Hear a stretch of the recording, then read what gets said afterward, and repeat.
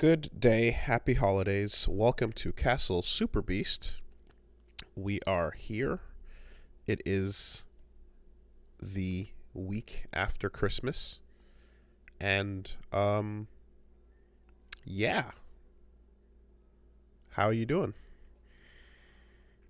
100 episodes. Woo!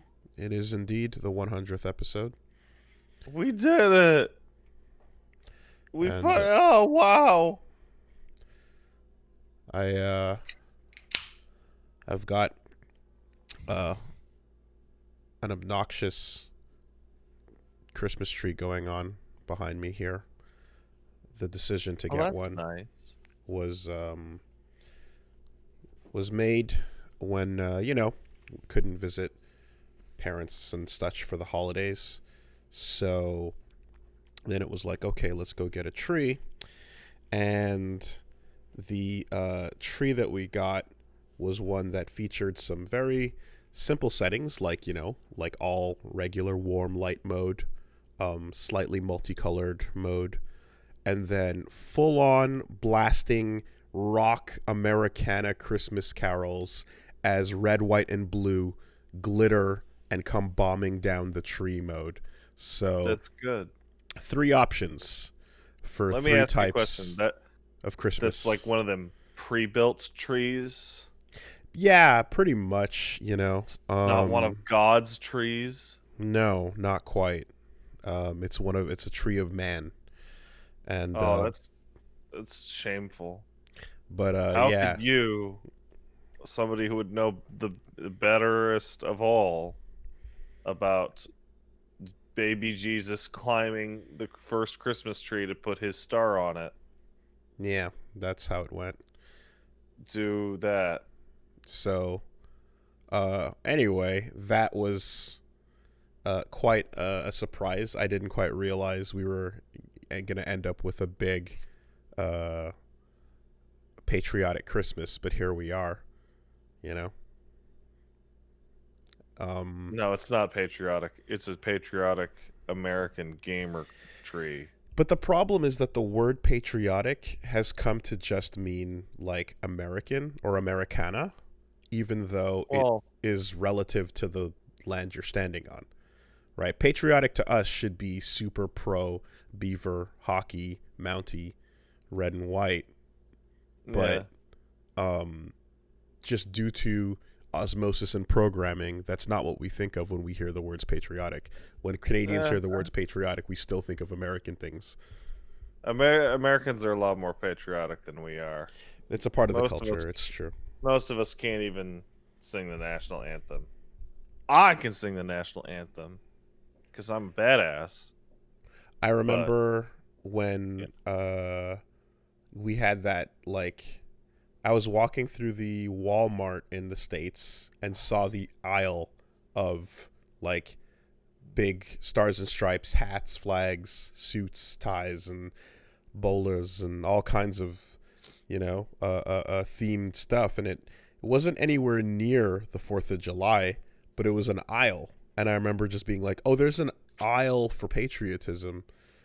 That's the difference between our countries. It's just a product like all the other products.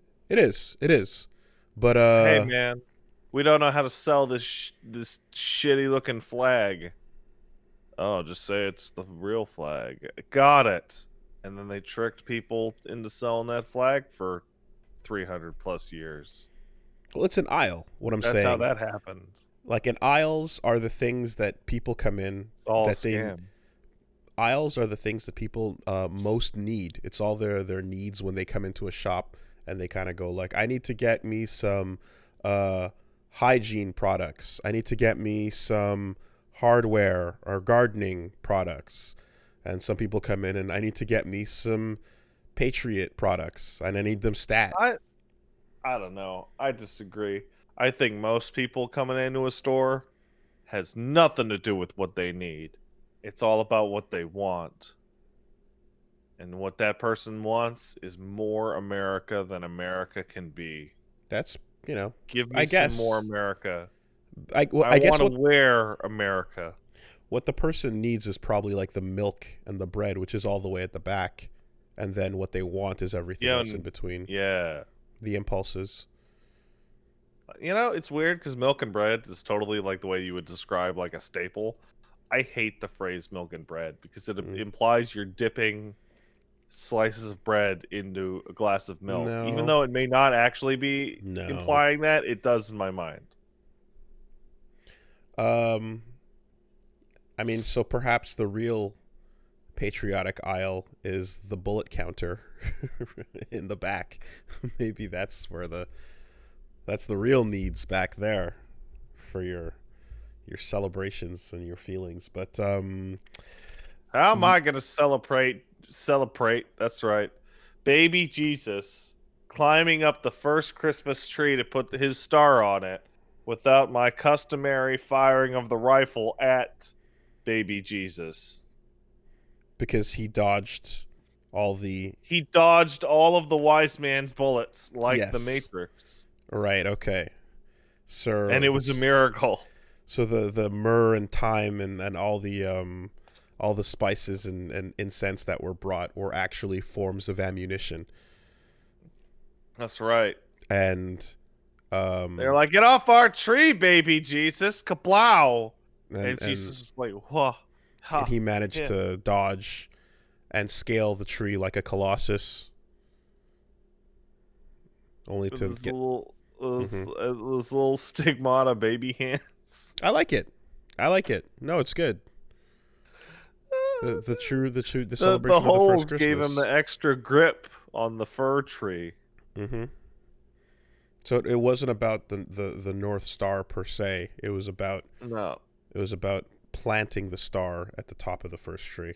Yeah.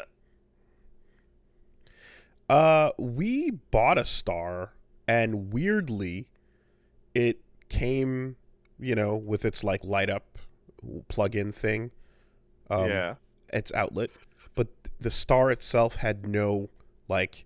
This is the part you attach to the tree. Like part to it. It was literally just a star. Didn't have the cone? There was no cone. It was just a star that plugs into a wall. And I'm like, That's so weird. Am I supposed to just gingerly rest this on the top then?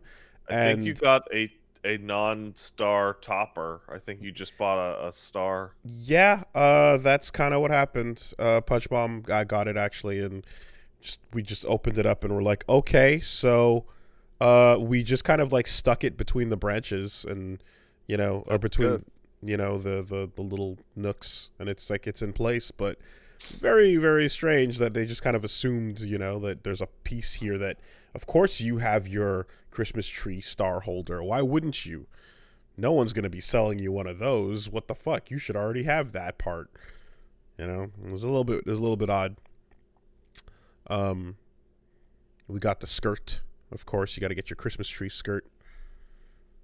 Well, not really. The Christmas tree skirt is to like catch all the pine needles. Yeah. It looks nice. But you don't your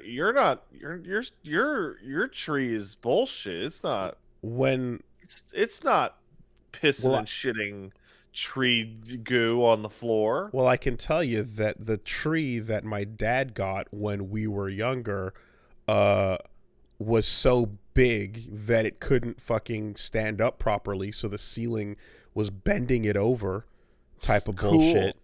And that thing was dropping pine needle bombs like basil geese all over for the entire time it was there. And for years, we never, ever quite got out the dead pine from the carpet, from the couches, from the entire basement where the tree was, because that fucker just literally permanently infested the house with pine. Well, pine's a good smell, so at least that's not that bad. But no, it's not. It's not that bad. You're right. It's a good smell.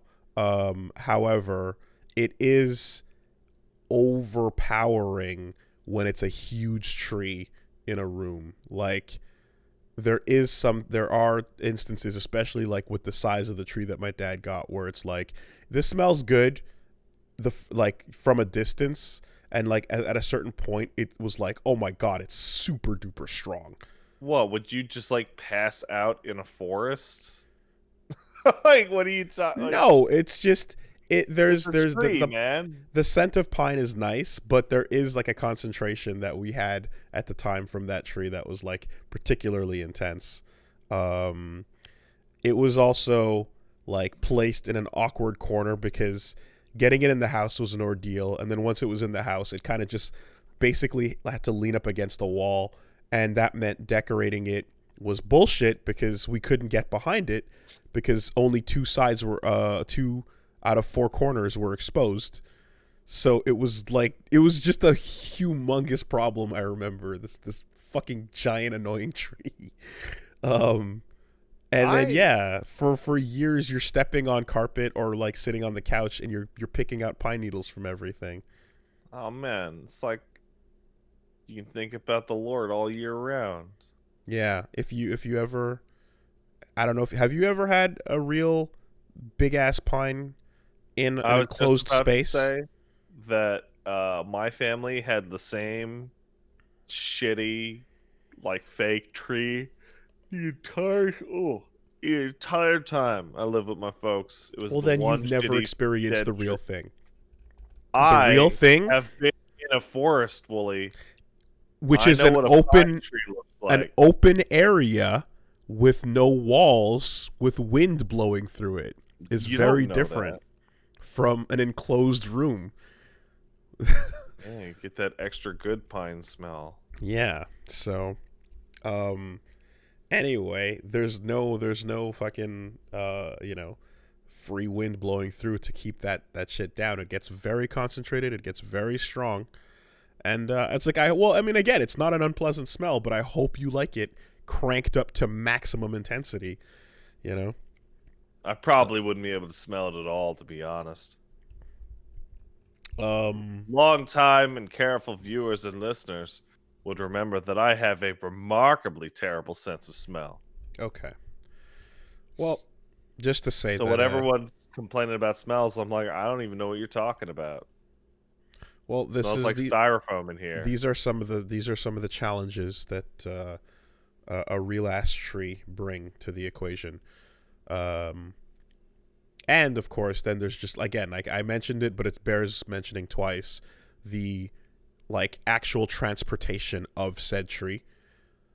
And like the fact that like after, the allotted period of like life that it has, some people get water systems to keep their tree alive for longer. That's a thing. No, you just throw that out on the street, man. Well, that's the thing, right? There's some people do, some people don't. But if you do, if you're throwing it out while the pine needles are starting to age, then every little bump and step is dropping more and more of them all over the house.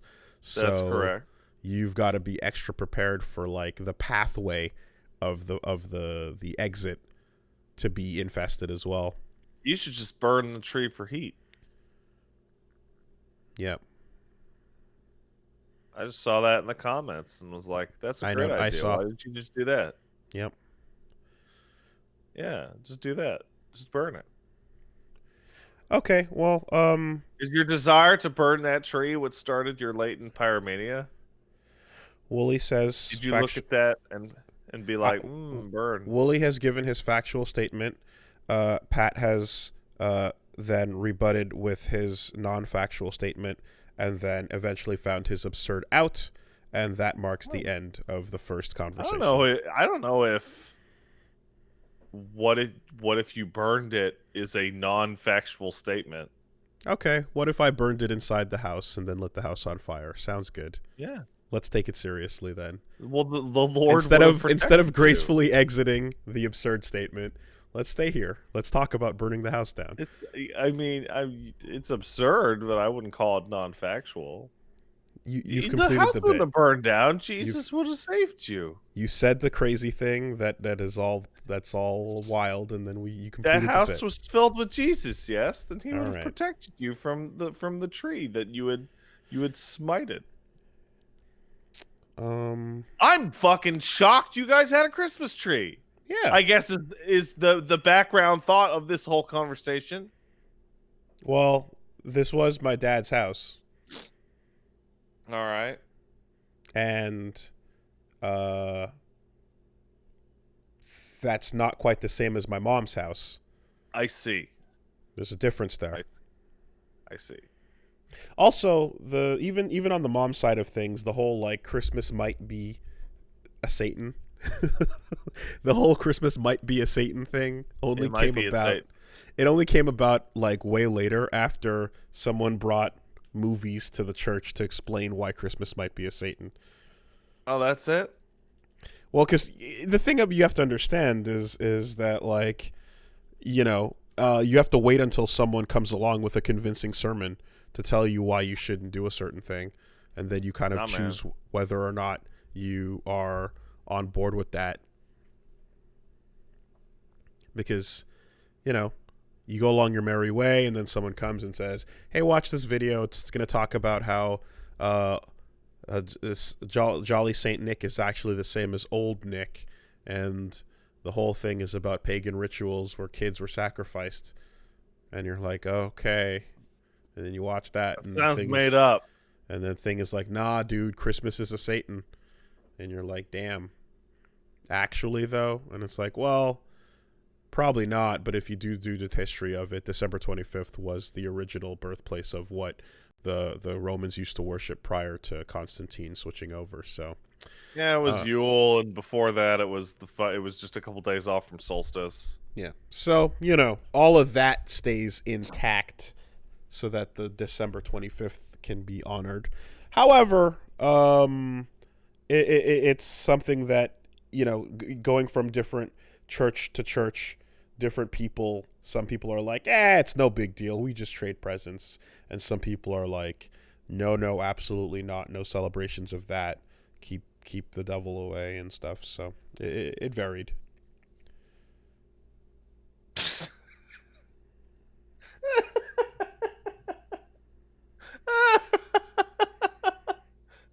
The phrase, keep the devil away. Yeah, basically. Because you have to understand. Right? The devil's gonna see your bullshit and be like, ooh, better stay away from that. Everything that's not of God is automatically of Satan, dude. It's binary. Oh, yeah.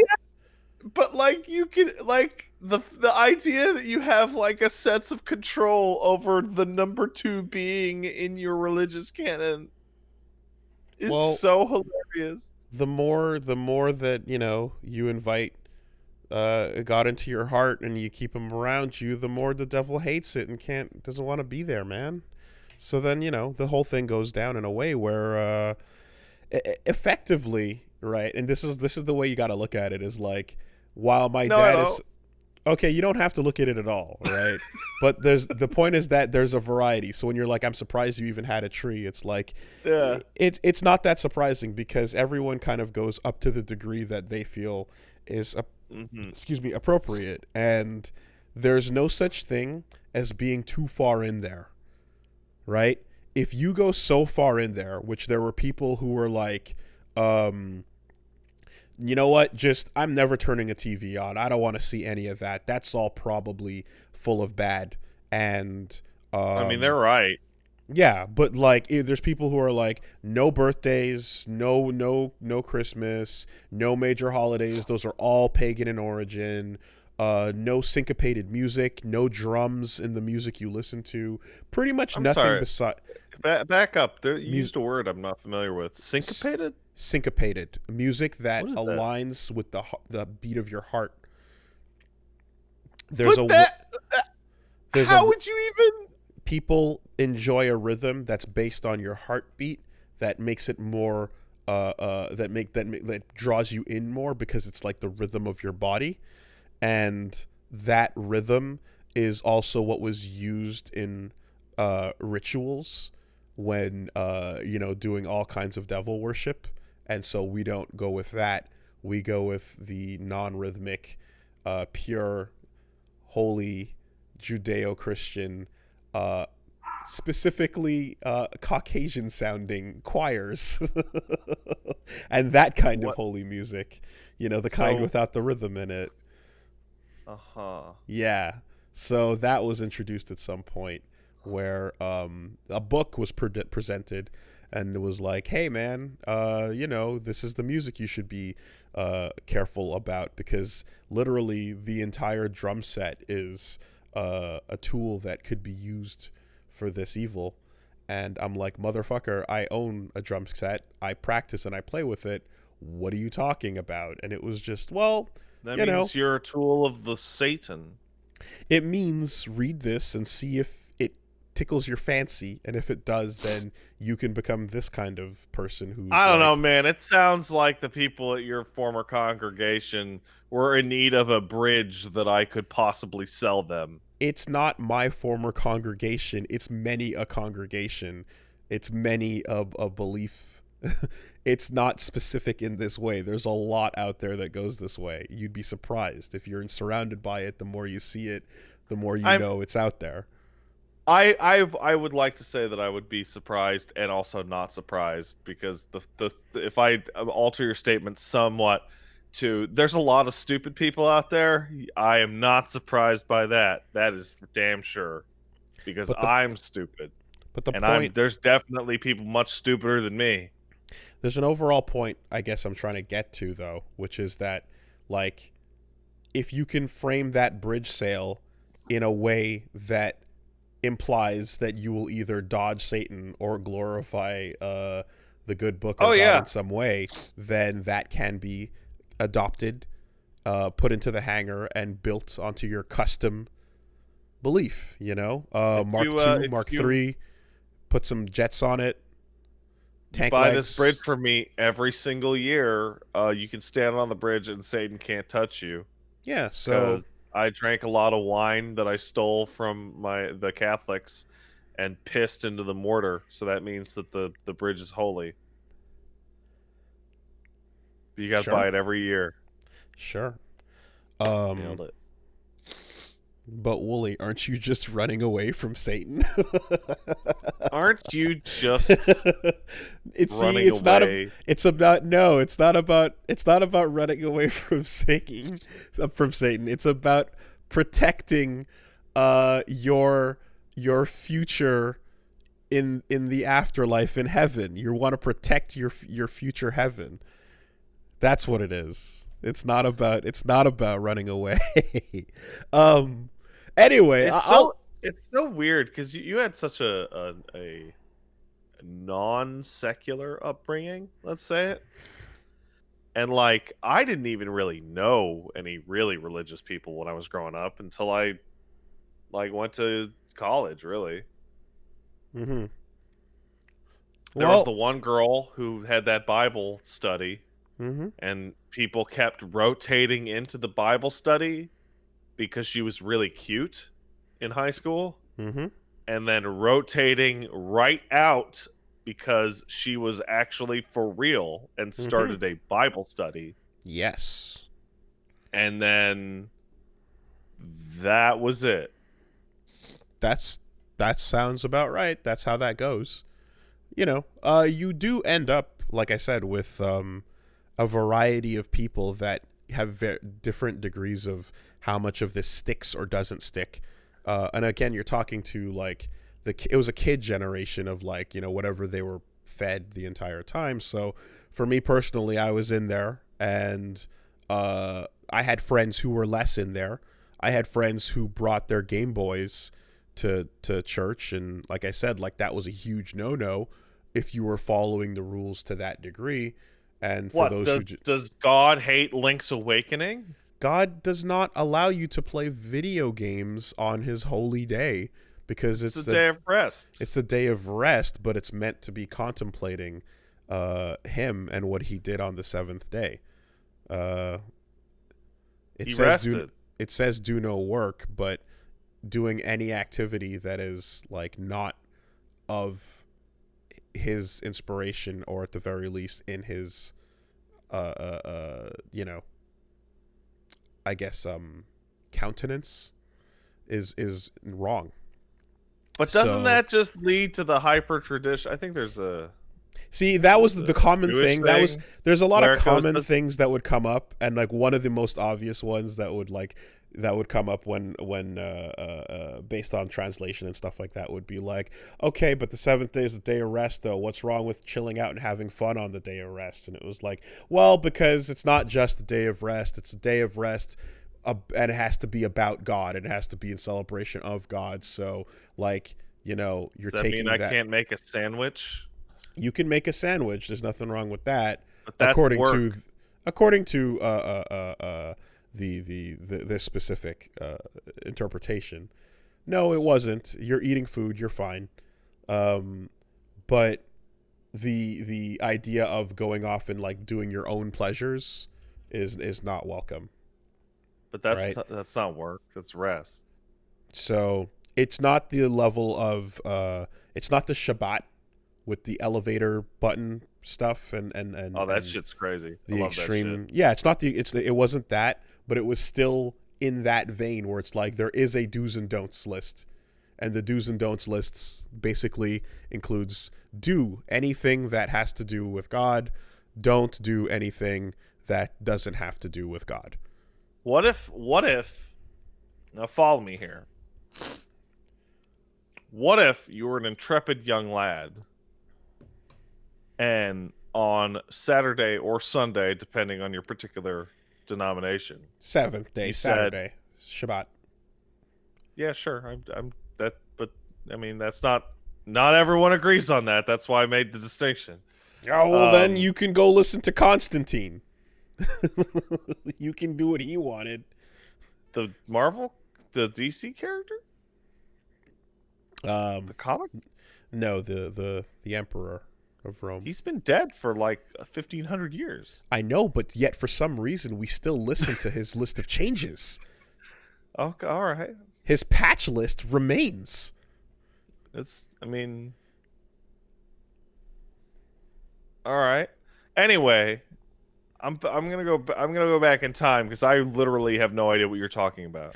I'm talking about how before Constantine converted Catholicism into Roman Catholicism, they were worshiping on the seventh day, the Saturday, and then like Christmas being preserved became December 25th in the Christian version. Saturday became Sunday to preserve previous non-Christian traditions so that Constantine didn't really have to do much. He's like, I want to worship on the same days and keep my holidays. And they're like, that's cool. Just say a different name on the days that you already did your shit. And the switch from Saturday to Sunday was to make sure Constantine didn't have to get out of bed too early or get too upset or forget what day he was supposed to do things.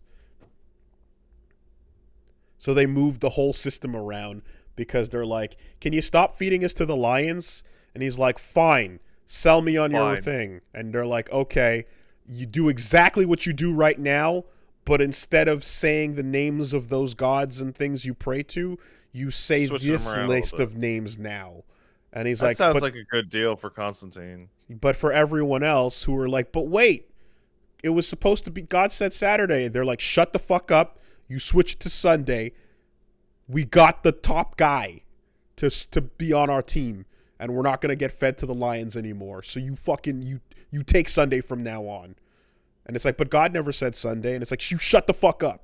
And then that's how it went. Did God even say Saturday? He totally said Saturday. Isn't that like... He totally said Saturday, dude. Did he? Yeah, did he did. Happen? Yep. Okay. And then Constantine was like, nah. I legitimately can't tell if you're being sarcastic. I'm dead serious. The problem with the only reason why Sunday exists is because they literally wanted to appease Constantine. So they changed what God said into what Constantine wanted it to be. Yeah, but that didn't, I mean, the seventh day didn't account for the work week, man. No, but it was the Sabbath day. It was legitimately calendar. It was Saturday. Are you sure? 100%. That's why Were you there? It is literally the existence. But were you there? No, I was not there. Oh, well, how could you tell? There could have been a dinosaur. There could have been a dinosaur there. I should not have said 100%. You're right. But you did definitely hit the button that still exists deep in here. That is like, you're gonna be having, because like I said, the debate or the fight or the convincing or the moment between someone who doesn't believe and someone who does can be a very soft, slow, friendly, passive thing. But the debate between someone who believes and believes in the seventh day versus someone who believes in like Catholicism and the Pope and all that shit was brutal. It was vicious because it was like, I have a list of fucking shit that your stupid thing chooses to ignore, and it's hypocritical, and this only makes sense as a religion if you choose to basically not follow the rules that much and kind of passively be like, yeah, I'm Catholic, I'm gonna just pay attention when it suits me and otherwise not care too much about it, which is kind of what it is. So that it ends up being fine. But the more you pay attention to it, the more it becomes a huge problem. Controversial to say. It's like, how could you? Hey, Constantine. And of course, it's all stupid. It's all stupid. This is gonna be a little controversial. Get ready for this. Hey, Constantine, how could you just make up a bunch of crap so that it'd be convenient for you on the weekends? Said person following the rules from a guy who invented a bunch of crap so that people would do what he said. That's what I'm talking about. Nailed it. Anyway, so, and that person who said that was Martin Luther. And he stapled he stapled that statement onto the door, and he was like, I'm done. I'm going to get breakfast. Done. Well, you know, I mean, to the point, it's more like, hey, so you're telling me that book right there says all this stuff that we should be doing and the way we should live our lives? And yeah, totally, dude. And it's like, can I read it? Well, can you? No one knows how to read it. No, but I want to read it, though. Nah, don't worry about it. I know. I'll just tell you what's in it. Okay, so hold on. So what you're saying is that every week, right? Yeah. I'm going to come and I'm going to confess what's going on in my life to you. And then everyone in town is going to confess what's going on in their lives to you. And then you're going to get all that information, and then you're going to prepare a statement to talk about a subject matter. And then you'll be able to go, we're hearing a lot about adultery this week. And big adultery week. You would not know because you're not allowed to read the good book, but I'm someone who's allowed to read it. And right here it says, the answers to adultery, and this is what it says you need to do. And then it can also be like, oh, people are talking about being jealous or being whatever. And then you can basically take all that seeded confession and use it to create a subject matter that makes everyone at the end of the week go, oh my God, the book has the answer to everything. That's crazy. And then you're like, yes, it is. Pay me the tithes. Give me your cash, and indulgences will be sold out the back as soon as it's Marty. It's a good thing. What's your problem? So what's your problem, Marty? So Marty was like, "Fuck you, that's bullshit. I saw the grift. I don't know about that, Pope." Marty said. Yeah. This is what I'm going with. There you go. Complete this mental image in your head of the Pope as Rick and Marty as Marty. I mean, it's a pretty strong grift, wow, really. That's actually really dead on, isn't it? Sure. It's a pretty strong grift, but eventually he was like, nah, I want to read it myself, though. And then he did, and then they invented the Protestant version of things, where it's like, hey, man, the person who reads the Bible and tells everybody what's going on in it, you can still have a family. You don't have to be all, sitting up top there in your robes with your full balls. Trying to decree what's going on. What a pack of full balls going on. Don't decree at me with full balls, Don't sir. you dare. How God? Because we all know what's going on. I'm And only going to listen to a man who has recently emptied himself into his wife like God no, intended. because okay, well, see, yes, fine, that's fine, but the guy sitting up there is not allowed to not have full balls. That's the problem. But it's a problem that he has them, but it's also a problem that he's not allowed to not have them. It's dangerous if you're walking around with the full balls. You know? All right. So, with all this new wonderful context, let's time travel back to what I was getting to earlier. I was trying to get to something too. What if you were an intrepid young lad on a Saturday or Sunday, or maybe even certain Fridays if you're Catholic, hanging out in your church, and you're supposed to be chilling, thinking about God and stuff, right? And you were like, you know what would be a really good way to honor my bro by getting out my PSP and fighting the devil in my favorite video game, Shin Megami Tensei. It's the Persona same 3 bait Portable. every time. It's literally like, this is me in grade 1, 2, 3. Like, every single time, it's the same stupid thing. It's like, I don't get it. Why is fighting the devil a problem? It's not about fighting the devil. It's about being of God. If you are someone who's depicted as you're gonna go punch the devil in the face, but then you're gonna be like the devil and embrace all devil things, that doesn't make you like man, close devil to didn't God. Invent Japanese pop music. If you use he doesn't demonic even know ways, about that whole side of the planet. If you use demonic ways to fight against other demonic ways, you are not suddenly of God. For example, okay, well, if actually, one Persona heathen 3 does kind of fall apart on that one, yeah. If one heathen religion fights another heathen religion, you know, and these are both not of God, then neither doesn't make them any. You know what I mean? That doesn't matter. It's sin is sin is sin. Sin fighting sin is still sin. So the punch the devil. So the reductive. Punch the devil thing is such a it's the same answer every time it comes up. But Doom though, Doom should be no. It's not the way it works. Well, I don't know, Woolie. I have on good authority that in fact using your God-given rifle to kill the devil is in fact highly religious. You see, the three wise men brought their guns to shoot at the baby Jesus so that he would dodge it, proving that the only the Lord can dodge bullets like the Neo.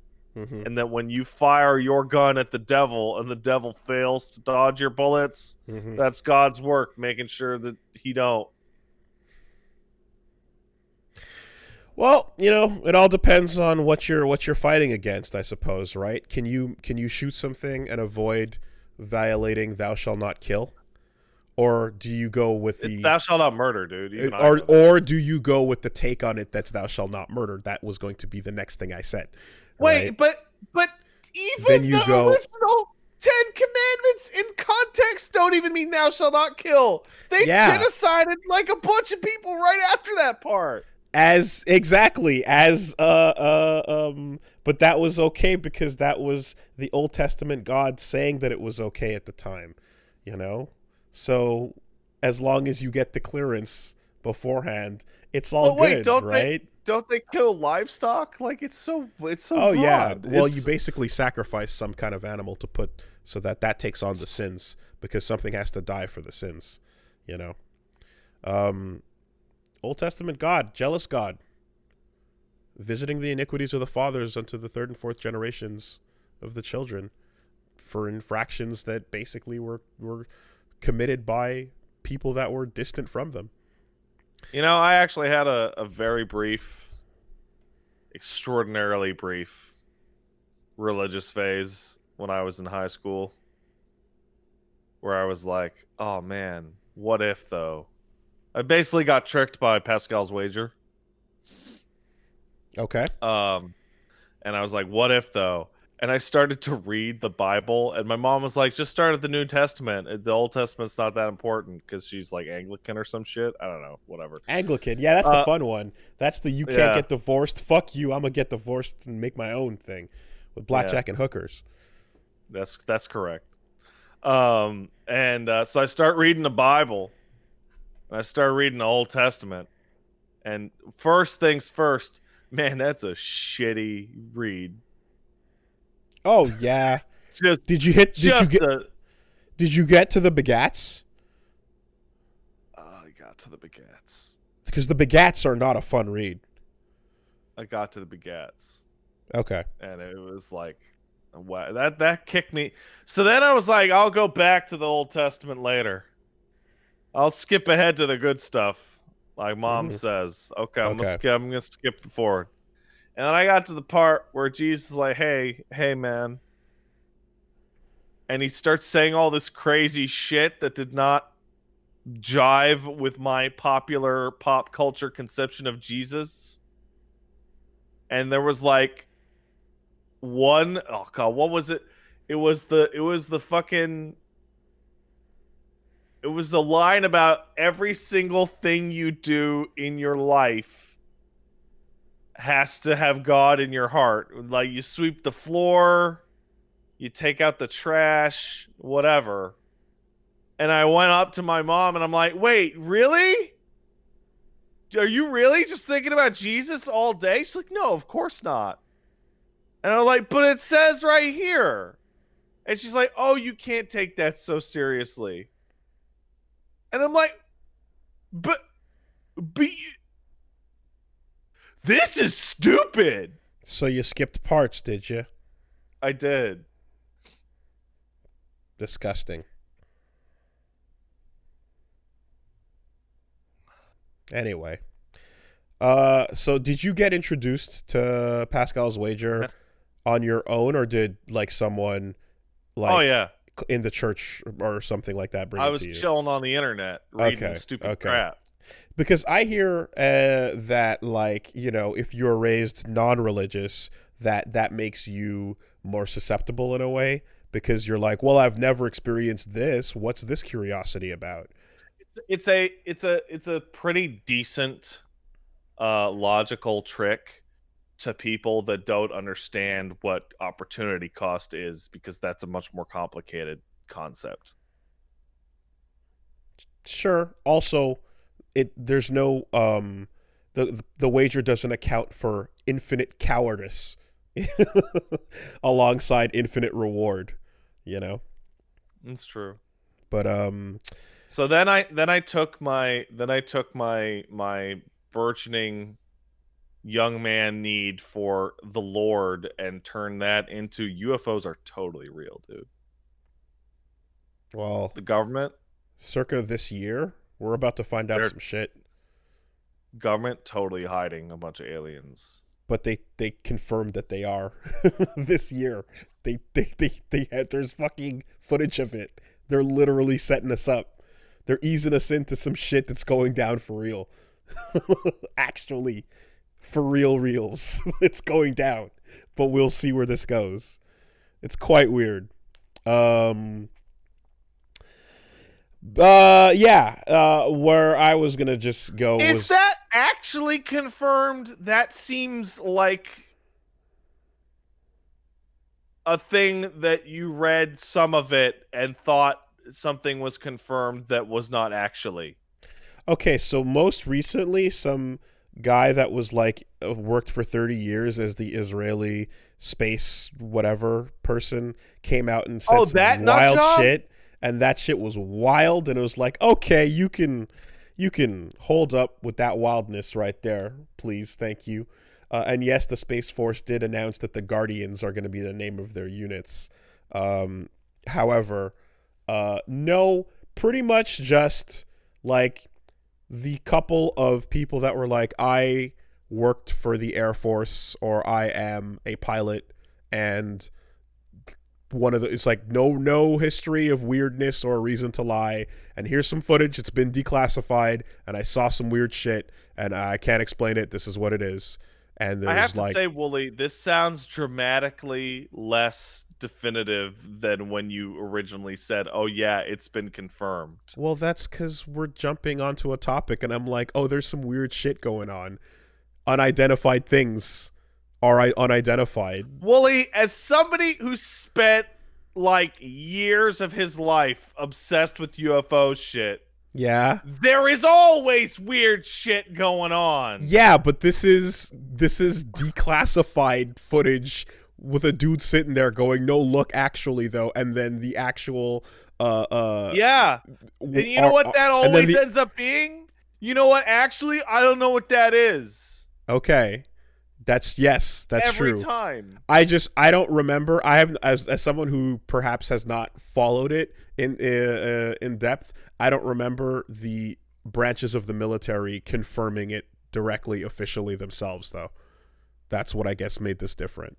That's what Project Blue Book was. It's Okay. all sorts of it's the American military is a bunch of fucking stupid marks for UFOs. Well, They who love that knows, shit. right? The American military thought What you is- could train psychics to blow up goats. Anyway, all I was They made going a movie to about say, it. It had George Clooney in it. all I was going to say was that there is no upper limit to how much you can believe in what you believe in. And if you happen to be someone who is like, fuck Christmas, fuck birthdays, fuck all of these beliefs, and then you put more and more restrictions upon yourself, no one in your congregation is going to step out and stop you and go, hey, you know, you're being a little bit too strict, or I think you're being a little bit too like stringent about how close to God you should be. There's no such thing, right? So as people get more and more strict and less reasonable about their like self-inflicted like religious whatever restrictions, you find that like the people who fly way off the deep end with it end up not really having anyone to pull them out. So thus you end up with, you know, a group of people that are all varying degrees of like sinking in this bottomless ocean. Sinking, And don't you mean rising into the rising heavens? out of, yes, totally, absolutely. You know, so that's why you're going to hear all kinds of weird inconsistencies, and that's why sometimes you'll see a Christmas tree but sometimes you won't, and sometimes you'll hear about like music and sometimes you won't, and so on and so forth. Like there's always different levels and degrees, and nobody's coming to check anybody else because it's always a unique thing. As somebody with obsessive compulsive disorder, looking at an organized religious group and seeing literally any variation at all of what is ostensibly a literally set in stone series of rules, lessons, teachings, etc., makes me go literally crazy. Yeah, that's why I left. Like, yeah, that's literally why I left, because it doesn't make any sense.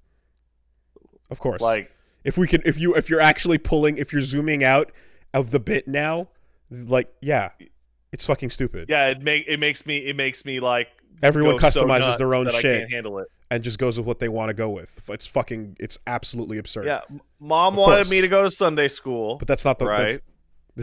And Dad was like, "That shit's stupid." But you're not supposed to fucking, you know, if you're in the bit now, you're not supposed to zoom out so we can see the whole map. We're supposed to stay so that the bits are on the corners of the screen. No. It's like Mom wanted me to go to Sunday school. Dad's like, "That's stupid." And then I went, and then I asked my mom a couple questions about the Bible, and she was like, "Oh, don't worry about that part." And that was the nail in every coffin. Mm-hmm. Just like, oh, that part's not important. Yeah. This is the important part. Mm-hmm. Like, but isn't it all important? Nah. Mm-hmm. No, it's exactly. And like, so there's some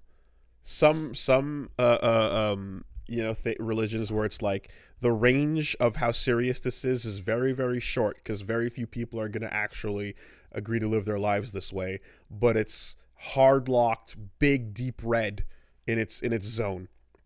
And then there's things where the range is super high, massive, the whole map, everybody can get in. All you got to do is relatively casually believe. Yeah, just show up for mass every once in a while. Take a communion, maybe follow this one thing or this other thing, you know. Saying all. I mean, the Pope. I don't know if you saw this a couple weeks ago. The Pope was just like, "Nah, good atheists get into." Yeah. And a lot of people are not happy with the fact that this current Pope is being so humane about things, because it's like that's conceding the church in a way, Listen, and man, it's like it's a I've non-Catholic bought Pope. in. I'm 80 and I bought in my whole life so that I could go to heaven laughing at the dumb idiots who didn't do any of this shit. Mm-hmm. Now you're telling me that I opportunity costed my shit. Opportunity cost is like my favorite concept that nobody ever talks about. Sunk cost fallacy. I love opportunity cost. I love sunk cost fallacy. Great. Yeah. It's there is a point at which, yeah, effectively the idea of, you know, this thing that you suffered through for an extended period of time, and then someone comes along and doesn't have to deal with that, feels so profoundly unfair to you that you would refuse to accept it. Yeah. That's going to happen. And to those of you who listening at home who are unfamiliar with opportunity cost, because you didn't take a statistics class in college or high school, opportunity cost is, I don't feel like going to work today. Fuck it. What'll that cost me? Literally nothing. It doesn't cost anything to not go to work, except for the money that you would have made by going to work is now gone. You have now cost yourself the opportunity. It's when not doing something costs you would-be things. Like, I don't know. I don't feel like showering today. I'm going to be lazy. And then the opportunity cost is that you actually smell horrible. Yeah. Also, you know, you can just well, anyway, there's all kinds of ways that, like, there's natural human instincts and behaviors and senses of guilt and anxieties and things like that you can kind of prey upon and use as motivators to further reinforce some of these beliefs and stuff. But you know, the point remains is that that I hope you understand why you see inconsistency. Because people are stupid. I mean, at the macro level, but if you zoom in a little bit, is that not the micro level? No, the whole thing at a macro level is, this is dumb. But if you go in a little bit further, it's like, it's because we can all, you know, equip our custom Gundam and put the parts we want on it. And then at the actual micro level, it's like, oh, because you are dumb.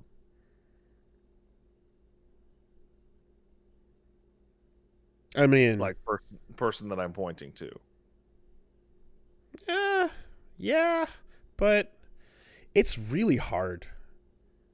Like, it's really hard to, like, think outside of a box that you're terrified to leave. But you don't see the feeling as terror because you internalize it as what you want and sinful to even consider going outside of it. So, but you're not looking at it as fear. You're looking at it as just like Satan and bad things and external things that are not you. That's not your voice that's asking you these questions. That's the devil asking you those questions. That's not your sense of reason that's challenging what you're believing. That's the devil. It's a separate entity from you. So it's very, very, very hard to learn how to parse those two things apart. So, yes, you can just say it's dumb because that's stupid. But it's also very difficult. How can you... What? I have literally no context for this personally. Like, my entire history with this is looking at it and be like, that's fucking stupid. And then being like, oh, what if it's not stupid? And then that lasting like literally 3 days. And then going, wait, no, I was right. It is actually really stupid. How's your week? And then I played Diablo. Wasn't allowed. Wasn't Diablo the one for you? There's many, but that was one of them. That's the one I heard about at summer camp, and I was and they were like talking about how cool it was, and it was like, but it has an actual pentagram on it. Like, they're not even playing around. They're really putting a symbol that invites the devil in on the box. Yeah, it's rad. You gotta invite like, him in so you can stab him. Yeah, and it's like, that was just like, that was a bad one. But yeah, that was one of them. All you guys out there, you just quit that shit. Just quit it. Just quit it. How was your week? All quit it and watch anime. How was your week? Instead. It was all right. All right. I took most of the week off. Just chilling. Didn't do a whole lot. Didn't see the family. Didn't do anything because 2020 sucks. So that was fun. Did you do a little digital call? I did a little digital. Wait, what? Digital what? Family call. No. I used an analog device to call my family. Okay. And I was like, hey, Mom, what's up? And she's like, nothing. I'm like, yep. Merry Christmas. It sucked. Because, yeah, Don't we did care for it. We did a little Zoom thing with some of the fam over here. So, the computers were invented by the devil, right?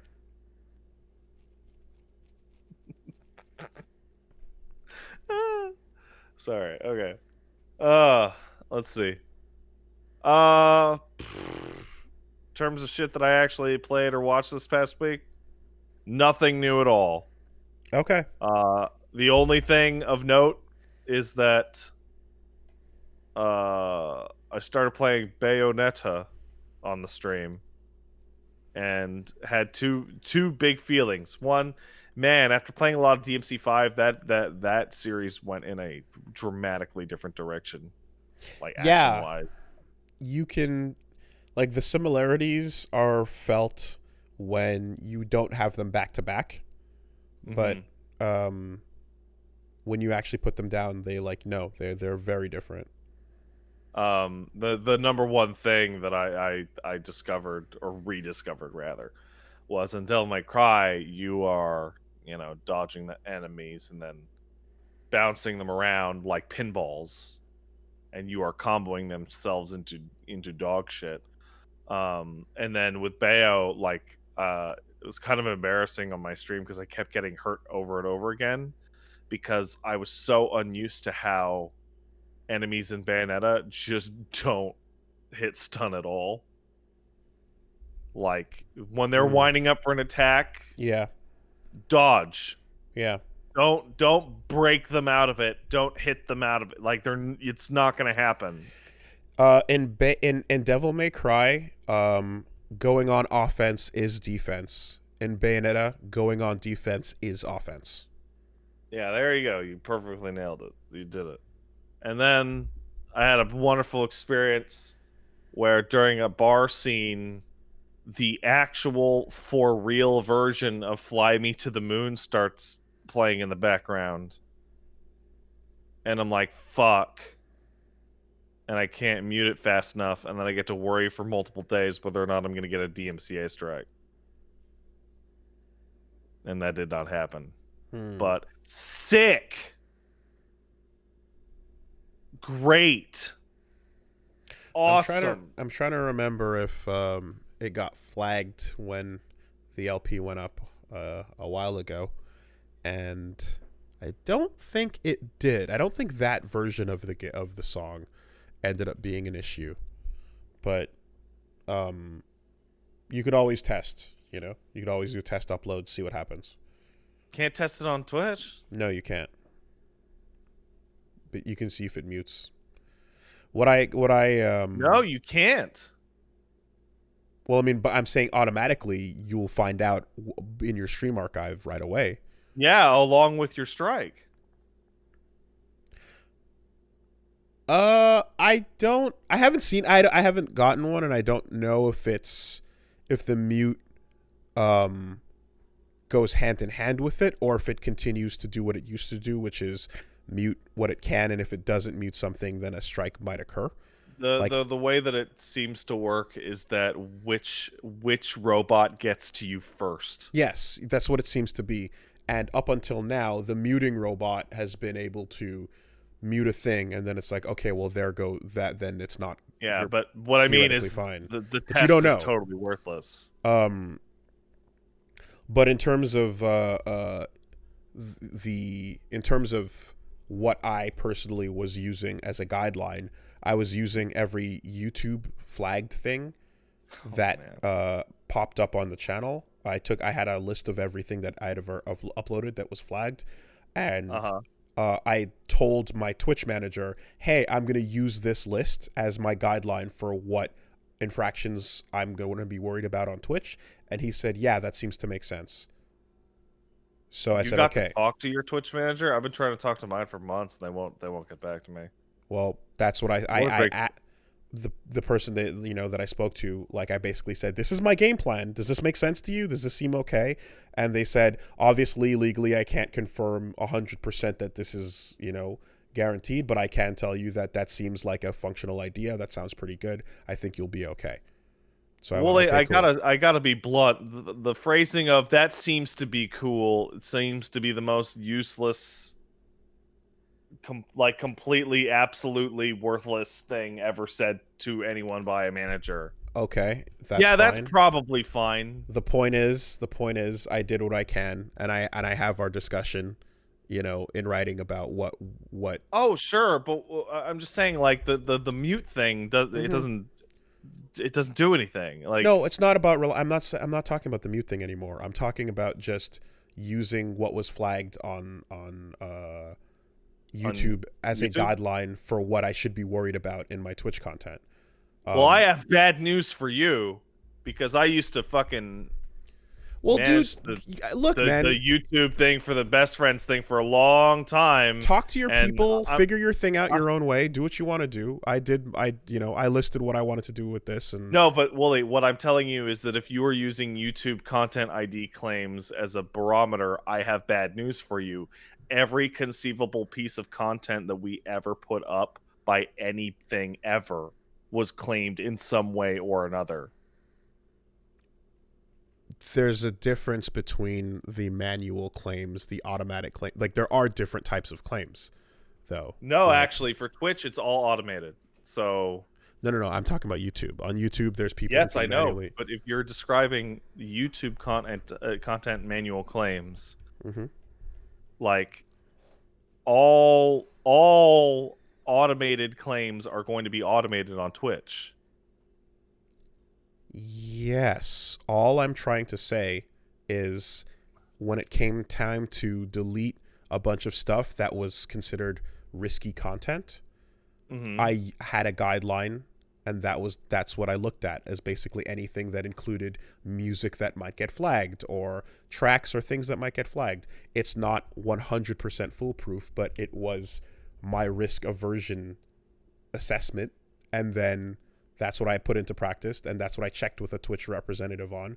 They said, sounds okay, and I went, okay, and that's what I decided to do. You can go further with it. You can go less far with it. Some people decided to do nothing. Others went and cleared out their whole stock. Everyone makes a call according to what they're willing to do. I know you cleared out a lot of your stuff. I'm telling you what I was comfortable doing and where I wanted to keep it, and that's the decision I made. No. It's not. No, I'm not. This whole conversation started with you saying, "Oh, you can just test it," and like, no, you can't. You can't test it, and you can't use former guidelines to future-proof it in the future. Okay, all right. Like, if the robot has It's been not- fed Yeah. a music, Yeah. it will get you. No, you are right. You are right in that it's not reliable, and that there's no reliable tool at the moment to guarantee your safety on your Twitch content. That is true, and that sucks. What I am saying is, with regards to like Bayonetta, for example, like I said, I don't remember if it got flagged. For me, taking a look at like things that did get flagged served as that barometer, but it is not a guarantee. That you are correct in that. The Bayo thing was extra baffling because I was speaking to somebody who used to get that bit of their stream muted every single time, only for my thing to not get muted at all. Yeah, Death Stranding. Death Stranding is another one where, like, you just don't know what's gonna happen when it comes around to those, those churches songs. I should go and delete all my Death Stranding VODs. Holy shit! Yeah, that's kind of what I went for. I basically looked at Death Stranding as a whole and went, nope, that's not worth it. It's just too risky. Because you have to remember the scenes where the music started playing, or just go for the clear on that. For me, I looked at it and went like, okay, like, yeah, is this a game or a sequence where there's a specific moment I can recall where there was a problem? Then yeah, I'm gonna go target that moment. But otherwise, if it's like Death Stranding and it's scattered all over the place, it's just too risky to let it live.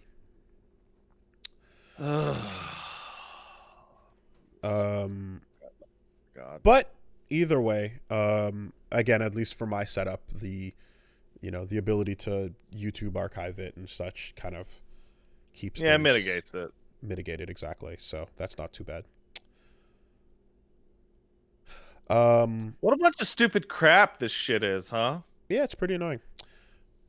Bayonetta, you mentioned. It's great. I only played it for 40 minutes because that fucking song kicked up and I immediately killed the fucking stream as a result, because sitting there going, oh fuck, is my channel gonna die because of this literal 30-second sound clip in the background of the thing just completely killed my desire to keep playing that game that night. Yeah, that fucking sucks. Anything of note? Nah, man, that was my week. I did that one stream where I also played Donkey Kong, but I mean, all I have to say about Donkey Kong Tropical Freeze is that it's great, and it's also an OCD nightmare, because much like Celeste, they have filled the levels with useless collectibles. Man. And I have to say, I really like platformers. I really like 3D platformers and 2D platformers.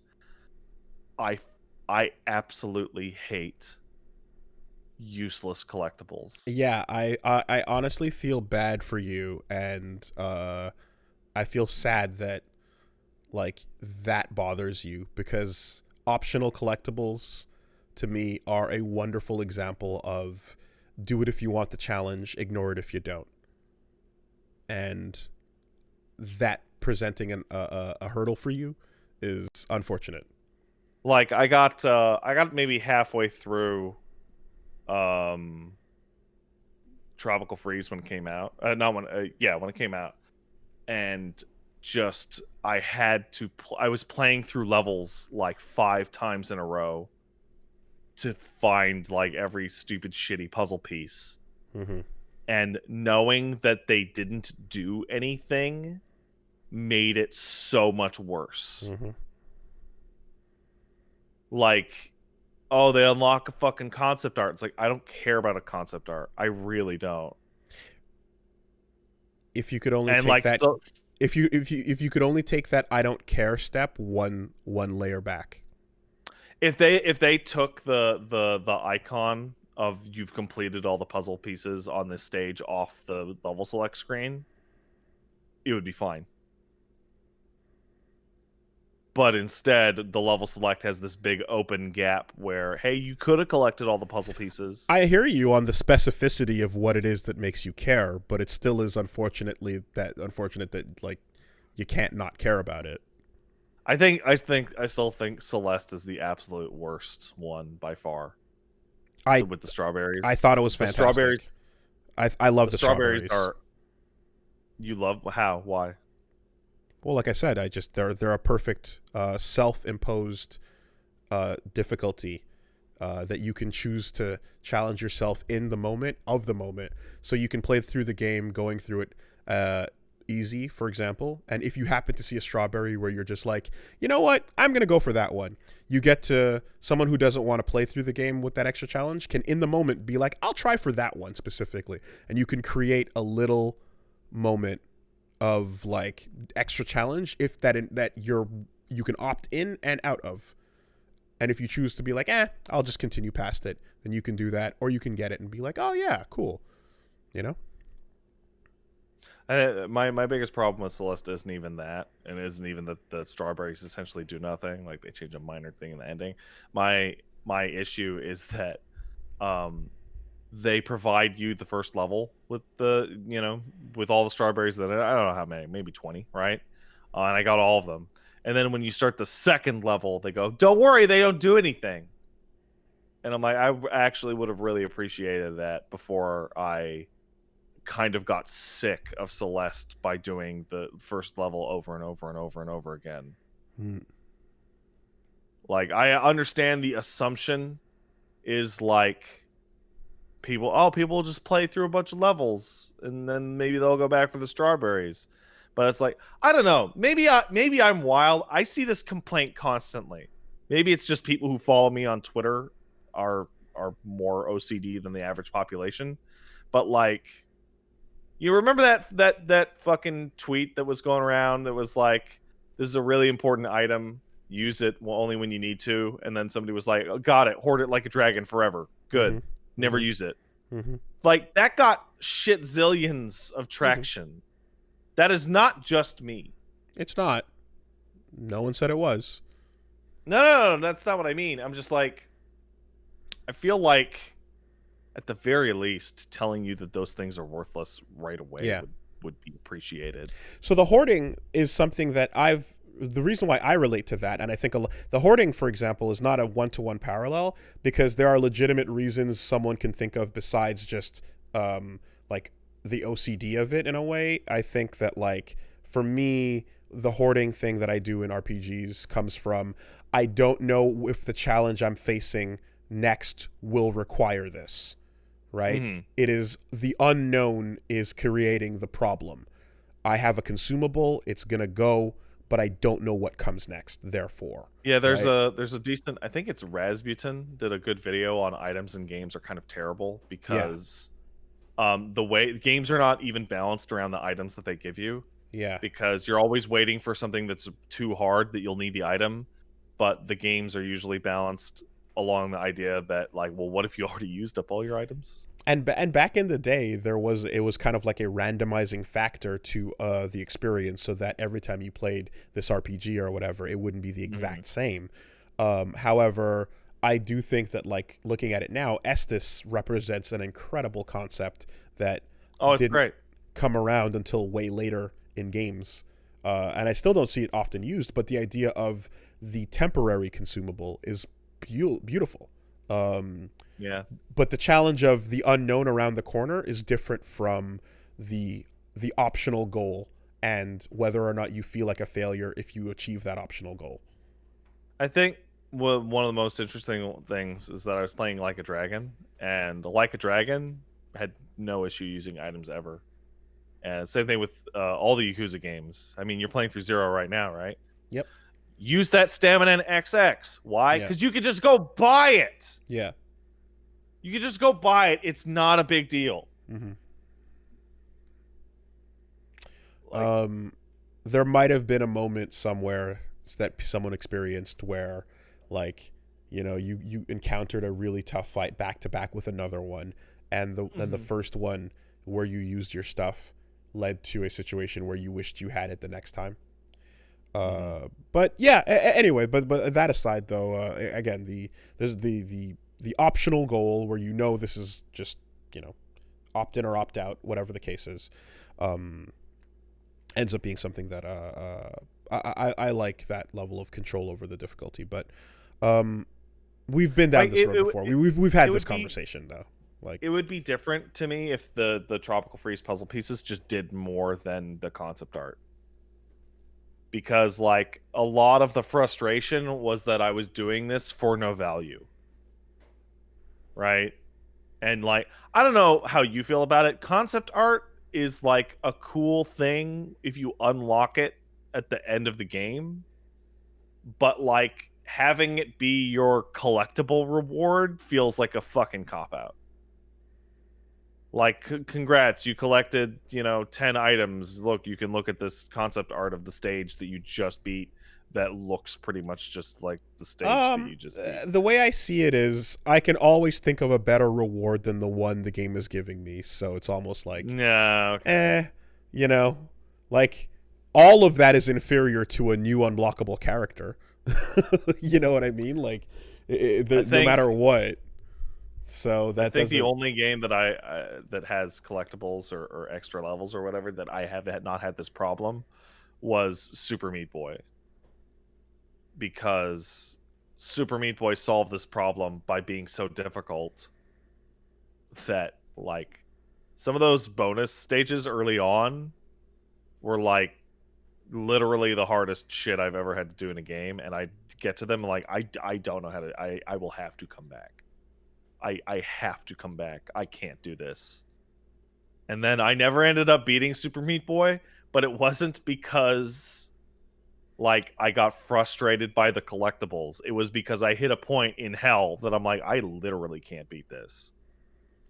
Like, that game is hard as shit. Yeah. Just I suppose the thing to consider is that like some games and some designs are based on trying to give the player more control over what they opt in and opt out of. Mm-hmm. And for most, that is a good thing, because it's eat as much as you want, stop eating when you're done. That's really funny in that you use that analogy, because I was taught very explicitly that if food hits your plate, you eat it. Because of the starving children in Africa. Right, of course. Never forget them. They would eat it, Mm-hmm. so you would eat it too. Well, and now sometimes you go. Sometimes you go to a restaurant. Sometimes you go to a buffet. You know, so it's a little less helpful when you're at a buffet. Although I've heard stories of buffets that kick people out when they have too much. That's really funny. I've heard that that there are people that are like, that have gotten kicked out, where it's just like, no, I'm sorry, it just no. Yes, it's all you can eat, but no. You know what? What's a really great game to deal with this whole discussion is Evil Within 2. I think I brought it up with you once before, where if you just spend all your time doing all the shooting missions and all the little side shit that's like almost out of universe, and like clear it 100%, like Sebastian will almost look at the camera and go like, oh, I guess I should go back to saving my daughter or whatever. Like the game actively like mocks you for sidestepping its urgent plot. Okay, well, I guess I'll switch over. I just have a quick question, because you're way more familiar with Donkey Kong than I am. Not the new ones though.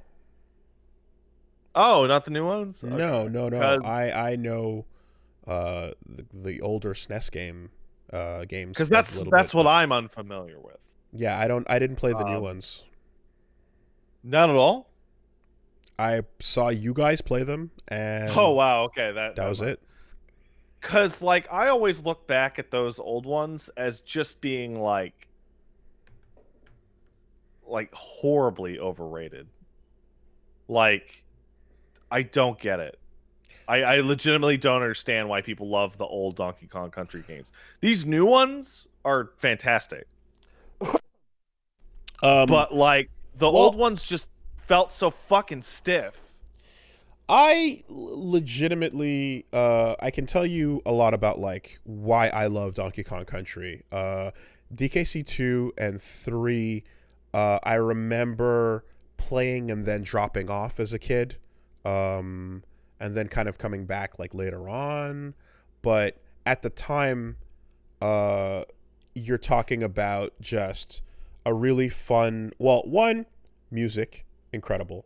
Two, visually unique because it was Rare doing their 3D looking rendered sprites that KI and DKC all kind of ended up looking like extra nice compared to other sprites at the time because of that style. Dude, Um, was I literally the only person in '94 who saw that art style and went ew?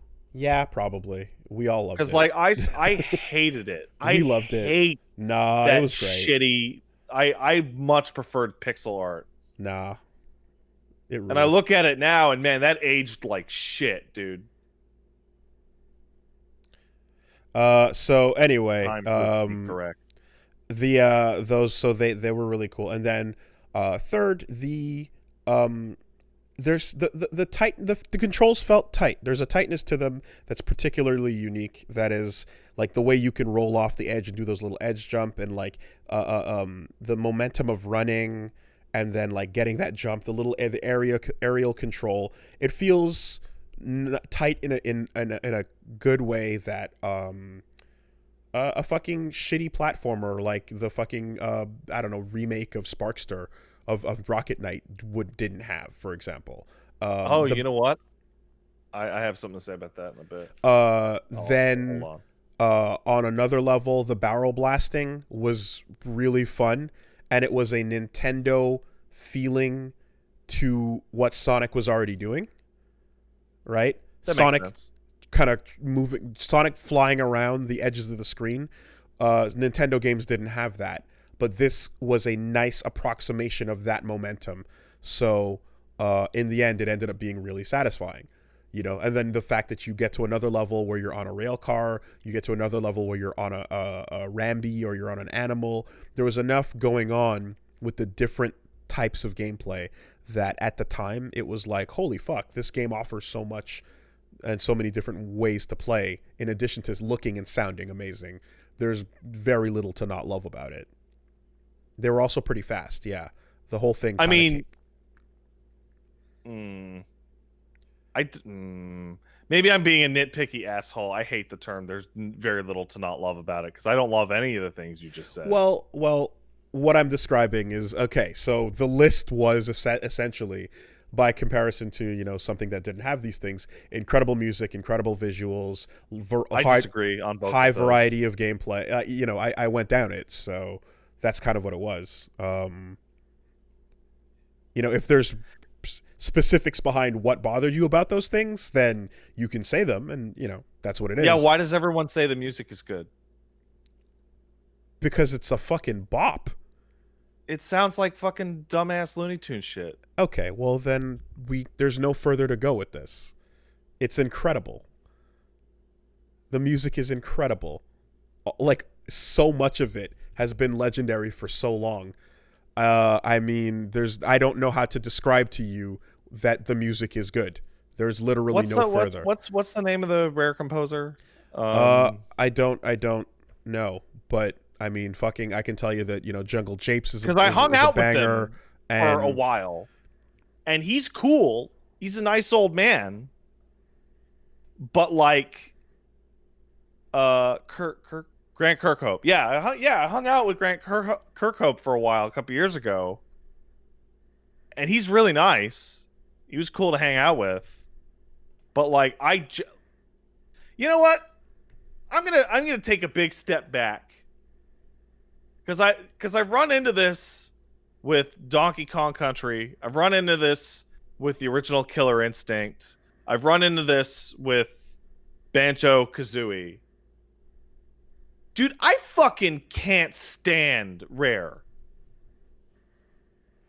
Like, they made 2 good games. GoldenEye and Perfect Dark. Like, I've literally never been able to understand for my whole life why everyone's like, oh, it's so sad Rare is gone. They're just one of the greatest ever. And it's like, all they made was trash. And then when they made Ukulele was apparently trash too.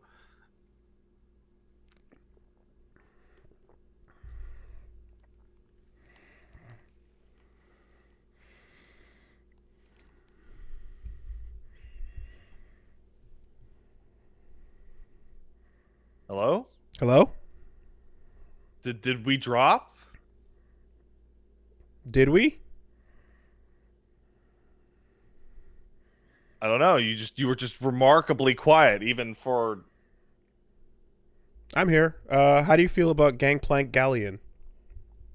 Well, I'll let you know in about 20 seconds. Let's take a look.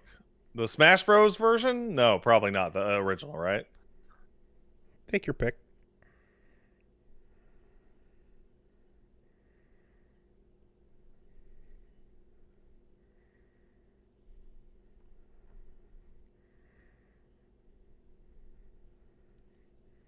That's fine, I guess. If it's coming out of a clown car. Cool.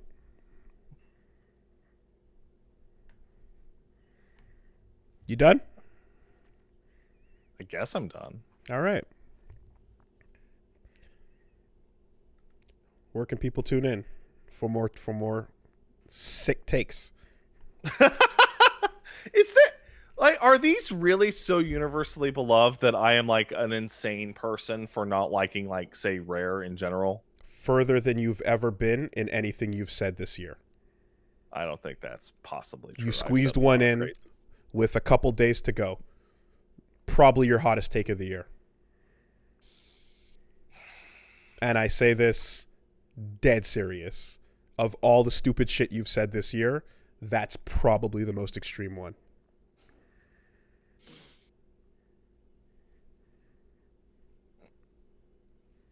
So what's up? Perfect Dark is pretty good. You can check out more of these incredible takes over at twitch.tv/PatStaresAt. I'm playing Link's Awakening this week, which is from that era, I believe. I never played Link's Awakening. Oh yeah, that's one of the good ones, right? Yeah, you're gonna be. Well, you know what? I don't know. We'll see. I think you'll be in for a good time. I enjoyed it. It is dated, but it's fucking charming and fun. Was Conker's Bad Fur Day made by Rare? Conker's Bad Fur Day is a Rare game. That explains why I don't like it. Because I saw somebody go, but Conker's Bad Fur Day. It's like, no, man. Conker's Bad Fur Day is a bunch of clowns for babies pretending they're actually a PG-13 movie.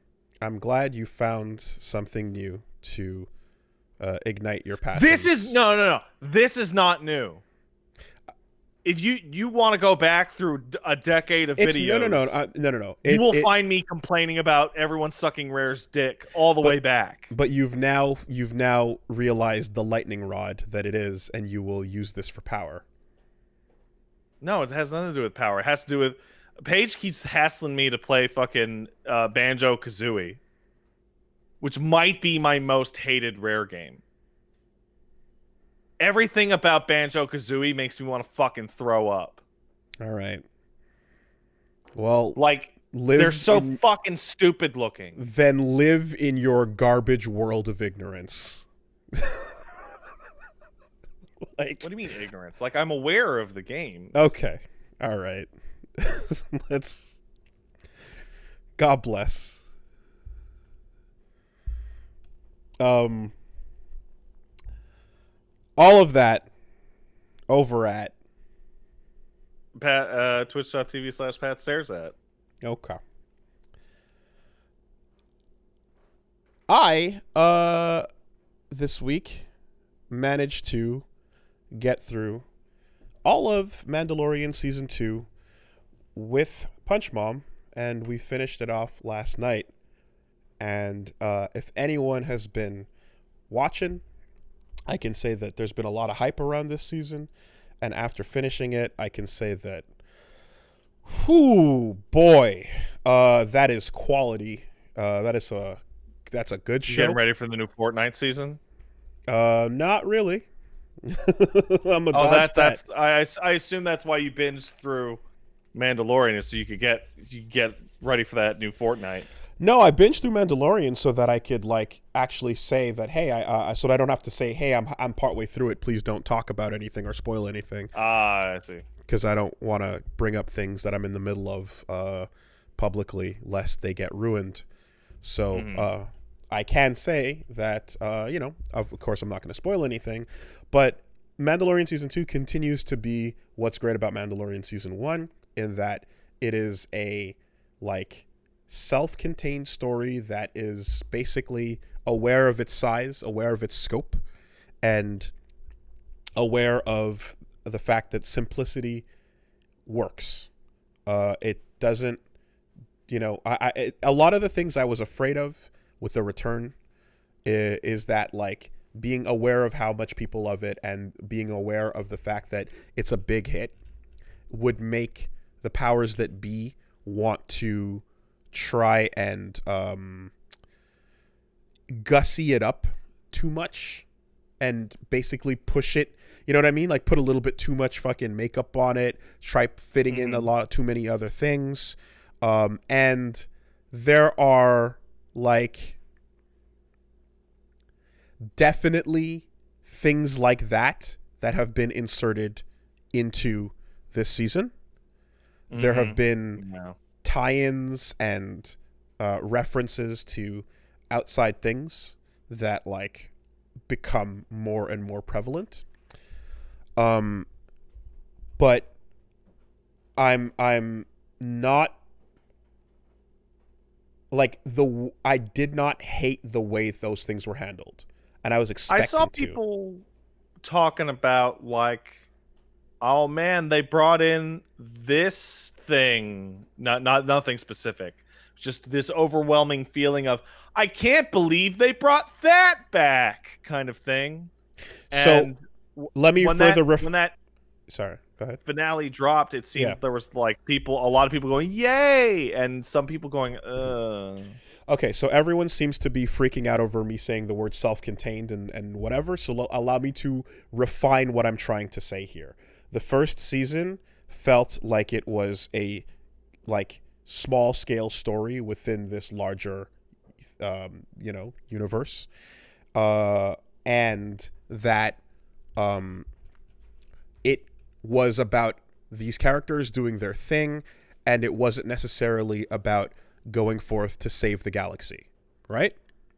So then in the second season, that feeling of scope and scale continues to be that small, but then they start implementing these other things from the franchise, as I was, saying, and I was worried that, like, this could go kind of like any other thing that ends up getting too big for its britches almost, or representing too much.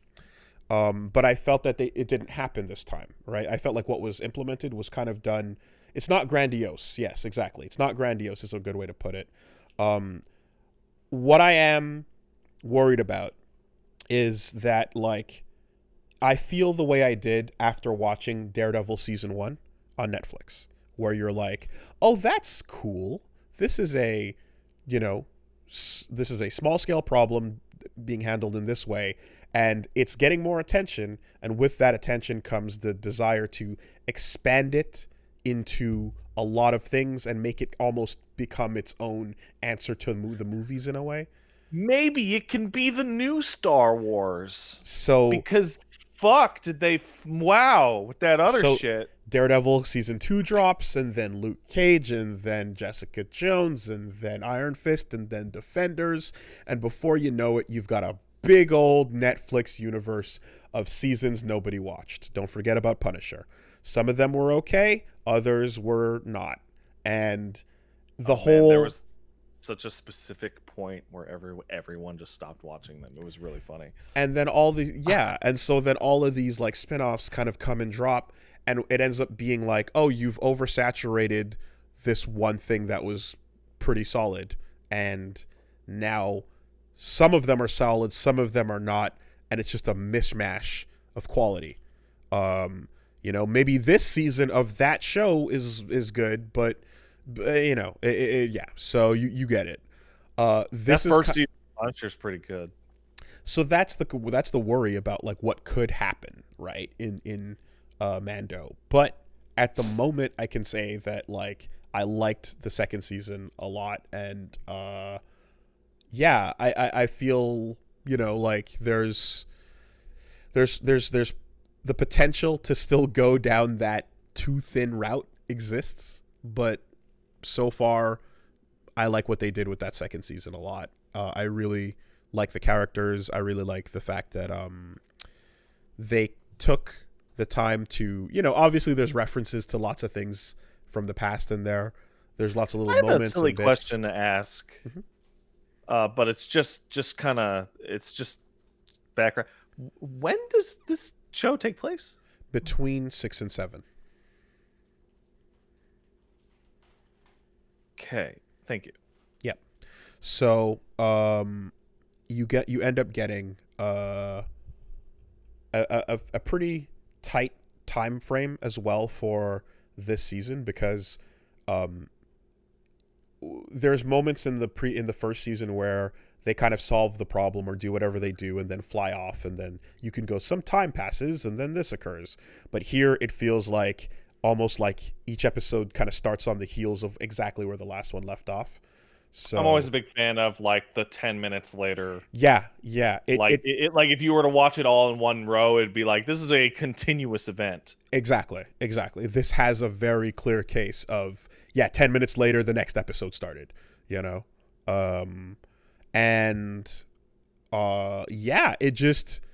does some really fun things that you kind of want to see expanded upon. I'm going to talk around in circles, but it's like it does some things where you're like, it is nice to see what people are like when there's no Jedi around, and what's going on over here in this little fucking area, and how people are talking about, just like touching on some of those political things that KOTOR was good at. It's nice to see like these little things come up and not get ignored. They don't spend time dwelling on each of the things that we like, but they do give a nod to a lot of them. Like they give a nod to the idea that no one gives a fuck about what these stupid space wizards are doing and why they're fighting with each other. We're just trying to live, you assholes. I love that these stupid space wizards keep ruining it for everybody. They give nod to that. They give nod to, you know what I mean? They touch on a couple of these little things very briefly, and you just go, oh yeah, there's that little sentiment. So anyway, it's not this thing to say that like it's completely absent of like all of that Star Wars trademark content, because it's far from. It's definitely not. Star Wars trademark does exist and does get inserted and is a part of the story. There's I don't want to set this up so that you think that's not the case, because it definitely is. I would give like my pinky finger to reinstitute Kyle Katarn. What I am saying... You want me to get all into Star Wars? Bring Kyle Katarn back from the fucking canon ghetto. And it's hard to talk about Star Wars without just getting inundated with everyone's takes and all the one guys and everything. So, I don't want to fight anybody on this. If you think my take on this sucks, then that's okay. I don't intend to go any further with it, because it's Star Wars, and it's like talking about fucking Undertale Fate and and Star Wars all at the same time. I So, I you I know, have the most complicated relationship with Mandalorian as I have not watched it, and I was like really mad because I wanted to. I'm not going to name any names here. I wanted to watch it with a certain someone, and I was like, "You want to watch it?" And they were like, "No, not right now." And I'm like, "Not right now," or like, "You don't want to watch it?" And they're like, "Not right now." And that continued for the entirety of the first season. okay. Um, and then it continued through the beginning of the second season. Did you see any of it? None, zero. It hooks you. And then I was like, and then the second season ended, and I'm like, and then a different person listens to me lament this problem. And then they were like, well, do you want to watch it with me? And I was like, not right now. I'm like, fuck. Okay. Fuck. Damn it. Well, I'm sure through osmosis you've seen pictures of Baby Yoda. Yeah. And things But apparently like that. they gave a name and everyone's like, I don't care. Yeah. That's Baby Yoda. Essentially. That's basically what, And I mean, they can redirect all their products as aggressively as they want. People will not try and be like, stop calling him Baby Yoda. What they did was they launched a line of products because it was popping off, and all of their toys are all saying the child, and every time you search for Baby Yoda, it redirects you to the child, and it's aggressively trying to basically go, yes, we know what you're talking about, but please be aware it's the child. The problem with Star Wars, like, all right, guys, I'm gonna tell you. Here's the problem with Star Wars. Is they're like, man, who's this cool character? And then you get the action figure, and it's Glorp shitface. You're like, oh, cool. That was way better before I knew the character's name at all. Well, what ends up taking place throughout this season is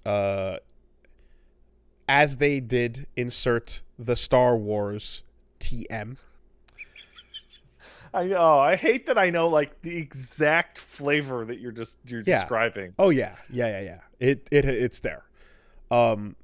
It ended up not being as bad as I was worried, and in fact, I thought it more or less it worked for what they were trying to do. There's 2 points of contention. They're kind of shared. I have a point of contention.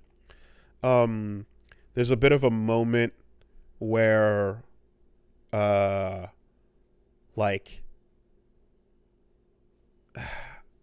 talk around it, there's a bit of a moment where it's just like, well, I suppose the journey should end here, but yeah. How about I but it's popular. But how about I like throw you MacGuffin Mountain to extend things a little bit. There's a little bit of that that goes like, hey Goku, did you know that somebody even tougher than Piccolo?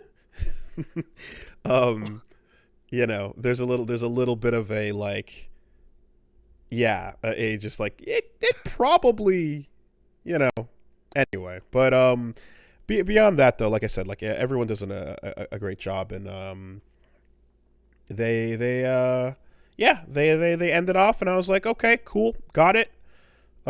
Season 3 at some point, sure, let's take a look, let's see what they do. If they continue to insert more and more of the Star Wars TM, then this will surely not end well. And I don't know. I think that like the people involved can continue to like have a nice sense of control over it, and I think Jon Favreau's doing his best. But I do feel that like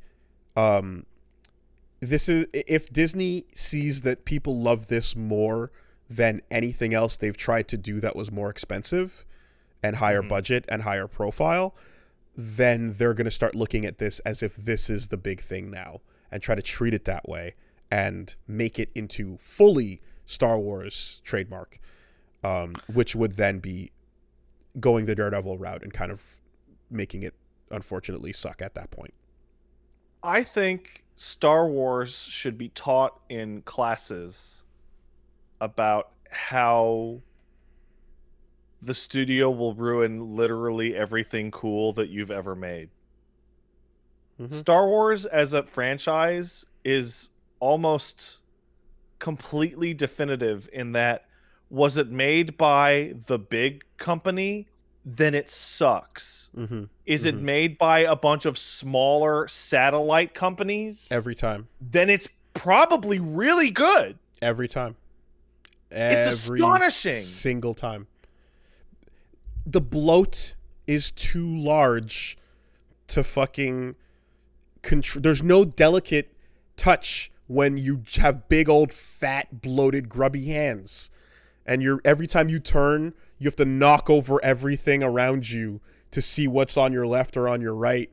It's too bloated to have that delicate touch. Your fingers are too fat to delicately type a nuanced script. Like every single thing, if you'd like a made dialing by wand, Star Wars that wasn't like total trash, like, you know, the Episode 1 game for PS1 or whatever, you know, like things of notable value that was not a big pushed license thing, was great. Even a bunch of the stupid book shit that I would hear about in the context of your friend telling you about that stupid book shit, a lot of that seemed cool in its stupid book shit way. You know what I mean? Like, oh, there's this blue guy and he's actually really smart, and he's like, so he's the villain and he's literally just a smart person. So some of what both seasons of this show does is stupid book shit. Yeah. And they kind of went like, let's put that on camera. Let's take some stupid book shit and let's put it on camera. And then you go like, oh yeah, it's that thing, except in a completely different context. Okay. You know, it ends up coming back more than a couple times. But yeah, I don't know. I don't know what is. I don't know if the I heard a lot of people, you know, ended up liking, but like I don't know if between then and now if the consensus is the I don't know if I'm saying this and am I supposed to hate the season 2? I don't know what the world is opinion is supposed to be. I don't know what's supposed to be projected on me, but I'm saying that yeah, I think you know, if you check it out, you'll probably like it a lot more than other recent Star Wars media, and I, you know, for that alone, you should probably give it a shot, and then we'll see what ends up happening with the future. I continue to be worried about the you know, the big bloated eye that will catch note of what's happening behind it. In one of the fat rolls of its giant girth, this nice little garden bloomed, and hopefully they don't notice the garden for too long. But at the moment, check it out. I don't think, man, you know what piece of media's fault this is? It's KOTOR 2. Fault what is? This feeling of misery looking at broader Star Wars, right? Where you're hoping for a Mandalorian as like a spinoff where the studio cannot ruin it. I think I know what you're gonna say, and it's not just about the heights of what's possible. You need the low points too.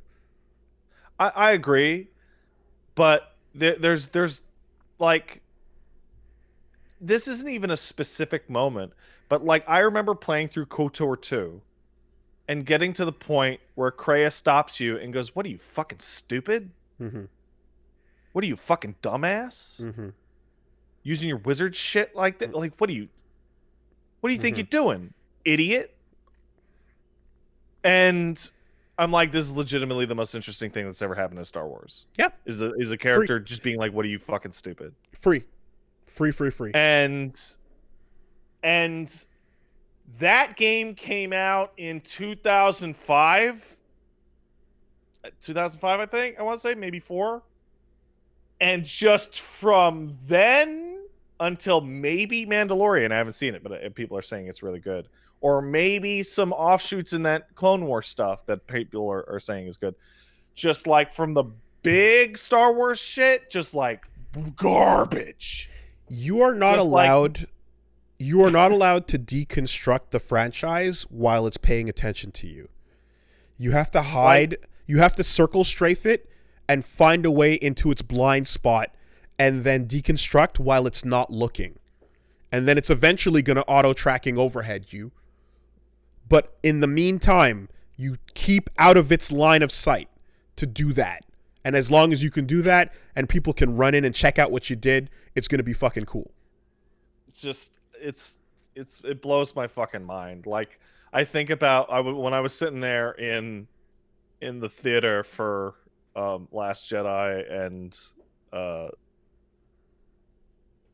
I can't remember the name of the last movie. Rise of Skywalker.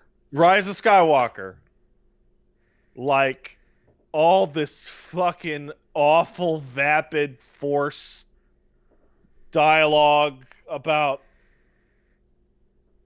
fucking nothing. It's about selling toys. And I'm just it's like, dialogue oh my about selling God, toys. This has no value at all. This is just total tripe. Yeah. Well, you know, the big old, like, fucking epic fantasy is what needs to be the flagship at all times. So yeah, I think it. Well, I was just gonna say that, like, we'll see where things go, but there's no doubt that, like, they felt the, like, they're still they market because you have to, but they definitely felt the pain of, like, releasing things like Solo in between the episode years and realizing, oh God, like, that watered it down and people fucking hated it and it lost a bunch of money, you know. Like, maybe it should have been watered down further. They felt those things, you know. So we'll see what the response is from, you know, whatever remains under the gaze, if you would. But yeah, that all I gotta say is just, you know, this is one of the rare instances you have of, like, a, you know, depicted. So this is one of the rare instances of, like, on-screen quality that you can go check out right now, while the getting's good.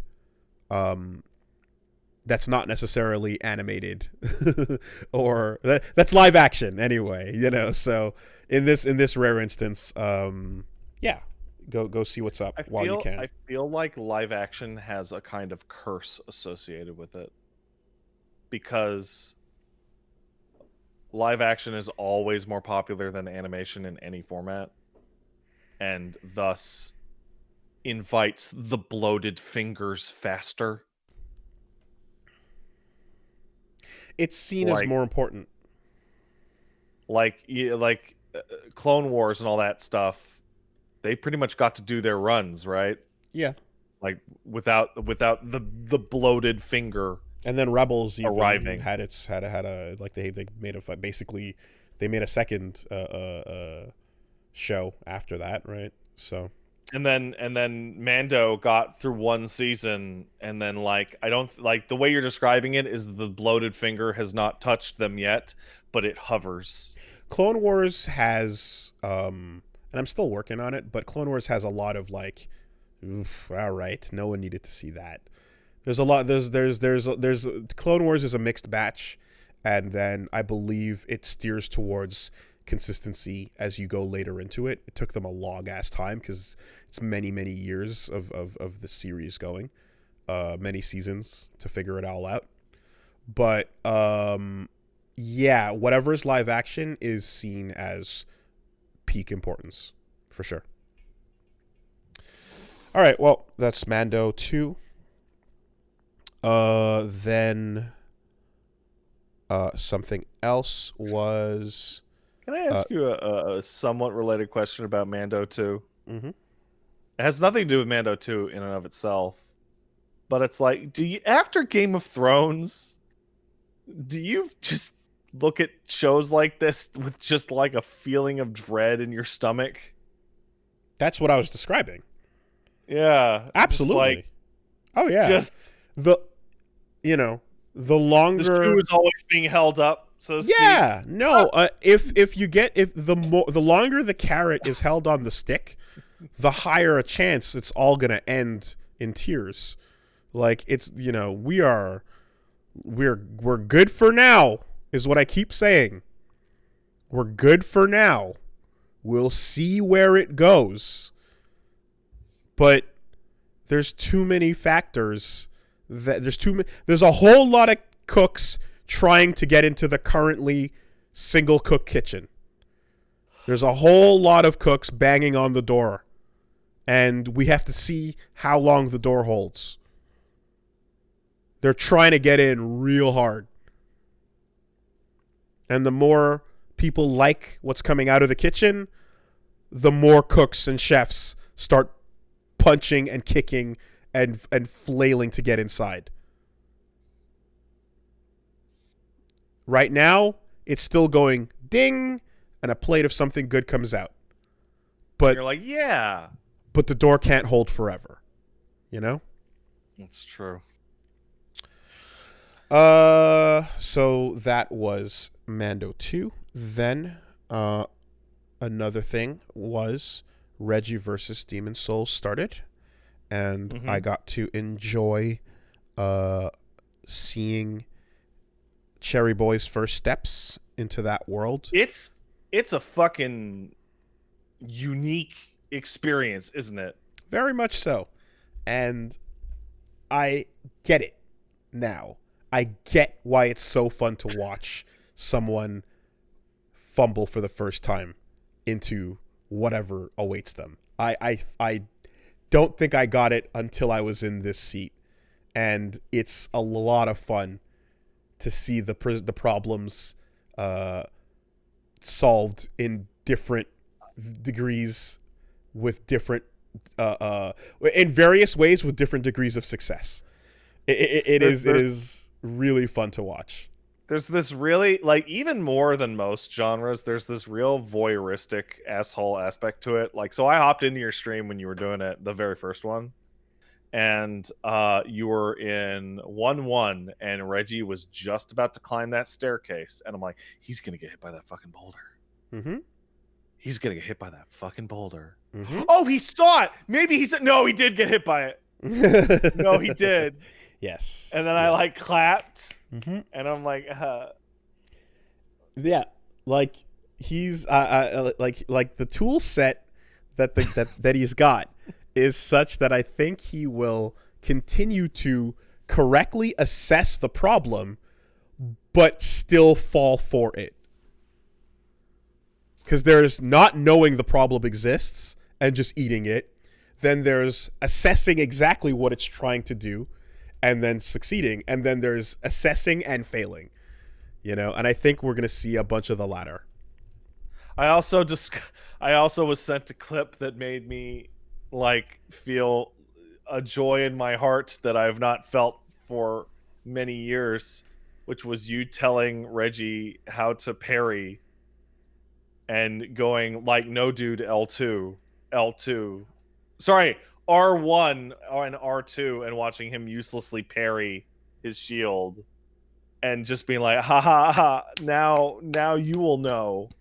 Now you will know the left and right. Funsies. Hooray. Hooray. Right. So it was a nice long sesh, and you can't really, it feels honestly like you can't stop until Phalanx is down. Because if you on that first one, yeah. If you do stop before Phalanx is down, then you're gonna lose all your internalized lessons and progress. It feels like absolutely. you're leaving them on the floor like your souls, so getting to that point cements it. Like, you get it, you got it, it's in there now, and it stays with you. And yeah, he left really hyped, really pumped up for this. Like, still really nervous, especially since, like, this is also like his first time piloting a full thing. But he was very, very excited for it, and as he said, he's gonna review the tapes as if it were grand finals and like watch his footage back to see how to improve. So looking forward to continuing that tomorrow on Tuesday. And I want to I want him to set up his sail or have his oar, whichever he picks, and make his way through the ocean. And every once in a while, I might just blow a little gust of wind, but I intend to be very laissez-faire about the approach to this. And I think it will yield delicious fruit to stay hands off about most of it. I think for Des, probably the easiest thing in the world is to be somebody who is like, dude, what does that stat even mean? Yeah. The holy shit, it's cruel to you. I would like, the only thing that keeps me like having to kind of like be more involved is the fact that the stats are still permanent locks that go through. You have to go through de-leveling is a big effort, time wasting. Oh, it's a pain in the fucking ass. It's not a viable like respect process. And I really, I kind of, it's kind of sad that they didn't introduce, with all the new stuff in the remake, they didn't introduce a respecking item. Yeah, it's surprising. Weird that they didn't. And there was an interview where they specified that they would, but I think the language translation meant possibly they were talking about changing your appearance and not re-rolling your stats, So if they're Blue Point out, where is Blue Point at? Blue Point. They a British team? So they announced Texas. Oh, that explains. They added all kinds of like quality of life rings to the game and extra things. There's content. There's new content, right? Yeah. They just didn't do that. If they did that, I would just be like, all right, kid, have fun. Sky's the limit. But since they didn't, it's like, okay, I do have to kind of like present you with your options based on what you've picked so far, because you have no way of knowing, and Demon Souls does not let you experiment without committing. So my first run through Des, like, I made a terrible character. Just like I had to start over. It was bad. Yeah. Like, I'll spread out my stats because I want to do a little bit of everything. It's like, I sure was able to do a little bit of everything really badly. Yeah, even like the fact, like there's the stuff where like killing an evil NPC still drops world tendency is just like, what? Like, come the fuck on, man. Like, it's like, what is black world tendency about fucking killing Meralda, or that, or fucking what's his name, fucking katana guy, Satsuki. It's just like that, like, come on with that, but anyway, great times so far. Real fun sitting in that passenger seat, and the right level of naivete, the right level of not too many assumptions, but he's heard all the things everyone has, which is, it's so fucking hard, dude, it's crazy impossible, you're gonna lose all your souls, all of them, kek. And And then just the realization that it's like, no, it's not that it's hard or impossible. It is a challenge. It is tough, but you just have to learn the rules. It's just needlessly obtuse about teaching you those rules. Yeah. Like I genuinely think so Dark Souls 1 is way harder mechanically, and just playing the video game than Demon Souls was. But it still feels easier because knowing how to fucking do a thing is so much less complex. Like I will never stop shitting on how horrible the Demon Souls weapon upgrade system is. It's out of control. It's like they want it. It feels like a game made by people who thought it was cool that in order to play Monster Hunter well, you had to go buy the 500-page guide. You know, it's obtuse and annoying, but I would even accept it if Meltstone gave you back your ore. Fuck no. If Meltstone gave you back your ore, I would accept the obtuseness because at least you're getting a refund. You could fuck around and find out. That's it. Fuck around and find out, but it won't let you, you know? So, yeah. It's like, oh, you melting down something that you spent colorless souls on? No. Yeah, so. Or like fucking Northern Regalia, right? Where it's like, oh, you want to go back to one of the two swords that you used to make this? Like, and just lose the other one entirely, you know? Anyway. No, I don't want to. So yes, that goes on. That has started and continues. And of course, shout outs to Mothman for whipping up some beautiful art as you do. And having a Mothman is kind of like the artistic representation of the Soul series. Has done a pretty awesome job this. Getting Reggie in some fluted armor. So looks real cool. Did you get the real fluted armor though? Not yet. No, there's no not yet. You can only get the real fluted helmet by beating Vanguard. Oh, isn't it? Don't you just pick up the fluted set off of the fucking prison corpse? So they changed the design of the fluted helmet when you pick the knight. Okay. And the only way to get the old design is by beating Vanguard. The first time? Yeah. Not the second time. No. No. You just get that. Yeah. Okay. Yeah. And it's like it's statistically identical, and honestly, I think the new one looks fine.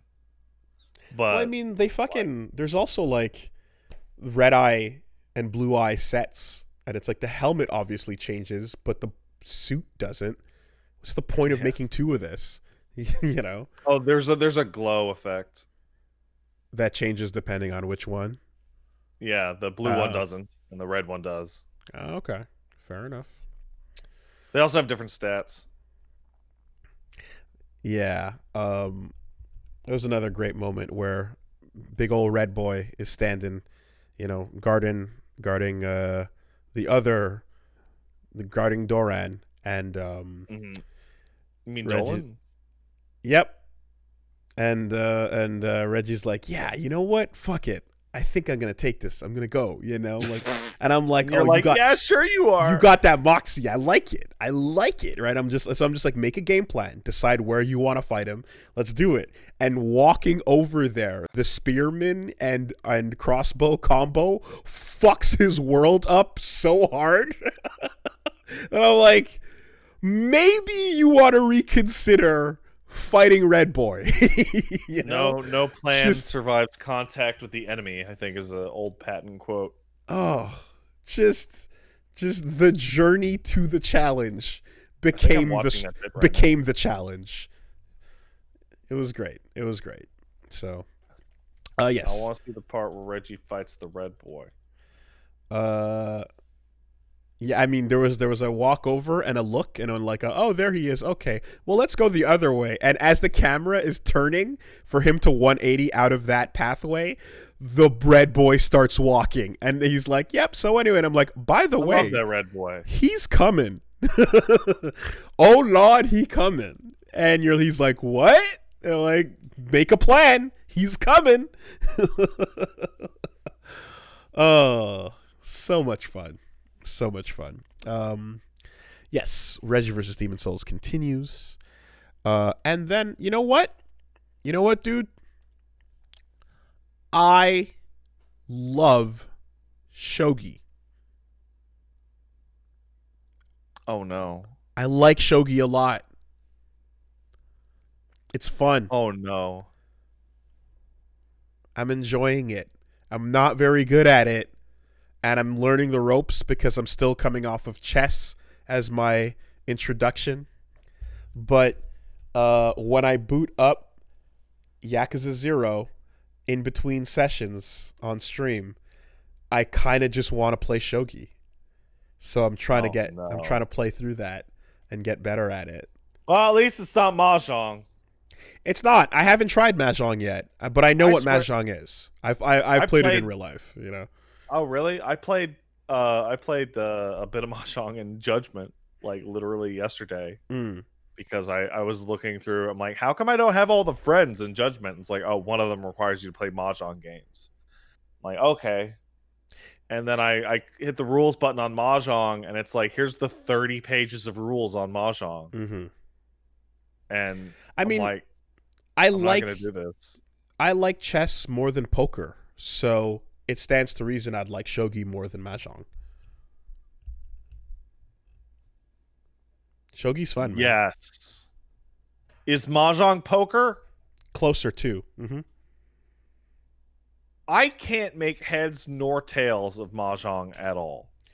In the sense that you have a number of cards that, you know, well, in this case, tiles, but you're basically trying to build patterns based on winning combinations and playing those combinations. It's similar. And Shogi is similar to chess for obvious reasons. You've got kings, bishops, rooks, pawns, all of the things, but they, you know, there's different core behaviors to the game that are huge, which is like, for example, the resurrection system changes a lot about how you play that. But yeah, the learning of the moves, the setting up of pieces, and learning your opening gambits and things like that. A lot of that is pretty fun in Shogi, and I feel like it's Shogi is chess combined with some checkers rules, because crowning something for getting to the opponent's side of the board is a checkers thing, but in this case you're doing it to chess pieces, and you can end up with what are you talking about? So in checkers, when you get your piece to the end, you get crowned, right? I actually don't know shit about checkers. What does that mean, get crowned? You put a second checkers piece on top of the first piece, and then... Okay, because when pawns get to the end of the chessboard, they can become anything they want. Okay, in Shogi, it's not just pawns. In Shogi, it's all other pieces can get that as well. So well, that's nice. Your pawn can get to the end of the board and get crowned or get updated, but like a bishop can do that, a silver general can do that. So like besides just pawns, other units can get upgraded too, and you can also then place anything you've captured back on the board and use it. Nice. So you can actually, like, if you're kind of stuck in a situation where you have no way out, like, or you have like a bad set of circumstances, you can change it up by placing a dead piece back on the board and like changing up the dynamic again. And same thing for them, you know. So it's quite interesting. Hey, I would like to hold up my hand and ask the world a question, but Woolie, you'll be the one who has to answer it. I'm seeing some fucking disbelief that I don't know shit about checkers. I actually don't even know how to play checkers. Because when I was a small child, then like there was a checkerboard, there was also a chessboard, and I went, that chessboard looks way better. Hmm. And then was like, why would I learn the one that doesn't? Why would I learn the one that has all the same pieces instead of the one that has all the cool different pieces? Is that truly that insane? I mean, it's not about that because I had that too, and my mom kind of pushed my brother and I closer towards chess. But the fact that you would never once, not even once, ever consider playing a different game is what's weird about it. Because Oh, I've played checkers, but I don't know how to play checkers. Okay, well, I think I've played a total of 10 games of checkers in my life, and every time I sat down, I had to be re-explained it because I only played the one game at a time, like years apart. Yeah, and sure. They'd be like, you do this, and then I would go like this, and then they go bop bop bop bop bop bop bop around my pieces, and they go, you lose, and I go, okay. So I too massively prefer chess to checkers. In fact, like that's a when there's a lot of situations where people are trying to drop bars and they'll be like, you're playing checkers, he's playing chess, as in that's a more advanced game.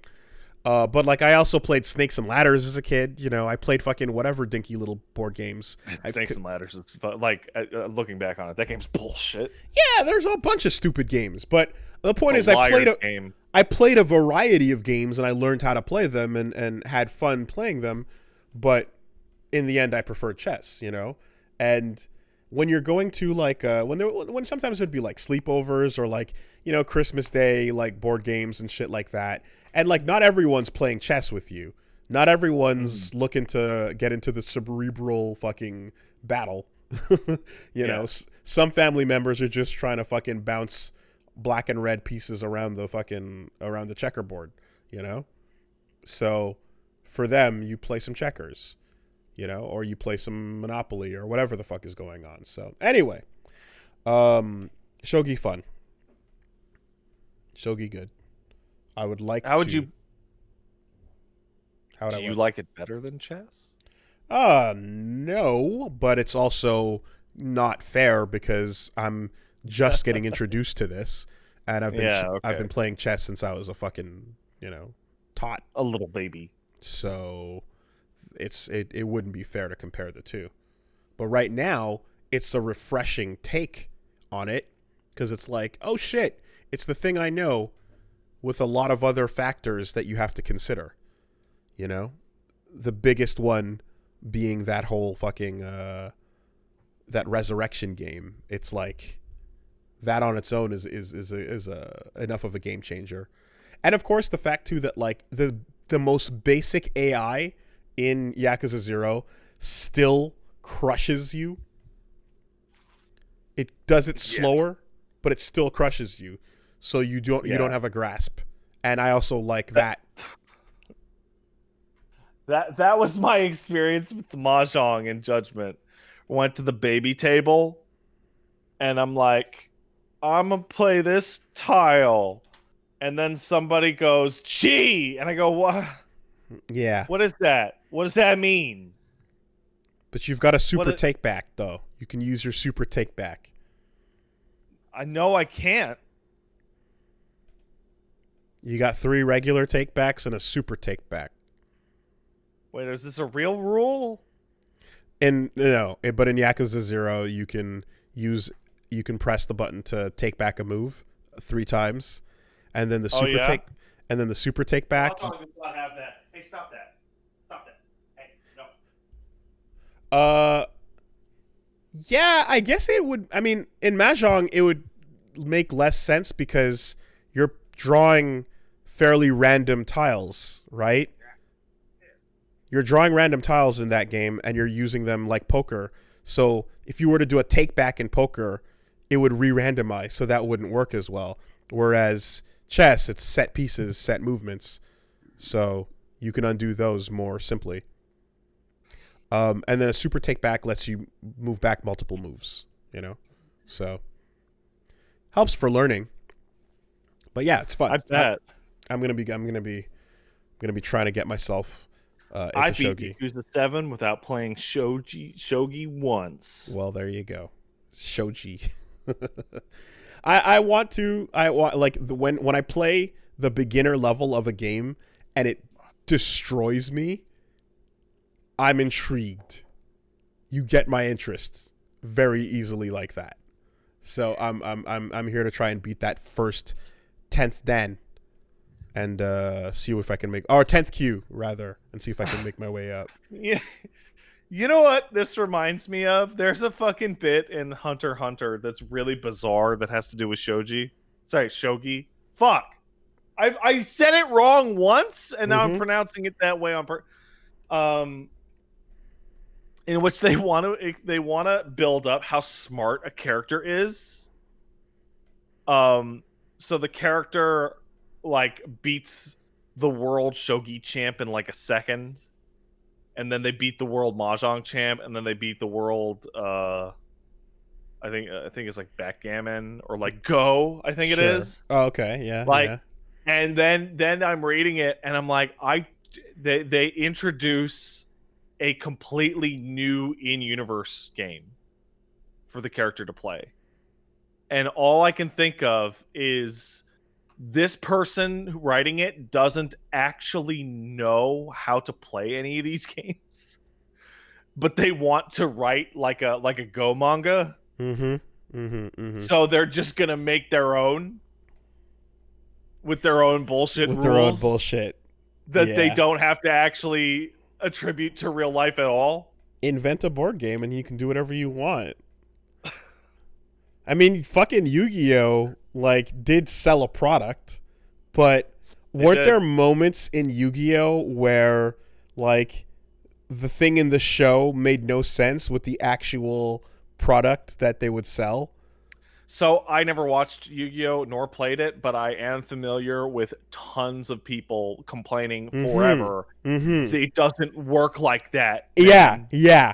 I remember hearing about it. Like the one of the biggest ones was I want to say in whatchamacallit, in Pokemon, right? Doesn't Charizard like get fucked up by a battle that he should have won or something like that? I feel like there's a moment in Pokemon I don't know. where Charizard's stupid and should lose every battle he's ever in because he's the loser Pokemon for idiots. I seem to remember there's a huge moment of like that is Pikachu, was it? Okay, well anyway, yeah, there was a huge like that's not how the types work. Fuck off moment. And then I hear that Yu-Gi-Oh! Is filled with infuriating this is not how the cards work moments. So yeah, you can just do whatever you want if you make your own story. No one can stop you. Don't disagree. Hey, Woolie. Blastoise is pretty cool. Yeah. I would say that people who pick Blastoises are all right. I think Venusaur's cooler. Blastoise is pretty cool. All right. That's facts. People who pick Charizard shit their pants for fun. It's true. Wow, it's a dragon. Wow. Yeah, when I was in fucking school, that's kind of what I thought. I looked at it and I went, it's a dragon. That's it? I'm going to take the tortoise with the giant cannon sticking out because it's more interesting than a dragon. Yeah. I want to pick the giant dinosaur that has a plant on its back that can shoot a laser beam?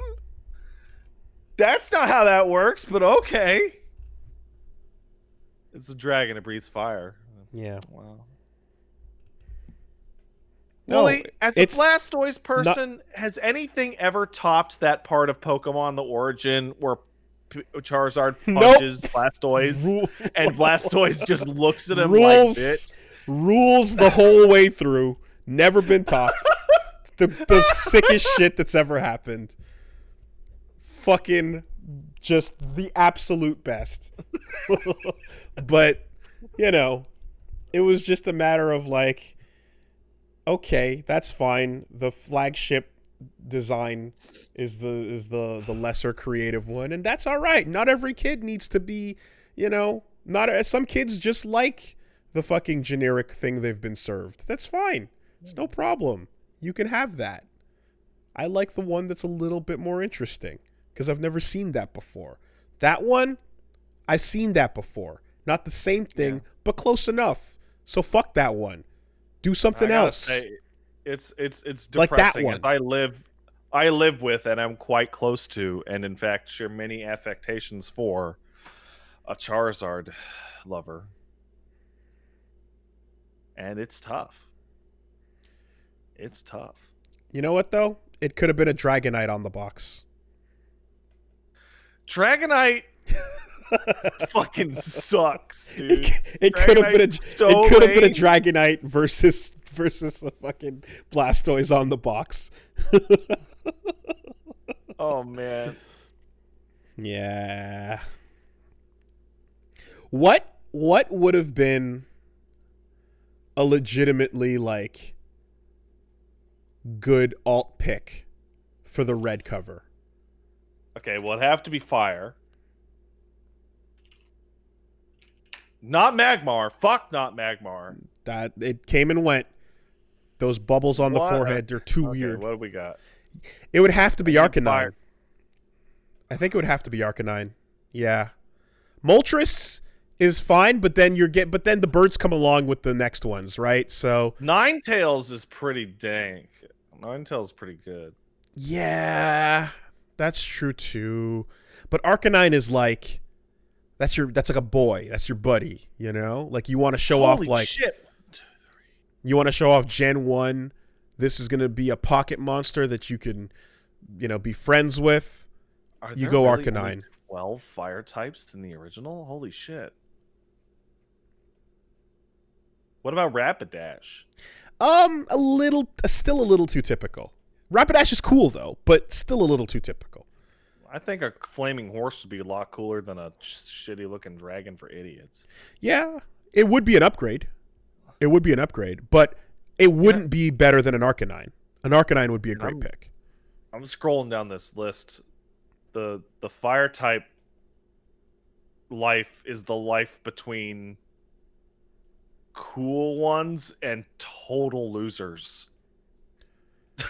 Like just no in between at all. Also, to someone on the outside, like Ninetales is beautiful, but doesn't say fire loudly enough for the kids. Yeah, you're right. It doesn't say it loud enough. Right. Yet. So, yeah. See, the reason why Blastoise was... Even I like Venusaur the best, but I'll admit Blastoise has the best design, is the coolest one, is because it's a big animal with one goofy design element on it that's cool. It's got cannons. It shoots water. Okay, great. Venusaur is less successful by being having the bulb, but like it's fine.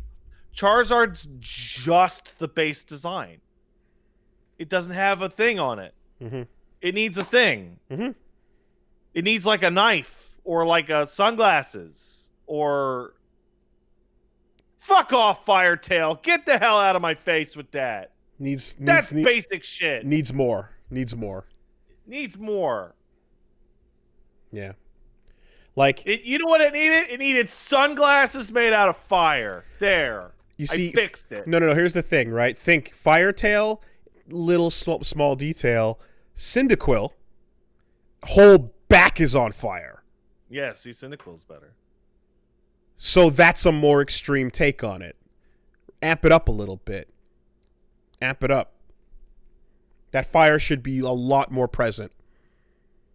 But even then, you still want to go a little bit less predictable on it. So, Cyndaquil is a great version of that fucker's on fire. Look at him go. You know? So, that's what I'm saying. Take your pick. That's a good one, too. Man, this whole discussion had a really weird emotional impact on me where I'm like, man, I should play a Pokemon game. Followed immediately, less than 1 second later in my mind with, I don't really want to play a Pokemon game. No. Just get Temtem on your PS5. I'm so much more interested in the fantasy of playing a Pokemon game than I am in actually playing a Pokemon game. Like, the marketing and all that shit portrayed a type of video game that literally doesn't exist. That the games have never managed to actually, like, convey, deliver on. Yeah, totally.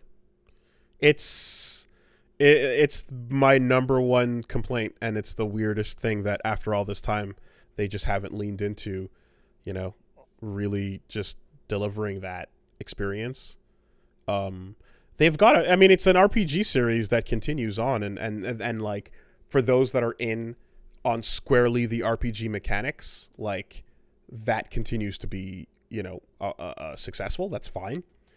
But the absolute sense of adventure and, like, you know, pet training and, you know, all that stuff that just isn't really, you know, leaned into. Hey, you know what? I'm gonna say something crazy, but you're gonna understand what I'm talking about. All right. You know what? It's gonna be a question to the world because you don't have any experience with the game. But is Witcher 3 with the Gwent combat mod the best Pokemon game? I played Gwent. I played a bunch of Gwent on its own. I liked Gwent. Yeah. Because, like, you're going around and getting Gwent cards, and you're battling with your cards, but it's also a big adventure story. Well, I don't know anything about that, but I mean, the cards were kind of fun. But also, this is very important to me, at least. When we talk about, like, that appeal of, like, the adventure and the buddy and the thing, the combat also needs to be direct fighting with your monster. I don't want an indirect system like cards to get in between that. I want it to actually be no. You're fighting with your monster. You know, if your monster is getting represented through cards, it's not the same thing.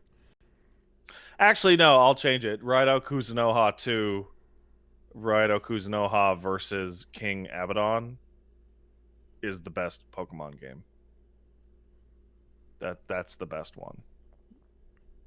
That game's incredible. So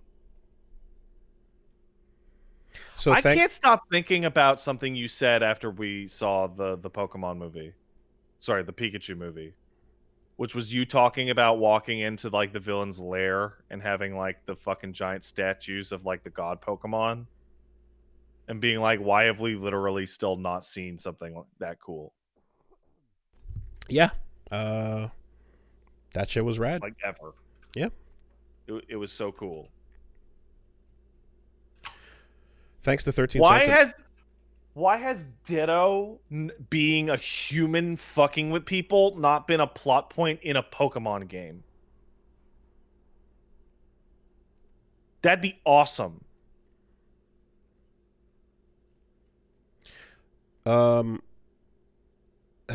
Something I was gonna say. Oh yeah, you mentioning Raido just reminds me that, like, side note, 13 Sentinels has some great little details you unlock. That's all. I gotta check this out. Okay. 13 Sentinels had a really cool thing where you, like, they introduced some facts about, like, students of different eras in Japan, and they talk about the archetype that is the national school student from the era of the war, and you kind of find out that, like, yeah, that the uniform that, like, Raido is wearing is kind of like there's a whole class and category for that, where it's like students that were learning about, like, how to be, like, ideal warriors for the emperor kind of thing. Like, you kind of, like, learn about, like, that style and what that calls back to, and the hat and all of that shit. Bankara is what it was called, and, like, I was like, yeah, there's a whole I didn't even know that was a class, but it is a class. Yeah, I didn't. That was something that you know, because like Sukeban is a thing and Bancho obviously, and all that. But like the origins of these words coming from like the mixture of like Bancho and Haikara, and Haikara was literally high collar. So cool. people that were high collar were those that were integrating Western aesthetics into their Japanese-ness, you know? It's a whole fucking interesting mishmash, and it was like, oh fuck, that's how the language got to where it was. I had no idea. So thank you, 13 Sentinels, for the history lesson on Bankara, Bancho, Sukeban, and Haikara. Because let's face it, man, some of those uniforms are fucking rad, and when you see Raido with the fucking that's all suited up, and you're like, damn, Raido's the coolest. However, the problem with Raido being the coolest is that the background on that is a little. There's some shit to it, to that outfit. Yeah, that's what I'm talking about. That's what I was saying. It's like from the national schools, from the schools the National School of Warriors. Yep. What are we gonna do, guys? Kill Korea? Oh no. Yeah, it comes from that. And in retrospect, by association, Naoto gets cooler because of Raido. Yeah. There was a kerfuffle in Final Fantasy XIV a little while ago where they brought out like, hey, you want to spend $14 on a special fancy costume? Here you go. You can play as an old-timey student with a cool hat. And people that played the game in China and Korea were like, what the fuck, dude? And they were like, yeah.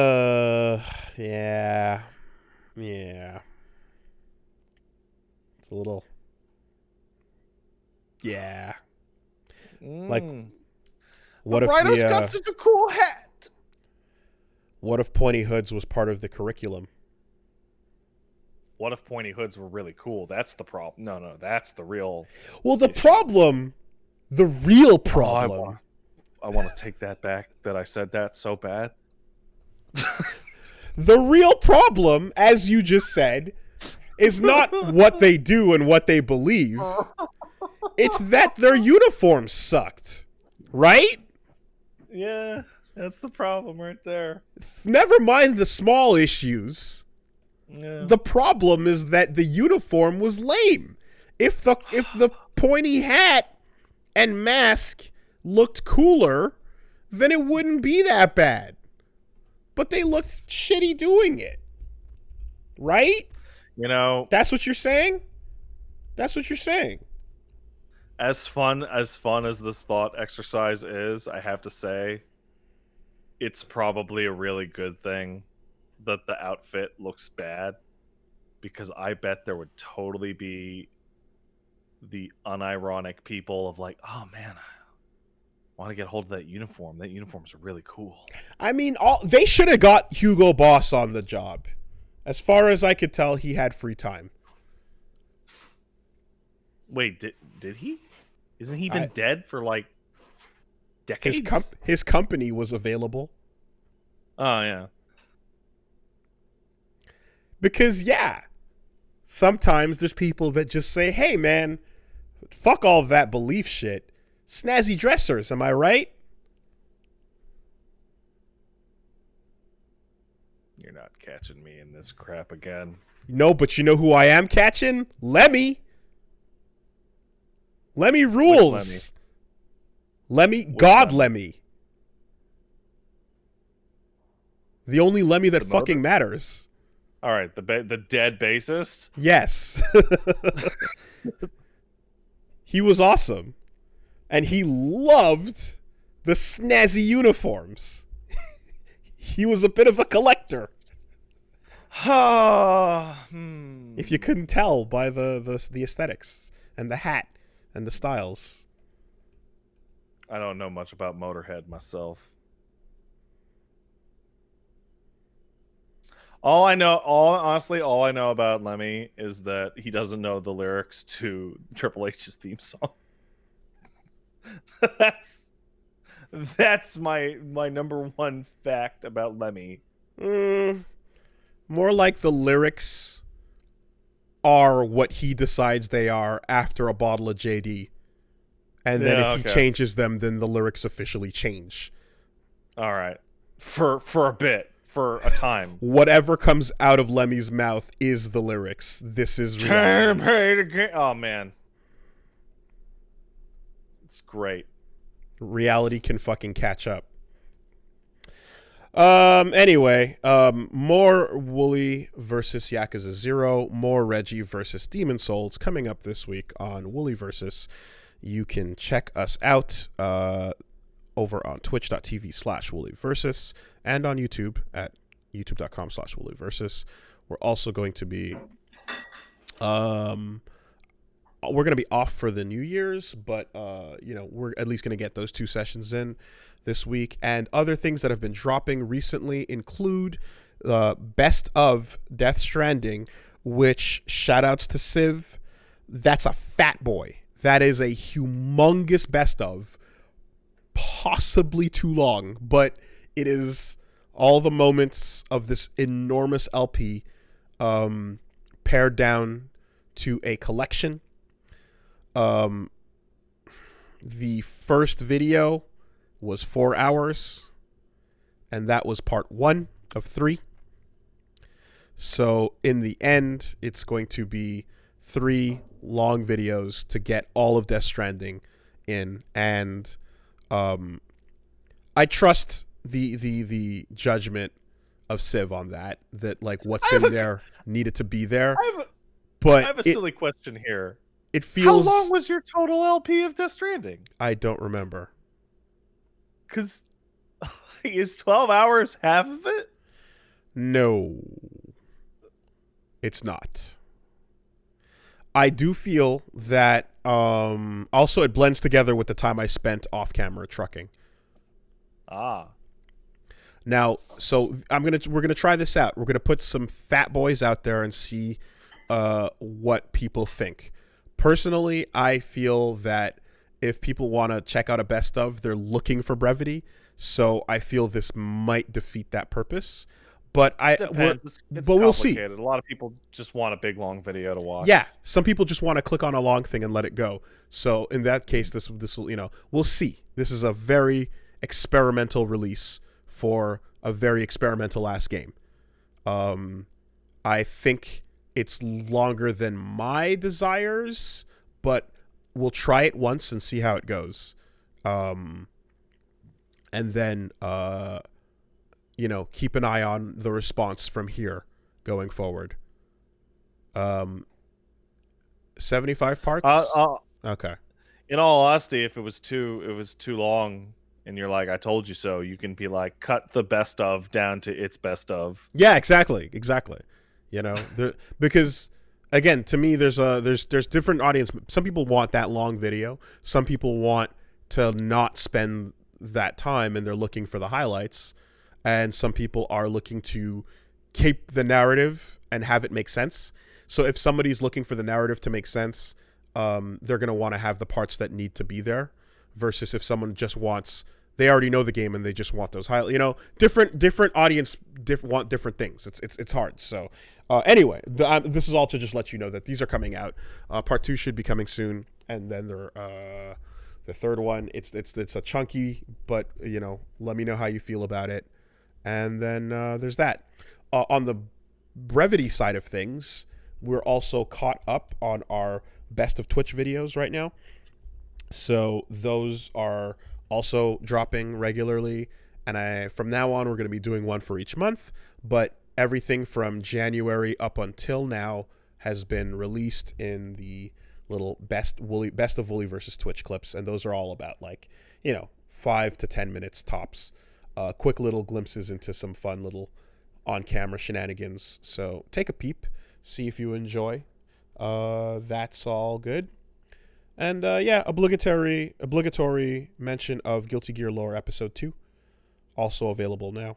If you haven't seen it or checked it out, jump in there. It's a great excuse to start learning about what the fuck is going on in Guilty Gear.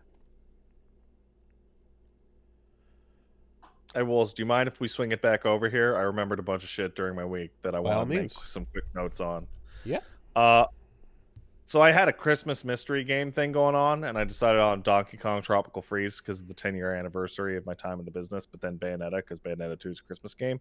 But originally, I was going to play Rocket Knight Adventure because I love that game, and it's a game I never actually played in a video content form.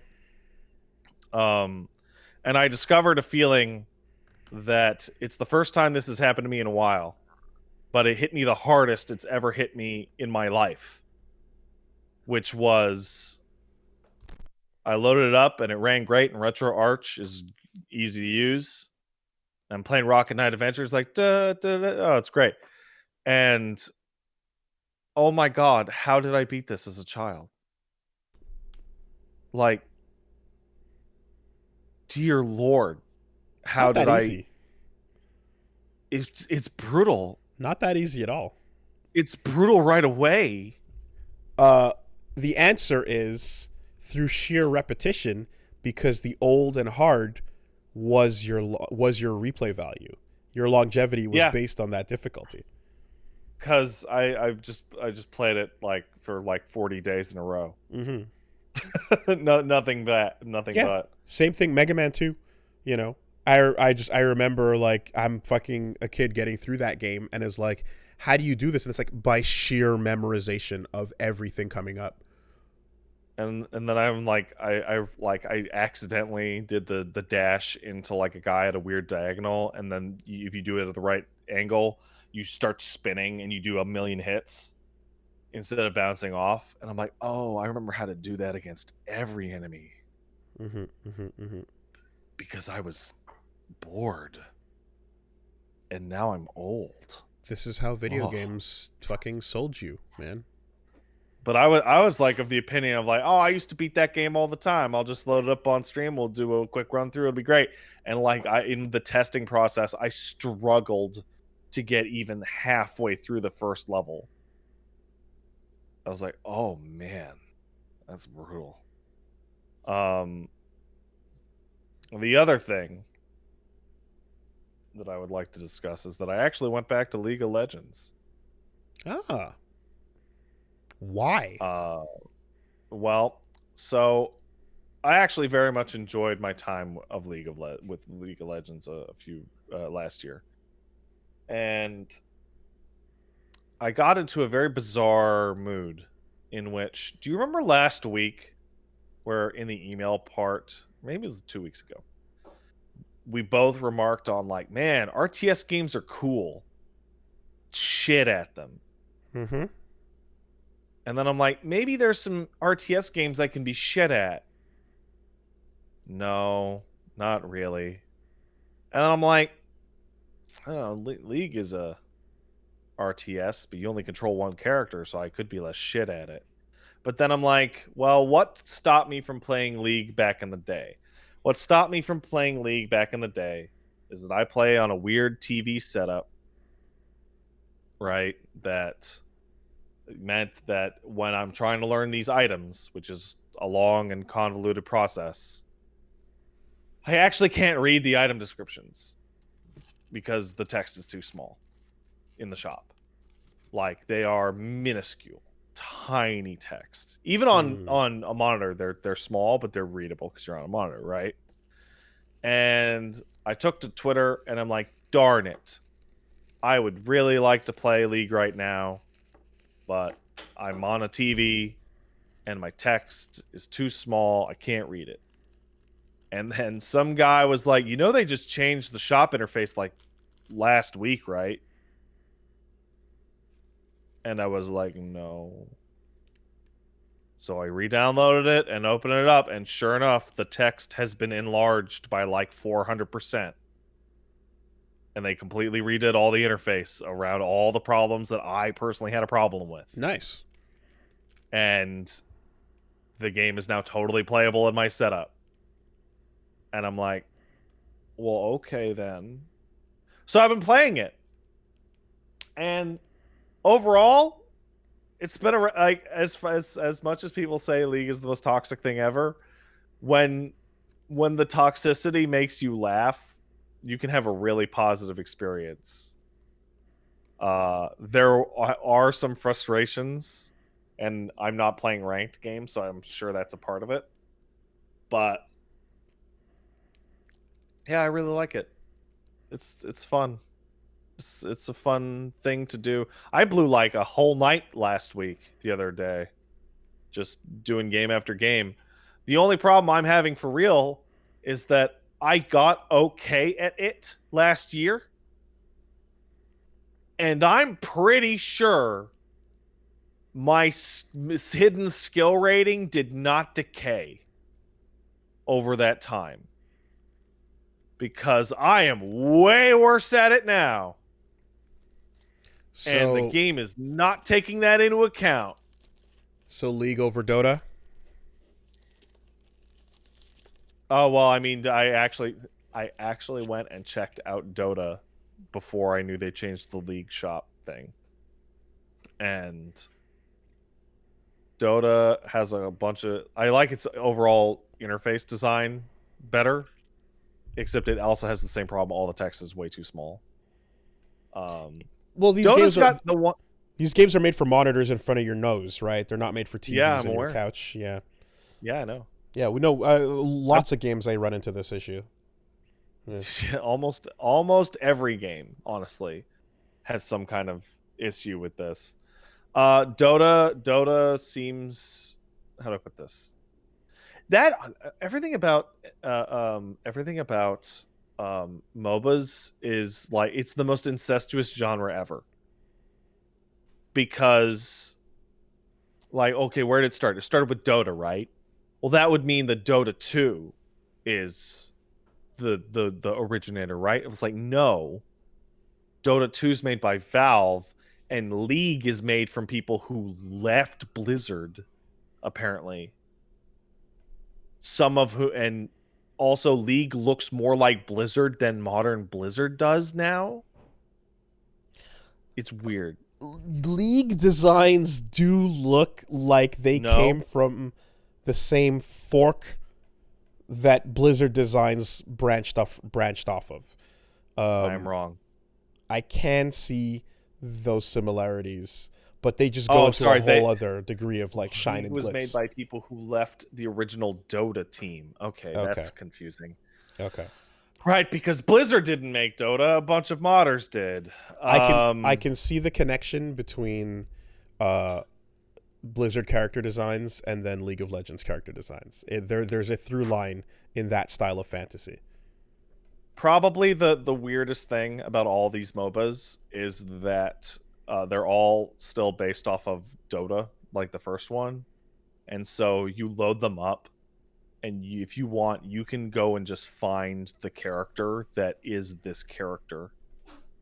Like, how do I put this? Like, you ever played Diablo enough to see Leoric, the Skeleton King? Nope. Okay. Well, let me just say, there's a big guy in Diablo named Leoric. He's a tall skeleton, and he's a king. Right? Well, in Dota, he's Skeleton King. And then Dota 2, he was Skeleton King for a while.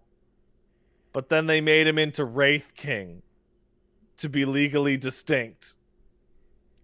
Right. And then in League of Legends, there's a guy named Mordekaiser, who is a tall ghost in armor that shares the same color palette as Wraith King, but has the same general shape as Skeleton King, with the weapon that character was then given in Diablo 3. Okay, like, they're all the same character. But do they function the same in terms of gameplay? No, over time they actually became different. Okay. I think Dota 2 is probably the funniest one, because Dota 2, I think I did the tutorial and was given a character named Sven, and I'm like, that is literally just an orc model turned blue. That is like a Warcraft 3 model made to be blue. Oh, also, as somebody correctly mentions, and then Leoric showed up in Heroes of the Storm after Mordekaiser did, and he has the same weapon and many of the same mechanics. And even though he's the original character, he is now a copy of a copy of a copy. It's so fucking weird. It's so fucking weird. Those games are all the same.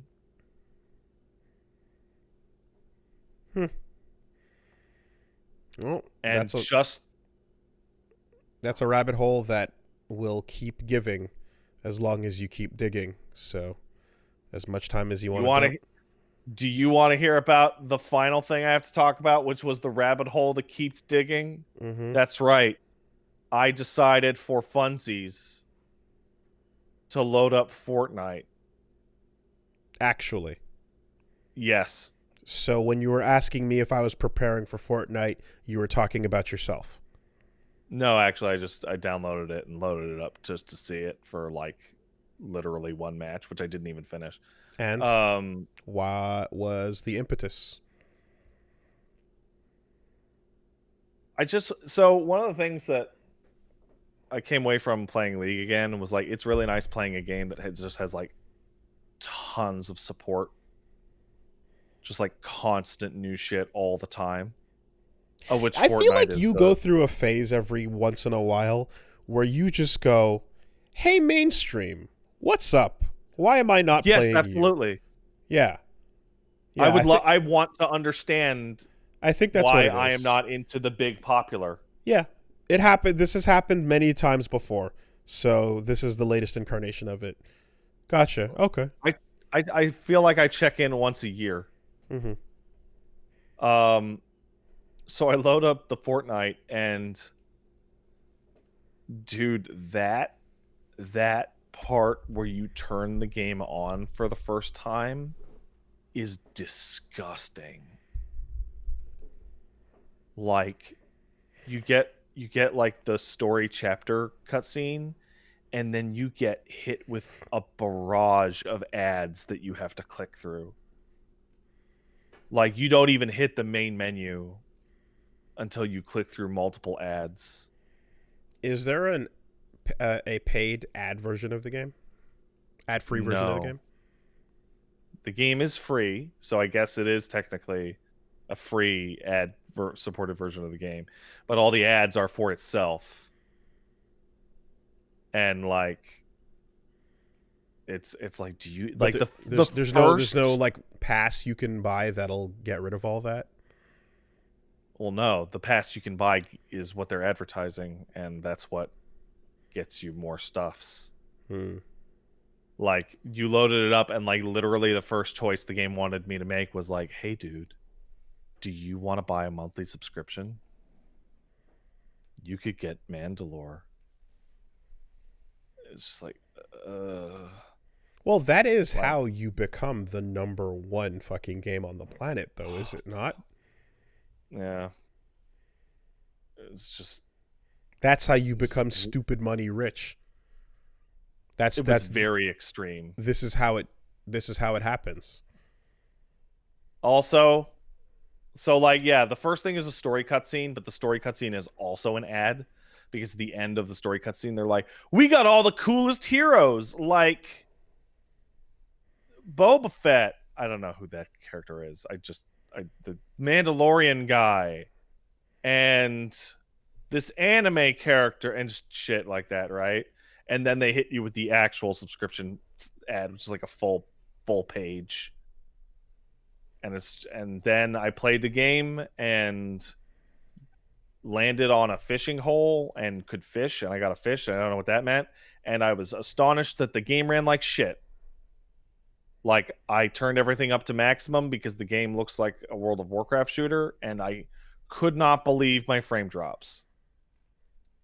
Really? Yeah. It doesn't run immaculately. I feel like there must be a setting that.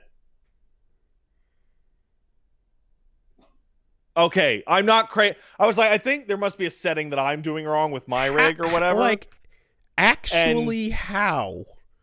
I don't know. Like, I would turn the camera and it would stutter like horribly. Like, it runs like shit. That's probably the most confusing thing you've said about this entire game. How does the biggest thing ever not just automatically run flawlessly, or at the very least have the settings to run flawlessly? I don't know. Wow. Like, I'm running it with an i7 8700 and 32 gigs of RAM on an SSD, an M2 SSD with a 3080.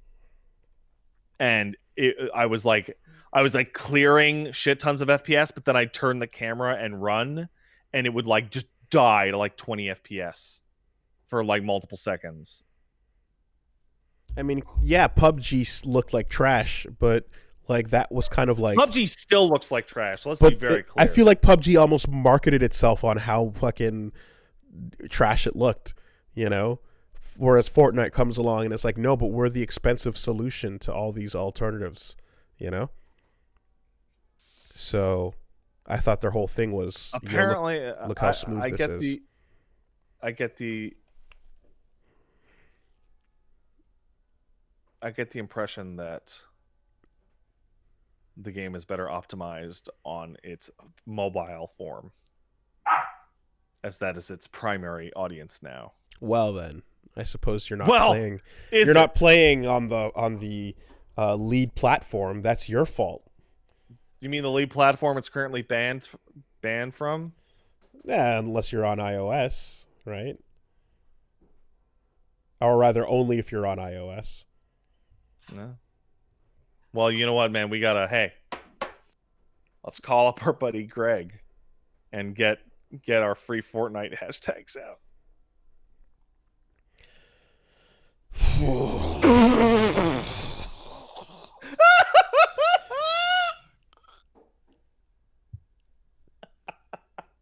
Oh my god!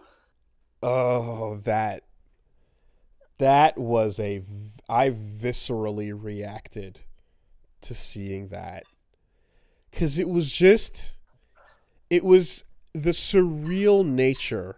We're talking about hashtag Greg Miller.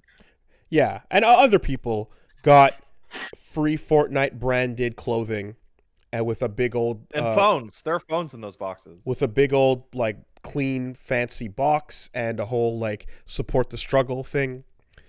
And it looked like a press kit, basically, you know, for this whole Apple versus Fortnite thing going on.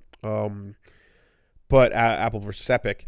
But the fact that it was so like you're using free Fortnite like it's a struggle, like it's a major, like almost like a grassroots style protest.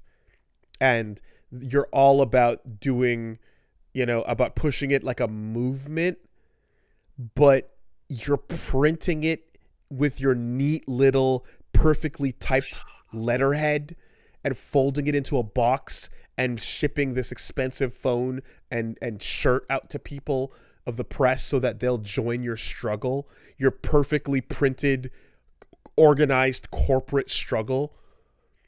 It's fucking vomit, dude. It's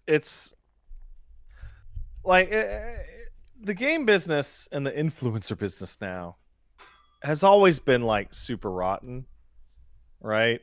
The one that always stuck out to me was GameSpot. What was his name? It was Brian Ekberg? I forget. They had a sports guy over at GameSpot back in like the aughts. He was a nice looking guy, handsome dude with a beard. I think his name was Brian. And he described what the review process was. A lot of Brian's in game reviews. Brian Eckberg, that was his name. Okay. He described the review process for, I think, a preview event for Forza, in which Microsoft fucking flew them out to Germany to fucking race F1 cars on the Nürburgring. Right. Yes. I remember. And then after that, they're like, well, now you can compare it to the game, and you'd play Forza in like a posh hotel room. Mm-hmm. And it is the like, that is the most manipulative possible experience. That is so like Capcom used to hold its events out in Hawaii, and they would say it's so that they could split the time difference between the US and Japan, but they'd also put everybody up into these fancy hotels in Hawaii on the beach. Yeah. Right. Hey man, as long as doctors are being invited to huge dinners by pharmaceutical corporations, video games are not gonna fucking not have that. Mm-hmm. So it always makes me think about this, because I was contacted by, you and I both spoke to the same person about this. We were talking to them about covering a game for Atlas. And they asked if we wanted to cover a game for Atlas, and they offered us like a flight and like at a show and like all this access to a preview build. Mm-hmm. And then they asked, hey, you want us your address? We'll send you a big thing of merch. Right? And I think you just respectfully declined. But I was like, yeah, I don't care. Just tell me if I can stream it. And they're like, haha, we'll get back to you. And then they never got back to me. And there's another of those influencer websites, the Beg for Codes, that I recently just joined, where one of the things is, here, put your address in so that they can send you merch as part of their offer. And I just wrote in, I don't care, just give me a code. Like, any merch item that is ever sent to me for this shit is probably going straight in the trash. I remember a giant bomb again when Skyrim came out and they got the review codes for Skyrim. They sent along this like 4-foot tall statue of the Dovahkiin. And the guys are just sitting around looking at it going like, how are we going to get it into the trash? Because who cares? Do you remember? Oh man, this is the weirdest one. Do you remember when the Nintendo DS, or was it the DS Lite, came out, and they sent pretty ladies with DSs attached to them to fucking press outlets? Mm-hmm. And you could only play the DS when it was attached to the pretty lady? Yep. Was it the 3DS? 3DS. They had the 3DS girls with the 3DS in front, and you basically, that's how you played it. All that shit is wild, right? And your own personal resistance to that is gonna be specific. Merch, like, I mean, you could argue that I'm a chill for whatever, but dude, you could send me all the merch in the world. I don't care, right? But at least there's a like an actual process happening. We've got people selling out before they're even given anything. And then they get rewarded for selling out early. Come on. What is that? You're going to sell out first before they even offer you anything? Well, anyway, what kind of plan is that? Excuse me. I am more than willing to go somewhere to play a game that I care about if I want to get hands on it, and I've done that, and I'm down to do that. The thing with the shirts and stuff in particular is interesting, because I remember when we first started talking about Epic versus Apple, and it was like, haven't picked a side either way. Who cares? Let them fight. Whoever loses, we win, right? And like over the course of time, the flavor has made it such that you're like, oh god, the pettiness coming out of Epic makes it really like easy to want them to lose. And you kind of watch as like from somewhere between a fucking punk rock, we're the revolution attitude, through to a civil rights analogy, you go, oh my god, bury these idiots, please. Please bury them hard. And like regardless, I don't care how this goes, but what the fuck as we go on in time. It's just like you come in with no bias either way, and you just see the attitudes of the plaintiff and the defendant, and you fucking go, oh god, okay, no, fuck that guy. I've made up my mind. It becomes quite clear that, is it Tim? And over an Epic and whatnot, it's just like your attitudes make you extremely hateable here, and the existence of this shirt and this box and this letter and all of this together is exactly the problem. Hey, let's all work together to free us from our bad mistakes, because we're an evil corporate entity, and oh my god, we're so soulless. I want to vomit. And the idea that you would get that in the mail and not vomit yourself, but instead blush with, oh, they noticed me. Now I noticed that I'm fighting the good fight for them. Now, FYI, you took back the week, but there was two things I wanted to address before we swerved right into the news, because that's where we just all right, back to you. You take it back from me taking it back. I just quickly wanted to ask you a question. One, does anyone in the Yakuza franchise get a better introduction than Majima in the Yakuza 0? At any point? Better? I don't know. On par? Yeah, tons of characters. Really? Oh, yeah. Okay. That bodes well. Because that was probably that was probably the best one. I saw that and I'm like, you can't top that. I don't feel like you can top that. I'm trying to think of how you can top that, and I'm like, man, you're really gonna have a hard time topping that. I mean, you could actually argue that Majima's appearance in Yakuza 1 might actually be up there. We'll see. But and I really like Akiyama, and all the two of the characters that get introduced in 4 get really, really good introductions. Really good. That left a very strong impression, and it has raised my esteem of what's going on here quite highly. So yeah, fucking incredible debut of this character.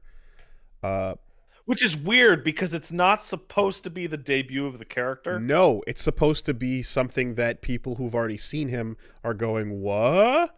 But to me, it's actually a vicious swerve. But to me, it was that, because even knowing him through meme osmosis, I was like, wait, what? Who is this person? And why is he using the most formal Japanese I've ever heard? Like, the style of language he's using is just on that level is the most polite formal I've ever fucking heard. It's crazy. Oh, yeah, it's incredible. It's incredible. So yeah, I came in fucking big attached to that. But moving on, before we jump into the news, we do have to hit a word from our sponsors. Oh, let's do that.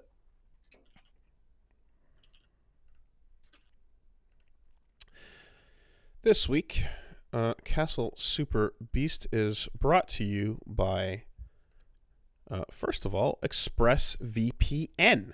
So I used ExpressVPN just last night. How about that? It was a great use. I had downloaded too many mods off the New Vegas Nexus, and I think the server was throttling me. So I switched to Australia. Look at that. and suddenly it no longer throttled me. There you go. That's the usage that I'm familiar with. Apparently, some people use it as a means of safeguarding personal data as well, because the description here is talking about how passwords, email addresses, phone numbers, and more were taken from people like Joe Biden, Elon Musk, and Kanye West. Tons of people got hacked. We saw Twitter accounts all doing Bitcoin scams at some point during the year, and lots of people fell for it. Not just Twitter, Facebook, eBay, Uber, Adobe, and Yahoo have leaked data passwords as well, credit card info, driver's license, all sorts of things like that. And ExpressVPN is saying that they basically have a secure encrypted tunnel so that you have peace of mind when you use the internet and you don't have to worry about perhaps some of that stuff, some of your personal data getting stolen at the level that is at your system level.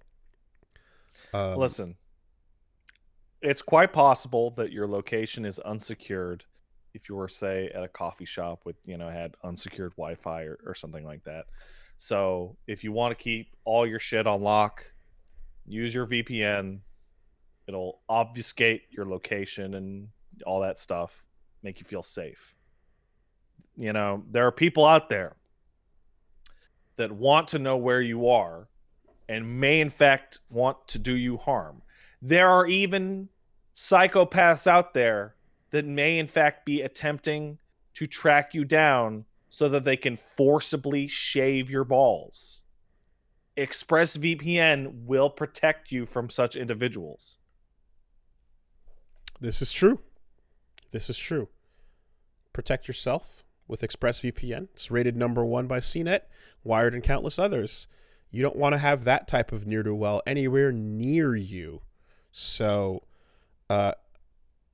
I suggest you take heed and visit expressvpn.com/superbeast right now so you can arm yourself with 3 extra months of ExpressVPN for free. That's expressvpn.com/superbeast. Visit express.com/superbeast to learn more.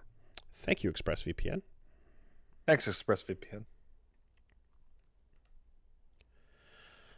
This week, Castle Super Beast also sponsored by HBO Max. Oh, really? Yeah. Huh. So HBO Max, what do you got going on?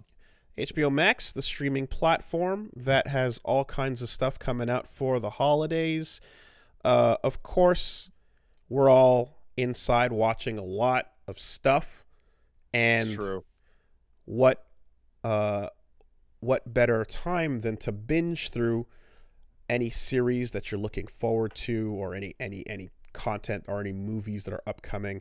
There's all kinds of classics for the occasion and for all times. So HBO Max has got some of those classic holiday films like Die Hard, the ultimate Christmas movie. I think Die Hard 2 is also a Christmas movie, but nobody talks about that because Die Hard 2 is a piece of shit. I think we've discussed how Die Hard is the ultimate Christmas movie in the past, and it's pretty incredible. That's a good time. Or of course, brand new releases like Wonder Woman 1984, starring Gal Gadot and Chris Pine, now in theaters and streaming exclusively on HBO Max in 4K. So you can sign up to stream now at no extra cost. A lot of people been watching that.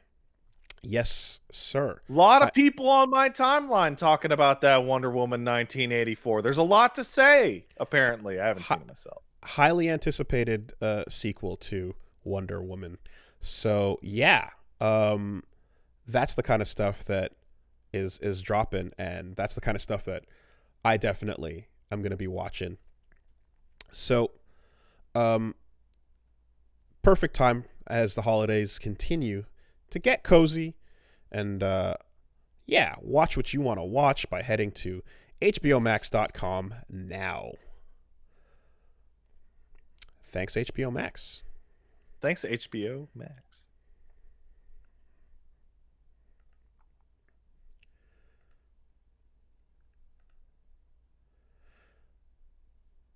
And last but not least,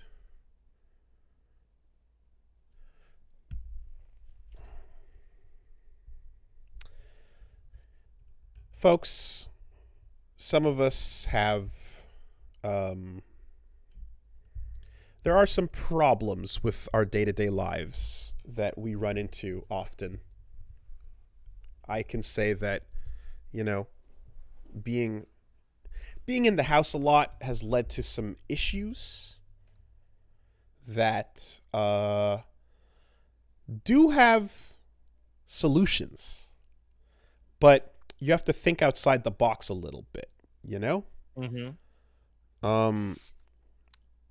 Personally, running into a lot of issues with, I don't know, let's say, my diet has been a problem, and that is where Green Chef will help you out. Green Chef, that's a new sponsor. Green Chef, yes. So Green Chef, the Chef, healthy and organic meal delivery service. Indeed, and Green Chef is now owned by HelloFresh. So basically, you're getting a wider array of meal plans to choose from, and there's all kinds of healthy options. So, you know, when I talk about the problems of day-to-day eating, trying to stay on a healthy food intake and trying to watch what's going on, Green Chef is the first USDA certified organic meal kit company. So they've got you covered with healthy eating, easy and affordable, with plans for every lifestyle, whether you're keto, paleo, vegan, vegetarian, or just looking to eat healthier in general. A wide range of recipes suitable for any diet or preference. In particular, I'm someone that's been doing keto for quite a while, and yeah, this is like the first time I've heard about a meal kit service offering keto plans. That's amazing for someone like me that's been sticking to it for a while. They've also got, again, vegan, vegetarian, paleo. You've got a variety to choose from. So if you're kind of trying to figure out what is your healthiest option, you can go through and set your plan accordingly. You know, it's tough because I'm sure there's a lot of people out there that are not the best cooks, or they're not the best at food preparation, right? But they want to eat healthier. And more than that, they want to be really insufferable. So a vegan meal kit plan, I've not heard of it elsewhere, but it's really great that it offers that, like, right off the bat. Now, we don't know what level of powers you're going to gain. I don't think you will gain any. I'm not going to necessarily imply that, but the options are available if you are looking for that.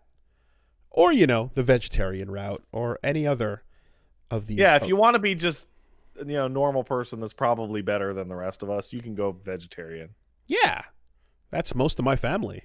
I mean, oh really? I didn't know that. Absolutely. It's healthy. So that is, of course, all available with Green Chef. So hey, what are you waiting on? Get yourself some healthy eats. Support the show. Go to greenchef.com/superbeast90 and use code superbeast90 to get $90 off, including free shipping. Again, that's greenchef.com/superbeast90 and use code superbeast90 to get $90 off, including free shipping.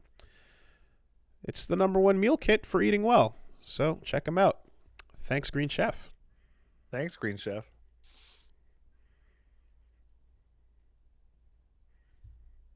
I'm sorry, you look like you were waiting on something.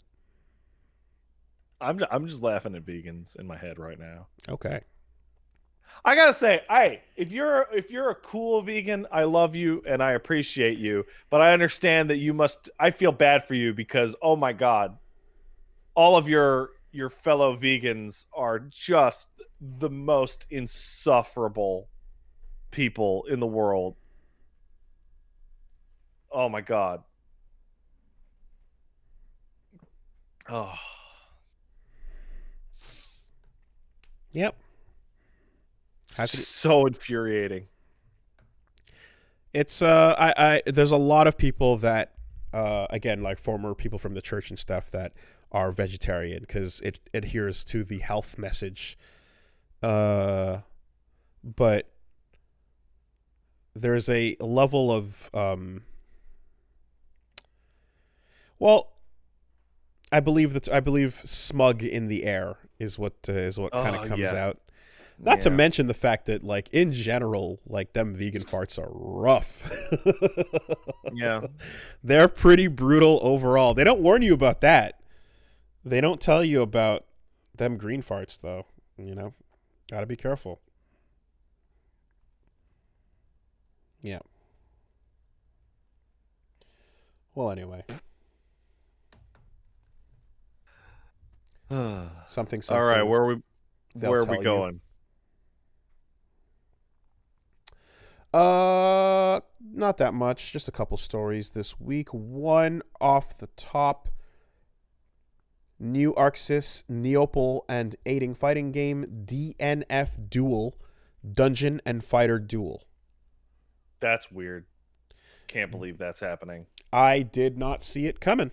I know Min has been a long time Dungeon Fighter Online player. So that's a series he's been hyping up, and he's been telling me to try it out for a long time. And then when it got the beat 'em up version that was offline, he's like, yo, check out Dungeon Fighter Offline. So that thing kept going. And I had no idea that it was still going as a thing. But yeah, the newest big fancy ArcSys anime fighter is Dungeon Fighter Online. Although I do not trust Japan to create the correct acronym for their work, because they're barely to be trusted with the title itself. Yeah, I agree. So 100%. Unfortunately, they've tried to go immediately to no, though it's DNF for Dungeon and Fighter, and it's like, that's not the way this works. Stop it. Don't tell us what to abbreviate it to.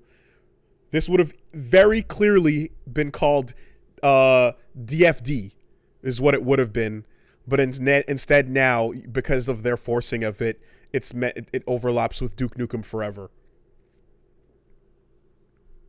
Yeah, man.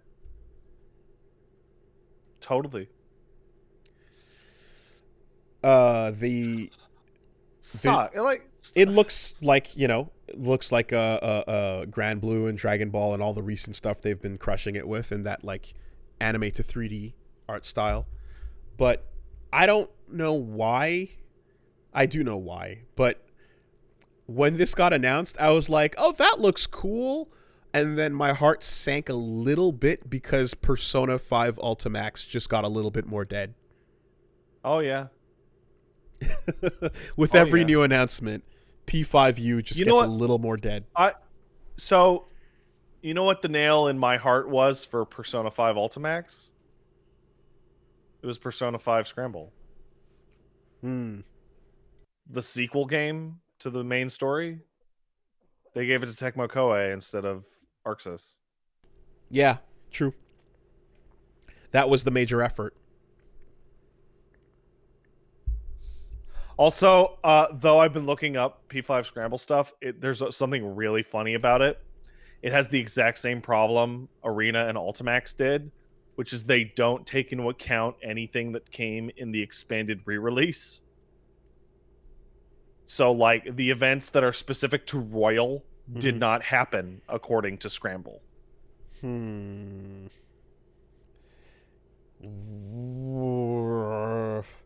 Wait, did the answer happen according to yes, the P3 spin-offs? Golden didn't. That's confusing. It sure is. Okay. Well, It sure is. I remember once upon a time we used to look at ArcSys and just go, all right, there's Team Red and there's Team Blue. Oh, wait, no, Marie happened. Okay, never mind. Wait, but then... Doesn't the anime decide what's canon? I don't know anymore. I just kind of thought the anime decided what was canon. Well, no, because if the anime decided what was canon, then that girl that gave you the beef bowl would be in the game. All right, I don't know. I can't believe she never made it into Golden. I don't know. And you know what? Not only do I not know, but it doesn't matter. Yeah, it's all canon. Who cares? It doesn't matter. None of this matters. So the yeah. Well, I mean, Woolie, nothing matters. Exactly. We're on a pop culture video game podcast. Couldn't Totally. be more pointless. Absolutely, 100%. That's my point. So, when I think back to the older days, I remember when it was like, okay, there's ArcSys, there's Team Red, and there's Team Blue, and that's all we need to know. And then, things started getting a little more complicated as they became the go-to fighting game anime franchise company. And now I don't know who's working on what. I know that Team Blue was working on Tag, and Red is obviously busy with Strive, but there must be many more teams at this point because Dragon Ball still has its content, and you know, well, I mean, Grand Blue they still don't has need its anybody content. to actually make that content. All they need to do is just change the colors around on a Goku, and then they're done. Sure, but actually there are still people working on that content, and then there's people working on stuff for Grand Blue. So yeah, I guess at some point we're looking at more teams, you know.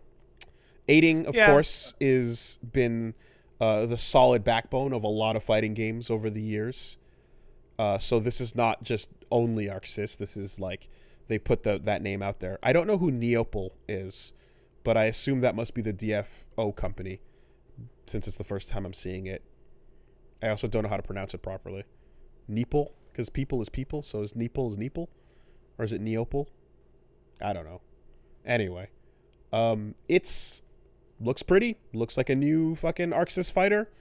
Oh, I didn't realize footage of it came out. Oh yeah, there's a trailer, and it looks all right. You know, looks. There's some characters doing some moves. I just saw like the logo, like tweet that kind of thing. Mm-hmm. Let's take a look at this thing. Not a fan of that logo. It's not the fanciest logo. Yeah, it's terrible. It's kind of just like a font thrown out there. Okay, maybe it's because I'm not personally familiar with Dungeon Fighter Online, but are these existing characters or are these like classes that have been... I could not tell you, but my guess would be their classes, because that's kind of how Min was describing the game to me last time he talked about it. Because this straight up looks like Arc System Works, the fighting game. Yep, their classes. So there you go. Okay. Like, I don't know how to describe it, other than like, this looks like what my mind's eye creates when I think of Arc System Works. But it's not it's designs from Dungeon Fighter Online. Sure. You know? But like, I look at this screenshot, and if I unfocus my eyes, I'm like, that's Blaze Blue, right? Nah, the 3D era of stuff is distinct from the 2D era of stuff, I would say. But yeah, I'm refer. Oh, that's Jam. That's just Jam. That's weird. If someone does a big old dragon kick, then yes, that's Jam Satonaka. Certainly. But whatever. The point is that I think the word has gotten out there that if you've got a franchise that you want a fighting game made for, and you want to beat League of Legends to the punch, get ArcSys on the case. Just get them in there. Now, how long they will be able to support 4 or 5 live games, we don't know. Because don't worry. I'm sure they'll drop support for one of them soon enough. Dragon Ball is active. This will be active. Strive will be active. Grand Blue will be active. There will be 4 at a time. I imagine if they're making money, they have the ability to staff up a main team and then leave a skeleton crew on maintenance. Absolutely. 100%. That's how that would look. And, like, just grow over time. Mm-hmm. The biggest question, of course, that everyone who lives on this side of the earth wants to know is, does it have rollback? And that has not yet been answered, but they've made their feedback clear, because I want to say, like, a huge chunk, a sizable chunk of replies, comments, and overall just feedback has been rollback or get the fuck out. You know? Show rollback or I don't care. No rollback, no buy. And every variant thereof. So we're in that every age. now and then We're there. Float by people talking about Grand Blue Versus and be like, wow, this game is great. It is completely unplayable for me. Even in that time when people wanted it, it was never as concentrated as it is now. That this is the first major game announcement where immediately upon first footage of the game, people are like, yeah, that's nice, looks pretty, don't care. Can I play it online? You still can't safely go to locals. You probably won't for like a year or maybe more. So this is the voices have been loud enough and loud and clear. This is the response you love to see it. You love to see it. You love to see, hey, confirm it. Let us know. That's all we care about. I know it's pretty. I know you know how to make the games look good. I know how you know how to make the fucking fan service. And it'll play good too. I bet it'll be pretty good. There will probably be some titty, some waifus will be there. There will be. There might even be some moob. Can I play it though? Let me know. Like, really? Will I be able to play it? Let me on the internet. So that's Dungeon and Fighter Duel. I don't want to say DNF. God. You're not allowed. The deal we have here is you make a weird English name using this language, and then we get to abbreviate it to something that is, like, utterable. This is the deal. The really bizarre thing is that it doesn't even follow actual English language acronym. No, it doesn't. Like you were right when you mentioned it earlier. It literally is DFD. People are going to call it DFD. You know, you don't get to decide because you don't understand how this fucking works. And is a preposition. It's not a verb or a noun. It doesn't get capitalized in your sentence. Therefore, it doesn't get a capital when you acronymize it. And if I'm a Western developer and I make a game with a Japanese title, then you get to... You're an asshole and you should feel bad. But you also get to fucking decide how that should be listed when the time comes, you know? Kakuto Chojin.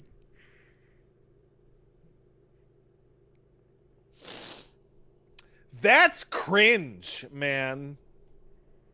Nah, dude, it's based. No, that is not based. That is cringe. Kakuto Chojin is based. No. Based as fuck. Did you see that edit of fucking Huey getting thrown off the boat? No. He's yelling, I'm based as fuck. I'm based and red-pilled as fuck. You're... Fuck you, Snake.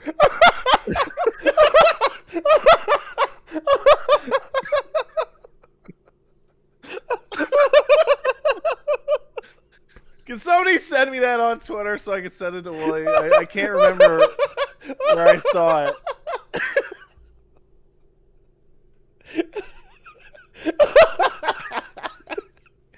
Get on the fucking boat. Get out of here, Huey. You fucking asshole. You jerk. Oh man. Oh, that's strong. Huey's yelling that out over the sound of the waves as you get drifted away.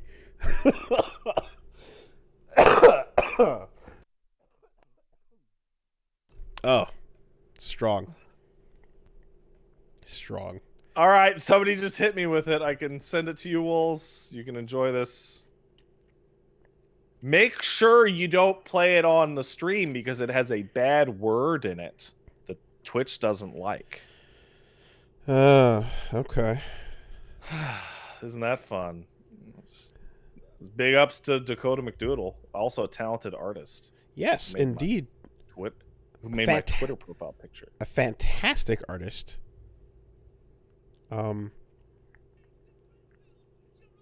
Actually, you don't even need the sound. You can just look at the subtitles.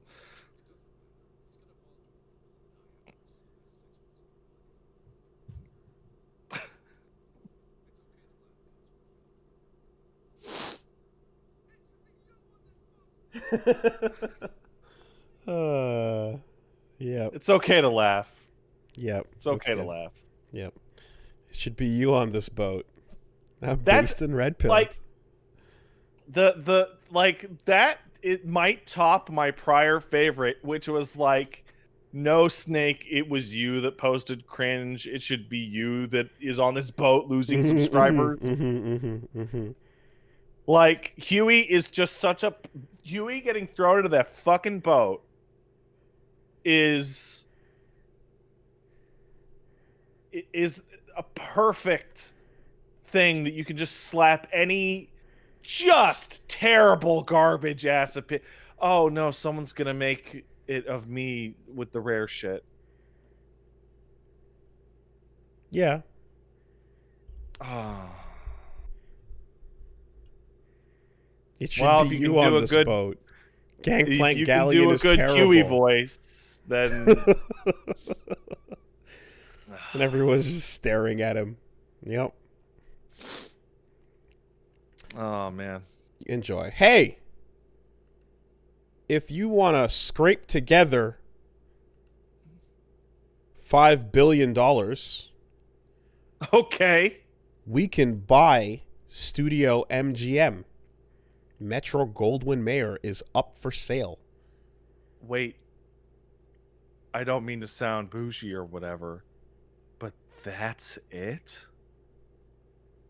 That's a legendary movie studio that's made like 39 million James Bond movies. They have, and it's worth $5 billion on the it's up for sale for $5 billion. Yeah. That's everything. Wow, they're falling apart. I think it might be like after people have gotten in and gotten out and taken their share. I also think that probably there's a lot of movies that were made in association with that were not them exclusively, right? So James Bond films, yes, but there's a lot of movies that are MGM partially funded where they don't own what's going on. The list of things they do own as a franchise includes 21 Jump Street, The Addams Family, All Dogs Go to Heaven, Bill and Ted, Barbershop, Carrie, Clash of the Titans. Oh, I misunderstood old numbers. That's not as low as I thought. The Dragon Tattoo series, The Hobbit, Legally Blonde, Pink Panther, Poltergeist, RoboCop, Rocky, Species, and Teen Wolf. Good old Team Wolf. In addition to, of course, James Bond. Wait, did I just say Team Wolf? I think You I sure did. Well, I mean, So yeah, all-star lineup. You'd be buying it for the James Bond license. You get the You'd be James buying Bond. it for the fucking You James Bond get license. you get your James Bond out of that. You do what you can. Yeah. I mean, hey, look, we also like it's. I'm not. This is the. I'm not surprised because it's like, how many studios are suffering enough this year that they're just like, we're out. Fuck the sale. You know, just dissolve and grab what you can. Hollywood's everything's gotta change permanently. The weird part being, hopefully Hollywood just goes away. That would actually be the best for everyone. the weird part is that there is literally the last Bond movie with Daniel Craig shot, just not sold to anyone yet. They have it. That is weird. They're trying to find a buyer, but you know, it's just sitting there. So like, there's some stuff, and obviously Bill and Ted, right, was coming back. So there's stuff that's shot just sitting there right now. But I think the last news on the last Bond movie was they're looking to find an outlet. Yep. So that's big. And What a weird situation. a little bit.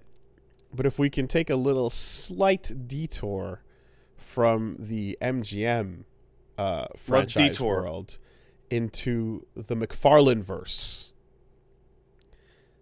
we can stop and see what's going on with good old Todd, because there was an interview that Michael Jai White I thought did. you were gonna talk about Seth.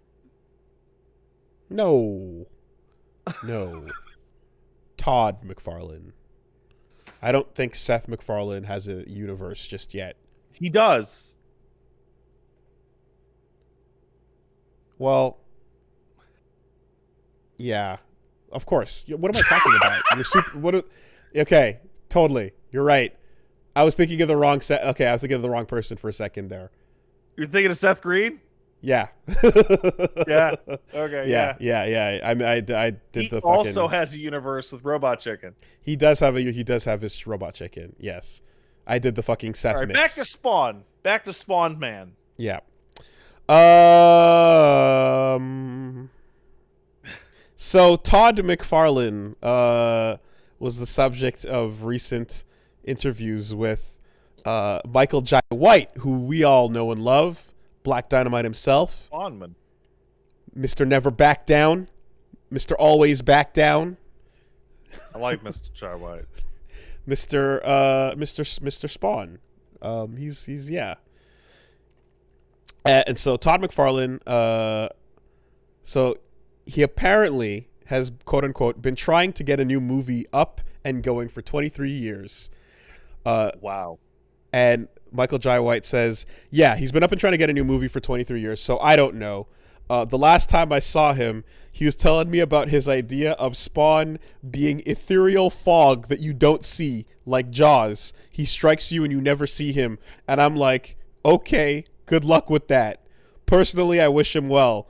That would be a major investment. What is up with creatives and Hollywood people and the fog? What is up with that? Why is it always like a mist and a fog monster? Michael Jai every White, fucking time? Michael Jai White is like, what? And then the rumors about him possibly taking charge as the writer and director, to which Michael Jai White replies, I don't know Todd to be a director at all. It's kind of like Stan Lee. He created the character, but he doesn't direct him, and I guess somebody would have to pony up a lot of money for Todd to direct for his first time movie idea he has. I've heard about Jamie Foxx starring in it. I wish them well. I don't know. Maybe it continues because this is what people like to hear from Todd McFarlane. He can get attention by promising another Spawn. I don't get it. So, yep. That's the state of Spawn. And I can appreciate the tone and the what's being the call out. I can appreciate it because Really, I feel similar whenever you hear about something and people go, "Hey, what's the latest on this thing that doesn't exist?" Like the It Metal Gear still doesn't movie exist. or Reboot or whatever, and they're like, "You know this thing or affiliated with this thing. What's That the fucking, Uncharted movie's coming, man. And you're like, "I don't fucking know. It doesn't exist. What do you want?" So he's just like, "Yeah, fuck this." Like something about some mist, whatever. Who knows? I mean, for fuck's sake, we live in a universe in which there are movies like Chaos Walking that have been completely shot, then completely reshot top to bottom and been done for multiple years and just not released. What is that? Chaos Walking is a little fun movie that I like to keep tabs on.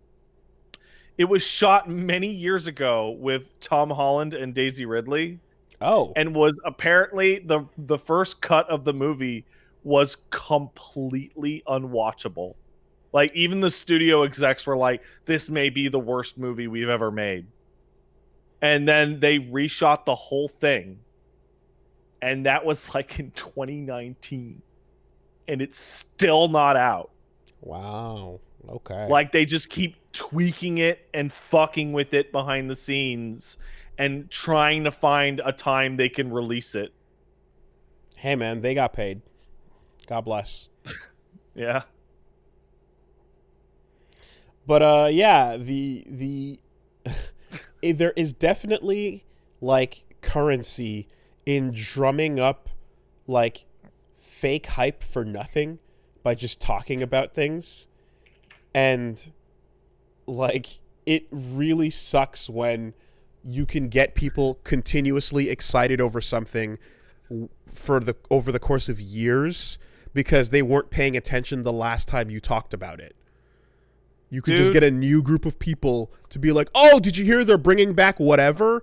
And anyone who heard it last time is like, "Yeah, I guess, whatever," or they forgot. But you have nothing to say for like 10 fucking years. I feel like we brought it up like 2 weeks ago when we talked about it, but I feel like it's actually impossible to fully get people, a lot of the people listening to this, to appreciate the way we say this.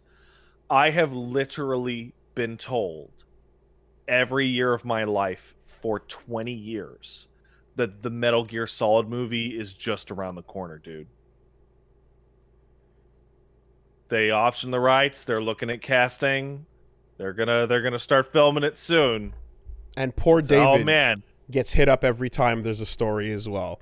Because people hearing it for the first time or people with fucking Beatle memory are going, "Are you going to be in it?" And it's just like, at what point does the human use pattern recognition to see the same story leading to nothing? At what point does pattern recognition turn a light on in your brain so that you realize this subject has no ending and it's the same thing over and over again? When does it happen? Will it be the next time? I don't know. But I'm like, it's weird to me that people aren't catching on. It's weird to me that I have to point out that fucking the next time the Def Jam Twitter account posts some pictures about what they should be doing for the upcoming fucking game, that it doesn't mean anything. Is no one paying attention? How many do you need? How many false starts do you need? The Def Jam Twitter one feels like somebody like fucking with people on purpose. It's crazy. That's the worst one. Is it just a fresh batch of people every time? I don't know. Yeah, yes. It's two things. One is the fresh people, and the second one is people that don't pay as much attention to it because they don't care as much. Right? People that go, "Oh, cool! I saw on Twitter there's a new Def Jam coming. Cool." And that's it. That's the extent of the association. Like, people who are like, "Oh yeah, the Uncharted movie's coming out," don't remember back when it was being reported that the Uncharted movie was about a family of international art thieves, so antique thieves. Yep. And I think they wanted Yep. Joe Pesci to play the dad. And it was like, oh, was that the Spy Kids era? Was that in response to the Spy Kids fucking phenomenon? It's like, yeah, people who think that movie's coming out don't remember that entire year of being told that was totally gonna come out. I remember reading about that at work. Making this up. Like, how many times, guys? How many fucking times? On fucking Eurogamer.net articles 2010-12-01, Uncharted movie wanders off the map. Director David O. Russell recently divulged plot details. Expands on Naughty Dog's narrative, recasting Drake as a member of a family of globe-trotting antique dealers. This idea really turns me on, that there's a family that's a force to be reckoned with in the world of international art and antiquities. A family that deals with heads of state and heads of museums and metes out justice.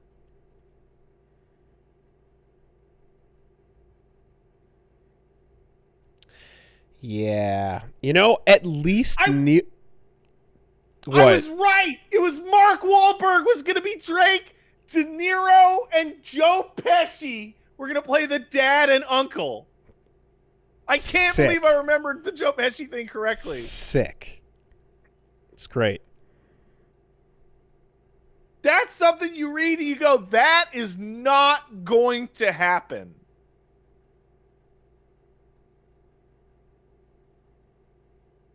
Yeah.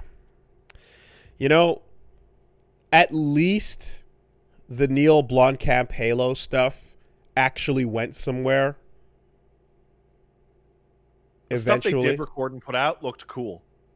Because that was on that list of, like, how long are we going to be hearing about this for? You know? Man, Bungie tanked that. You know that? Like, Microsoft was all good to go, and that's Bungie what I heard. That's what I heard. It was really simple. Neil was working on it, and he had all this cool shit he wanted to do. And Bungie was like telling Microsoft that you had to walk into every meeting with this giant Bible that was like 2,000 pages. Mm-hmm. And it can't contradict any of this shit. And they'd be like, okay, and then they would just shoot whatever they wanted anyway. And then somebody would come over and was like, well, actually, you know, this doesn't work because of the, and just fucking completely fell apart. They got to put out the landfall shit though, right? Yeah. The what couple of shorts to you know, you got something out of it. But yeah, it's exhausting that these stories come and go and come and go and come and go, and like anyone who is paying even remotely close attention just goes, wait, didn't I hear about this last time? Didn't it fucking go nowhere? You know. Anyway. Yes. So.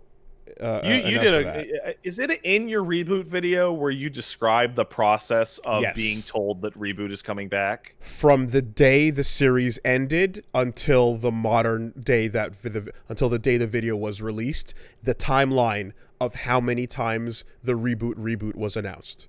Yes, because that's probably the best description. Like, if you guys want to know more about this nonsense of like, no, it's totally coming, bro, when it's a massive lie, that is a perfect microcosm / timeline / explanation of the process, where you went into exhaustive detail of like, no, it's totally happening. Well, there's no other way to present that to what was thousands of people contacting me to ask if I knew about the reboot once a year, every single year. Like, I needed to make a definitive answer to thousands of people asking me if I knew about this stupid thing. It was ridiculous. It was absolutely absurd how many people had no idea how many times this thing would fucking come back, you know? So yeah. So that's what's fucking happening over there. God bless Spawn. Hopefully. Oh, and his smoke, yeah.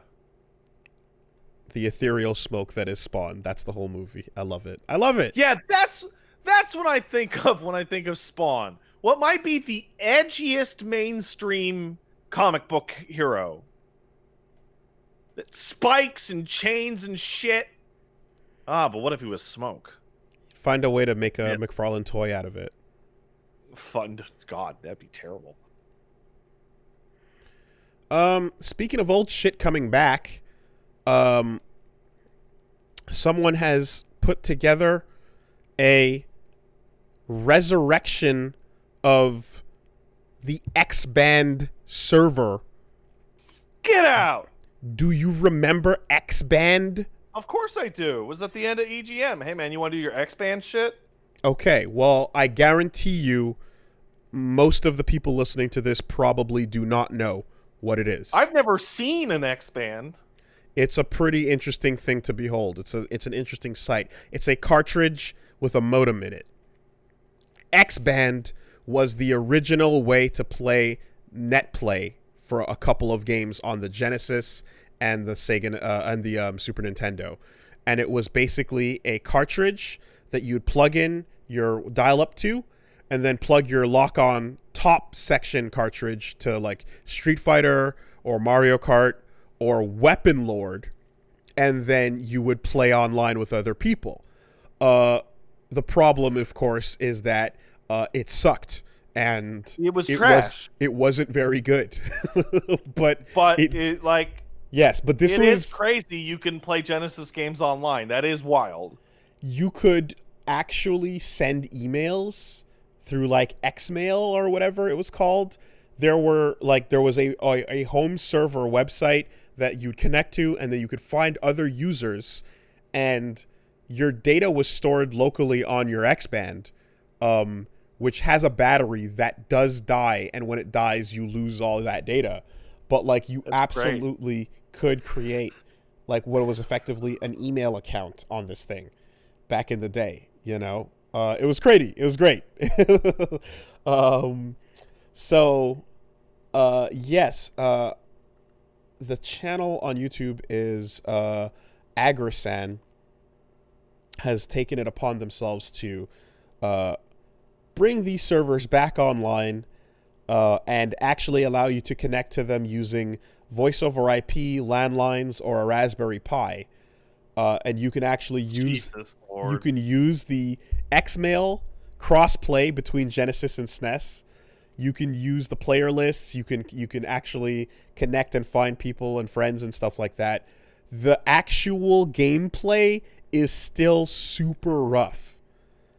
In perfect conditions with a voice over IP adapter, you can get a smooth game of Mario Kart running, but right now it's still extremely spotty and busted up. And just like XBAND. Yes. But if you're a retro enthusiast that wants to actually try playing games legitimately off of your cartridge on multiplayer, you can do it like this. So, hey man, like resurrecting old tech and giving you an option to, at the very least, archive what this was is great. History needs archives. You know, why the fuck not? There's a full detail on like getting a battery to replace the dead one that you probably have inside your XBAND. And the supported games for the SNES right now are Mario Kart and Super Street Fighter 2. Weapon Lord is currently not supported, I believe. But yeah, this is one of those fucking just fascinating little digs, you know? And I'm always a fan of seeing things like Metal Gear 3 Online coming back, or, you know, other games that are otherwise dead getting hosted by fan-made servers. So this is just another one of those, you know? XBAND. I miss Metal Gear Solid 3 Online, man. It's great. That was a good It's game. great to see people get that shit going. There's a lot of people that want to play things with the actual original hardware. And you know, if this can be set up to get like perfect net play, that'd be fucking cool. Wouldn't that be non-accurate? Yeah. but it'd be cool to be able to do it on the hardware nonetheless. I don't know. It's complicated. It is, but to people who care to that degree, the option should be available. If you give enough of a fuck that you want that absolutely perfect, unemulated experience with your SNES hardware or your Genesis hardware, you should have that. Then, if they can get this running, it's great. I mean, there's games that are not. There's games that are not perfectly emulated in a lot of cases too, or there's like slight differences to sound or slight differences to, different ways that things run. So, yeah, fun little project out there. XBAND coming back. Punch Planet has a new character, Arnoid. It's a big old robot. Oh, I remember when that was just a shadow on the screen. So now you can see it. I believe it's available on the Apple Store build for now on the Apple Arcade. No, Steam as well. There you go. Yeah. Arnoid. It's a robot, and it moves like a robot, and it attacks basically by, like, sticking its limbs out and sort of, like, it's... The style looks great for the game. It's basically almost like a cooler version of Rob the Robot. It has full aerial control with a little, like, flight mode, little lasers, hammer of dawns. How could any robot be cooler than Rob the Robot? How could you say that? By having slightly bigger proportions. No, by doing anything. Rob the Robot sucks. I was being facetious. You're right. It's great. Arnoid looks cool. Called Arnoid? Is that like R, just the word, the letter No, R? ARN-01D. I'm just calling him Arnoid because that's what it looks like. Wouldn't that be Arnold? Could be. The one could be an L or an I. My brain turned it into an I. Oh, wow. That's a robot. It's a robot. That's just a robot. That's like your printer attacking you. It looks like a printer up top with big old, like, Ed 209 legs below. Or Metal Gear Rex legs below. Yeah. That's really funny. Punch Planet looking strong. Oh, excuse me. NieR Reincarnation coming out on February 18th. So that's the Which one is that? That's the mobile. Oh. They're going to have a crossover event with NieR Automata, in which 9S, 2B, and it seems like A2 will be playable in that game at launch. Oh, cool. So check that out. And I want to, seeing the trailer, I kind of want to go, okay, well, this is a fun little non-canonical thing. And then you go, wait, no, you can't say that until you know for sure. Oh, man, if you want, oh, this is totally non-canon, isn't it? Followed by, wait, what? Oh, man, that FF14 quest line went in, like, so they have the big part on the odd-numbered ones, and then they have a little side quest that takes, like, half an hour, like, on the even-numbered ones, and the last one is... It's literally crazier than anything that happens in Automata. My friend was screaming at me. She was telling me, like, dude, like, holy fuck what they're doing with this stuff. And I'm like, okay. Like, it's going to be that the 14 quest line is the Rosetta Stone to the series. Oh, Yoko, you fucking son of a bitch. Like, it's so out there. God. Like, Yoko knows. He knows that you don't have to make everything matter. You can make some things not matter and just be little cool nods to stuff that people know and like. But nah, though. None of it's irrelevant. It all has to matter. So, Fuck. You Yeah. see that? You saw an interview of him recently where he's getting super pissed off that people call the protagonist of NieR. No. He's like, that's not his name. His name is Protagonist. You name him yourself. But everyone calls him NieR. I hate it. And then the interviewer is like, didn't you call him NieR in some of the drama CDs and novels? And he's like, yeah, the publisher made me. So wait, who's NieR? But NieR's nothing. NieR's the name of the game. He doesn't have a canon name. It's whatever you name him. Because I was always on about how it was kind of weird that the franchise is named after this main protagonist from this game, but in the end, they had to go with it because people know what it is. So the sequels have nothing to do with this character, but we're still calling the games these NieR because that's the name that was already out there. No. What?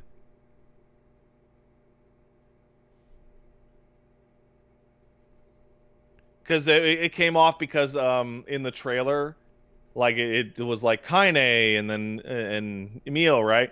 And then it shows protagonist.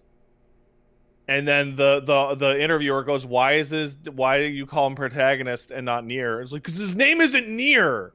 It's like, Yoko, are you insane? Oh my god, I think he's actually insane. And then he goes like, well, we made sure that no one ever calls him by his name in the game ever. Yeah, it has an RPG insert your name thing, sure, but yeah, and then people are like, wait, isn't, like the interviewer points out, but what about all those parts where like characters saying NieR this or NieR that? And he's like, well, that's because you named him that way. Oh my god. That's like, it's like, this is like getting mad that anyone dare call him Chrono. Or you, Narukami.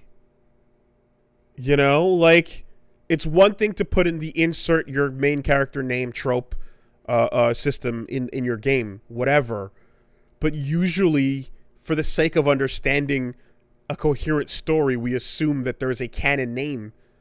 And in this case, it's all the fuck. It's always really funny to me because whenever they're like, the main character has no name, the first thing that the community of that game does is fight to discover what they're going to call the character. Minato Arisato. Yeah. And then the movies changed it, but that's still the one that I have in my head. Right? And then like the Fallout games. Like what is the name of the Fallout characters? They all actually have names, right? There's the Vault Dweller, the Chosen One, the Lone Wanderer, the Courier, and I forget what the guy in 4 is called. But like, they all have titles, right? What's the main character's name in Shin Megami Tensei Nocturne? Demi-Fiend. Demi-Fiend. That's not his name. But too bad now it's his name. His name is Demi-Fiend. Joker gets to fly by Joker in Smash Brothers. Right? That was their solution. That was their obvious solution to that His name's problem. Akira, but they get to fly by Joker. Because, like, there's so much... Like, dude, playing through Persona 4, it is so awkward how they have to dance around the fact that your character can have any name. Mm-hmm. Like, there are some parts where Yosuke goes, all right, let's do it, leader. Leader. Like, fucking, ugh. You try saying that to this guy. Yeah. Okay, buddy. But then again, Byleth is just Byleth, right? Yeah. And that's fine. Like, just do the thing where they ask you what the name of the character is, and it says Cloud, and then you can choose to delete it. But if you press OK, it's Cloud. And then the voice acting is there for Cloud. Oh, boy. Well, now you're asking a lot. Oh, man. when I was playing Shining Force 2, it asked you to fucking name your character, right? I would name him whatever. I'd usually name him Pat because of course I did. And then like many years into playing that game, I decided to make another run. Like, I wonder what happens if you just hit end with nothing on it, right? Mm. And it goes, "Did you pick Bowie?" I'm like, "What? What? That name sucks!" And I was so mad because I felt like the game like changed my character's name to a shittier name. It's good. Oh, it's a great last name. I think it's a terrible first name. I've given up And in on Shining Force 1, it's the worst because the main character's name is just Max. Like, if the world is such that it calls for me to make a self-insert, then so be it, right? If I'm playing Monster Hunter or a Souls game, then so be it. But if at all there is a story that exists without a self-insert, I want that 10 times out of 10. Yeah, and I mean, there's obvious ways around it. In Monster Hunter, they easily get around it by just calling you Hunter. Right? If you want the character's name to be whatever they want and like aggressively whatever they want, right? Then make it so that there's a title or job or something, right? That they call you. Like, imagine if you could choose your character's name in Ghost of Tsushima, right? Mm-hmm. Then it would work fine as long as they always called you Ghost. Ghost, yeah. Or by your title before that. Right, yeah. Mm-hmm. Yeah. Hey, you know how you were like, oh, whatever that fucking Mando guy is? Yeah. He's the Mandalorian. Yeah. There you go. Bam it. I actually confused myself on that more because I know more about that than I should because I called him Mandalore first. And then my brain went, wait, no, is he Mandalore? I don't even know. I didn't watch the show. He's probably not actually Mandalore. You're getting yourself all wired up in a bunch of weird wires. Am I? I don't know. He's the Mandalorian. Okay. That's it. Anyway, that upsets me to know that Yoko is mad at that. And it also upsets me extra hard because it's not like NieR has an actual definition then. You're yelling about people calling him NieR, but then you won't say what NieR actually is. Fuck you. Yeah, NieR's a made-up word. That sucks. I guess it made sense to everyone that it would be the character's name because it's a made-up word. That's so fucking frustrating. Like, define the thing then. Because you have an undefined thing that is the title of the franchise, and then you have this unnamed character, so people put 2 and 2 together, and you say A is not A, and B is not B, so then, okay, then tell us what A is. Right. People are saying it means curse. I don't know what language that is. And if it's a made-up language, it doesn't count. NieR means Japanese sword. Okay. Well, It does. You're right. Yeah. So we'll see if that collaboration event is or is not canon, but playable to be in 9S coming to the mobile in February when it launches. Bloodstained Ritual of the Night is getting something called Classic Mode, where the game basically is rearranged to resemble old Castlevania with the stairways. Oh, good. And the candles and the screen scrolls. So you can check that out. I think it's just like 5 levels and a couple of bosses, but in January it's getting an update for that. So yeah, that's fun. Cool. It's nice that there is that Bloodstained is kind of like continuously getting support. I like that franchise continues to be a thing. It's good.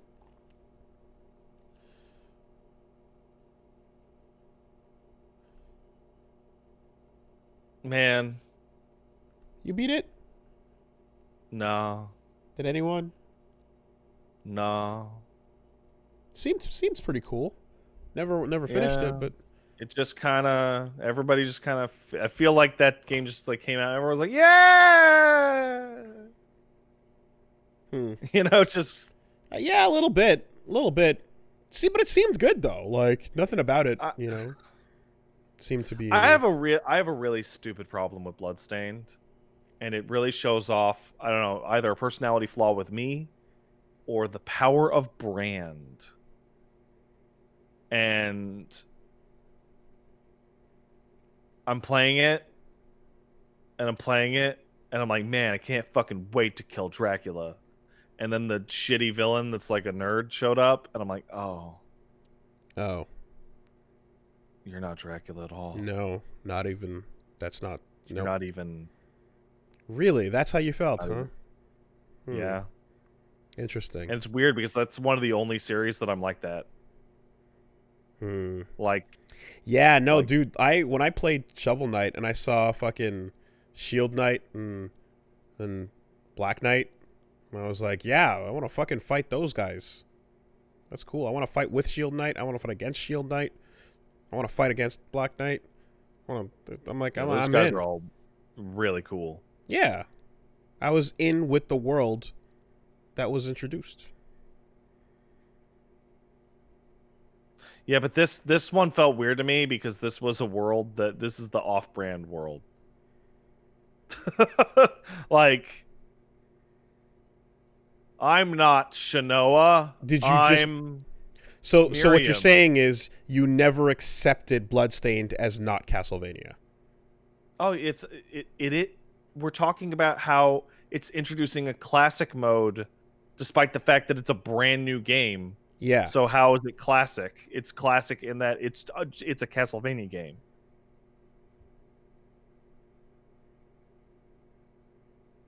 It doesn't. It's not trying like, particularly. It even portrays itself as a Castlevania spinoff. Yeah. No, it's not trying to, like, say that it's not referencing all of Castlevania because it clearly is, like, a spiritual successor. But I mean, it still gets to be its own thing, though, within that. No, it doesn't.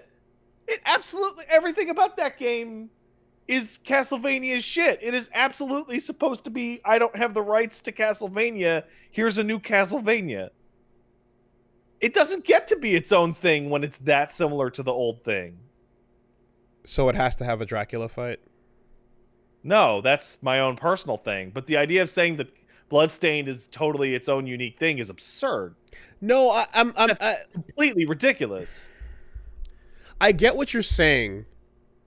What I'm trying to, like, there's like a half truth here where I'm trying to say that it's clearly meant to be a spiritual successor. But I guess within that it can have its own identity. Like, there can be a little bit of that at the same time. Like, it can have a unique identity as Bloodstained while still being in that thing. I totally disagree when it follows the formula so exactly. Like, Blasphemous, if it was made by Iga, while also being very similar to Castlevania and a Metroidvania and all that, could totally maintain its own identity because Blasphemous has tons of shit going on that's different. You know, like, part of this is straight up a new Castlevania game that doesn't have the rights to Castlevania. So I definitely don't know enough to be able to say whether it's trying to be one or not because I haven't beaten it, right? I haven't played it through to enough beyond the first hour or so.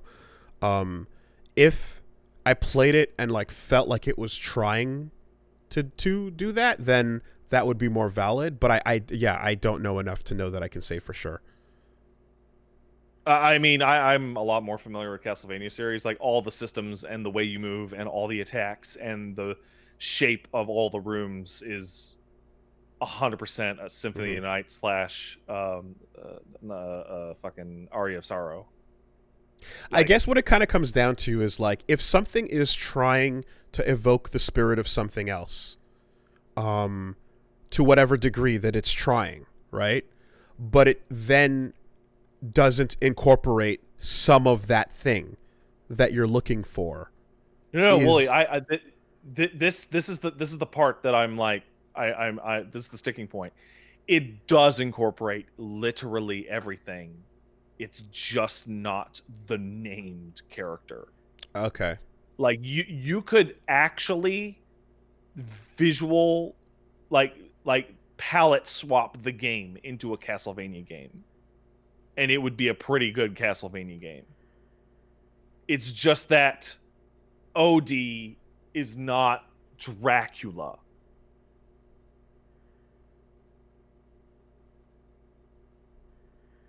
Like, that's my problem with it. But the idea that Bloodstained is like meaningfully different from Castlevania is complete nonsense.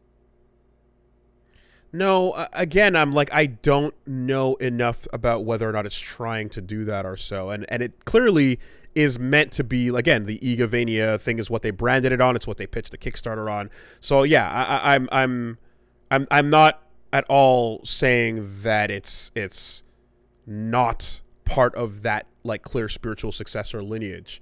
That's what it is. That's what it's pitching. That's what you're there for. What I'm trying to say is what I was in the middle of saying is like, if something is a spiritual successor to something else, and it's evoking a lot of these things from a thing that you know, but there's some of those things it doesn't evoke. If it doesn't grab all of the things, or if there's something that the only thing missing, it doesn't evoke is the named characters. But what the end of my sentence is it allowed to do that / is that okay? Absolutely. That's why I keep saying over and over, like, it is a personal thing for me that I just want to fight Dracula. It's the name swap. So what if the game allowed you... I have like a weird romantic idea of fighting Dracula.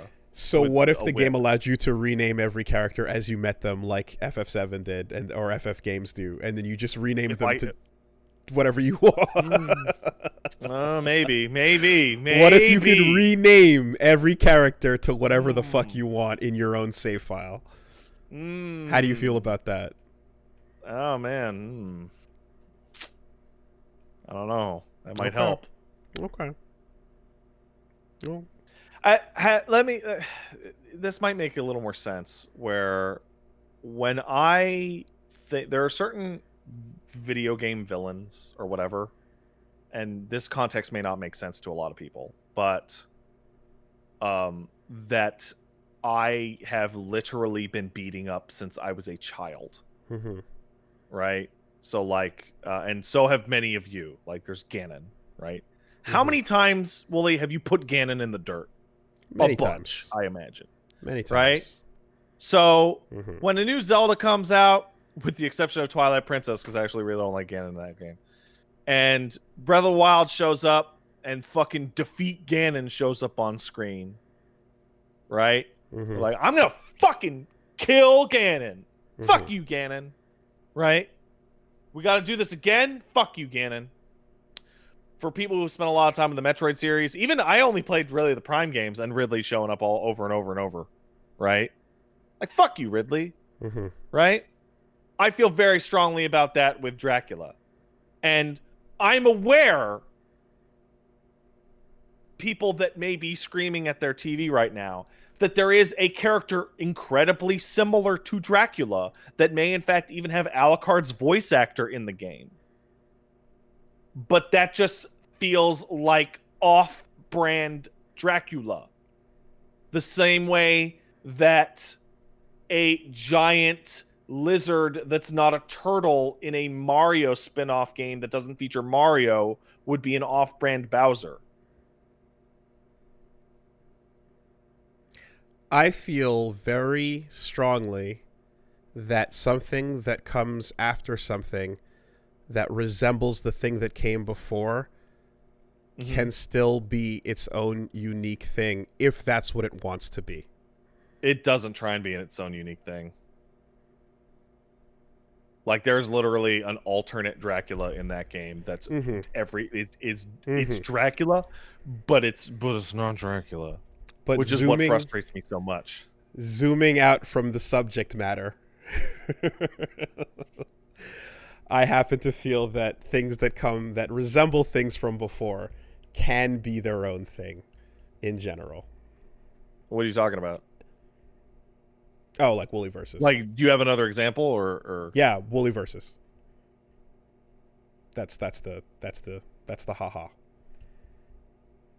I mean, it's clearly its own thing, but your channel is clearly the closest to the old channel. It is with the intention like of by a country mile. Certainly.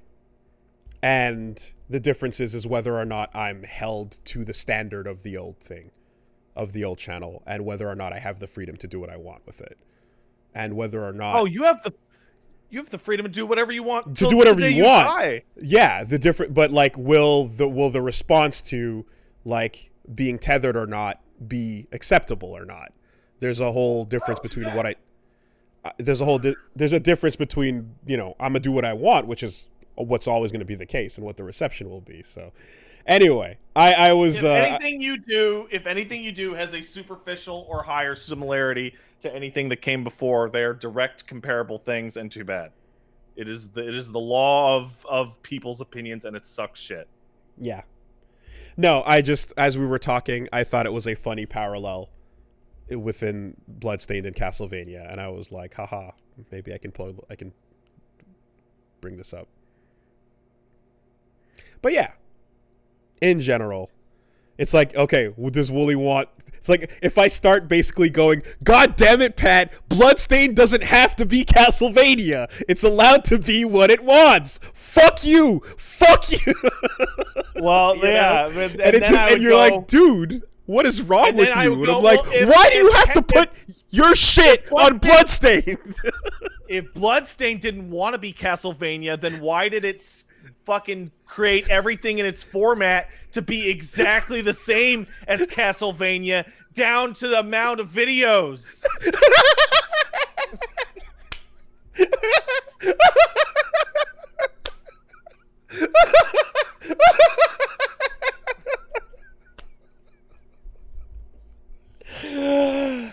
Touche. Oh, fuck. Yeah. What? What are we talking about? Bloodstained, Ritual of the Night. Oh, yeah. You got a whip in that game. You know that?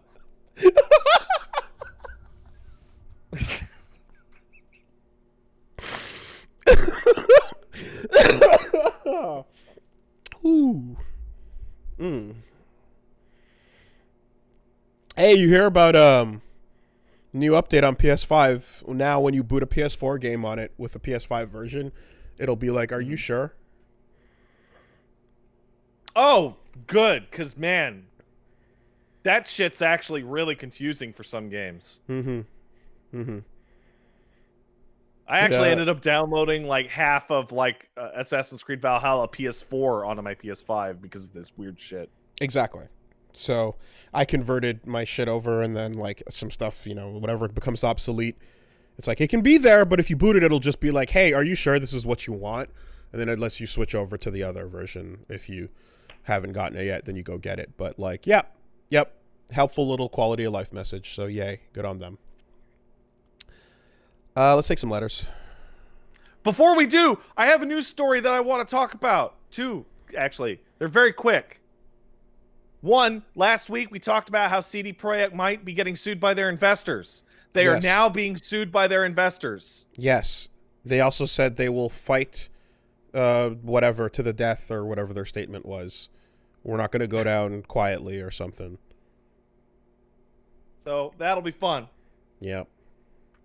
The second, I look forward to the inappropriate invoking of civil rights at some point during this battle. Oh, yeah. We'll get to see the Polish version of that nonsense. I don't know if it'll be any different. And also, my heart goes out to many of you Dragon Ball fans who might have had their super rare Goku fall into the ocean. What? I don't know if you saw that, Woolie. Is this the gacha Dragon Ball thing? No, this is like super expensive, made to order like, numbered rare ultra edition ultra instinct Gokus literally tipped off the boat and fell into the ocean. Toys? Yeah. That sucks. Oh man, what a bummer. Like the shipping containers literally fell off the boat. Oh, dude. And are just sitting at the bottom of the ocean now. There's footage of that? No, but I sent you an article from Screen Rant. Rare Dragon Ball Super Gokus may have been lost at sea. Oh no. Oh, that sucks. Because the shipping freighter like lost a shit zillion of its cargo containers, and people got updates on their Goku saying there may be a shipping delay with your Goku indefinitely. Damn. And then when people looked, they figured out that the shipping boat that had all the containers fall off was the one with the Gokus. God, that's a bummer. Deep in the Pacific on some random island, every 120 years from now, there will be a beach just awash in Gokus. Guess you'll have to pick a more interesting character or you don't get your money back.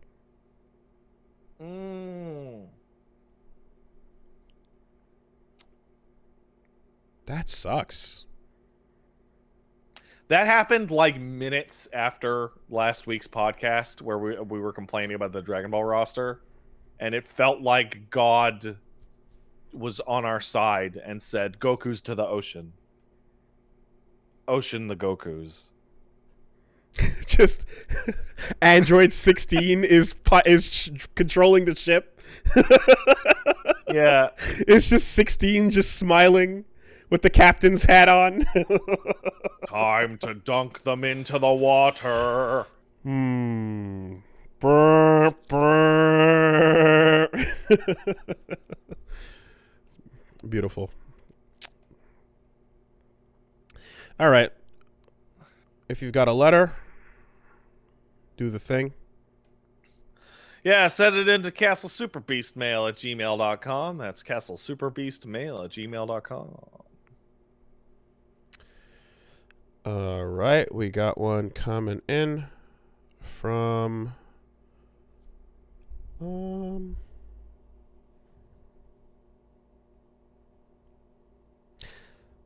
Mike says, hey, Souls Coach and Holiday Streamer, browsing the subreddit over the weekend, I found the thread that talks about bizarrely specific story tropes that are absurdly prevalent. And I was wondering, what have you found that applies to multiple works? For example, no matter what, seemingly competent and effective Yakuza bosses will not kill subordinates who are causing problems before shit gets real bad, even when the problem-causing subordinates are being super obvious about it, and characters loyal to the boss are ready to kill the people causing problems. I don't want to say that this is a spoiler, Woolie. This is literally a plot element in every single Yakuza game I have ever played. So I assume that's what the person was talking about, because I'm like, otherwise I have no idea what the fuck you're talking about. There is literally every organization in every game has a star screen. Okay, but fine, I get that, understood. But for this to make sense, to say something is absurdly prevalent across multiple franchises, it has to exist outside of more than just Yakuza. And okay, well, it also exists in Transformers. Also, though, but Megatron wants Starscream dead very often. You know? Yes. But he doesn't because he's useful. In Yakuza, or rather, if we're talking about a situation where it's I don't know, close to something where the consequences matter, I would assume that you don't want to kill someone on your team that's causing you problems until you absolutely have no choice, because a body is the ultimate problem. And even just going on Sopranos rules, it's yeah, if one of your subordinates is an issue and you got to get rid of them, you do it, but you don't just do it willy-nilly if they're not, if it's not a super, super, super serious problem, you know? So I I just think imagine that the nature and gravity of the situation has to be worth the trouble of offing somebody and covering your tracks up. they really should have offed all those people, though. They're all they you know, like, I should have killed you when I had the chance. Every Yeah, variation of that sentence has always been true. sure. Just are we in a world where killing people is as hard to do as it should be? You know? I don't know, man. I never killed anybody. So that's it. If the fictional world has consequences to doing that, then I can believe that someone would want to hold off on willy-nilly wiping out their own people, because it's going to be a fucking problem otherwise, you know? So I will say one thing, however, Wolves, is that while you are correct, the characters in the stories you were describing just create bodies all over without a second thought. You In mean some cases, randomly. you mean like in terms of like just random battles, No. heat moves? I mean, there are parts. No, I mean, there are parts in the Yakuza storyline. I won't say which game. But they'll just like, this random person on the street is bothering me. Bang. Okay. Well, Like, yeah, I can't. I'll you know just go disappear that person. Mm-hmm. And again, the person who makes those decisions can be the type of person who shows you that, like, hey, they don't give a fuck about the consequences, right? If you establish that someone doesn't give a shit about the consequences of their actions, then you can have them do whatever the fuck they want. Yeah. But if you're trying to have somebody or a group or an organization that wants to minimize the amount of fucking problems it's dealing with, then you know, my brain says, yeah, they don't want to fucking have to hide a body and deal with everything that comes with it, you know, until it's absolutely necessary. Because that's how it I will works say, in, like, if other I have to take one crime absurd stories. absurd trope, it's the one that you and I bring up every time. So I'm not gonna go too deep into it. He was the coolest guy, man. Sure.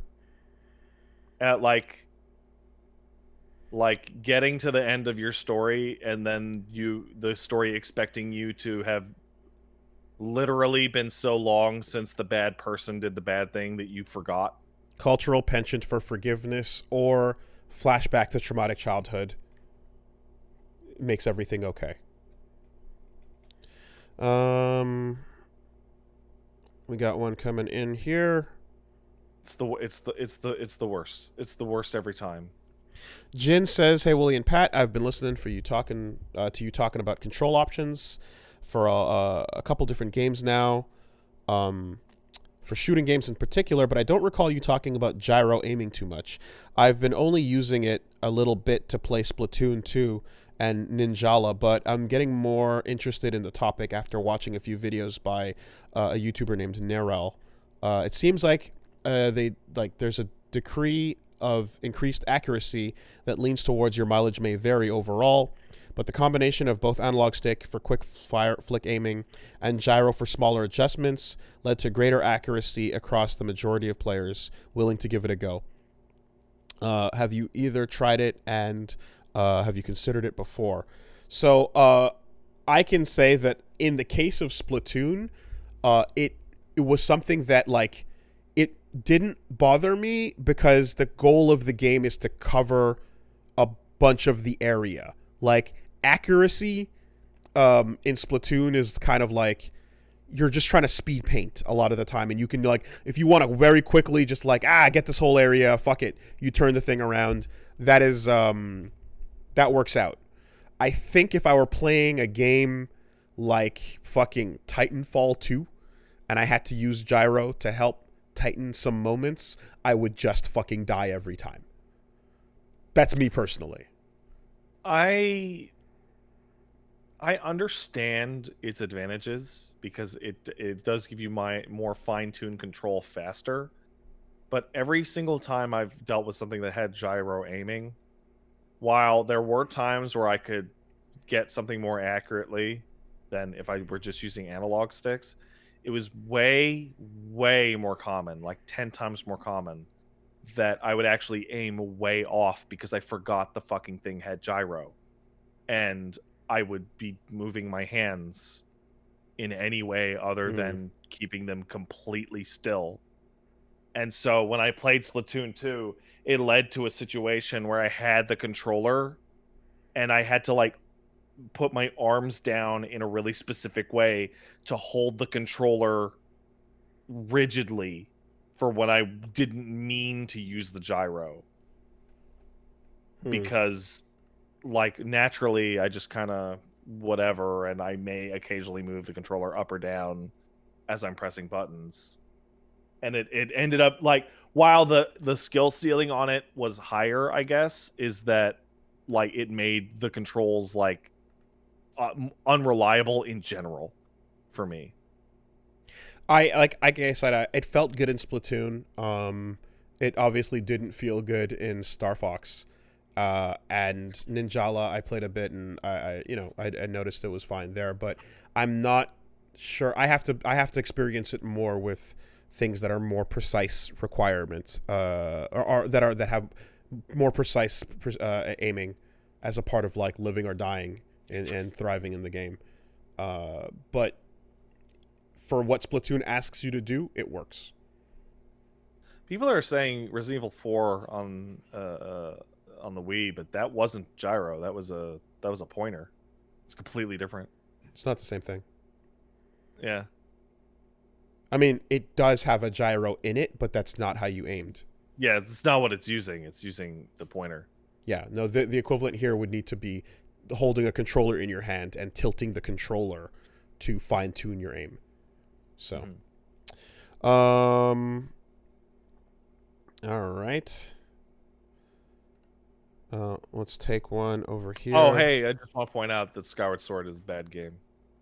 Good for you. I'm just going to do that. James says, Power Rangers continues to do it right.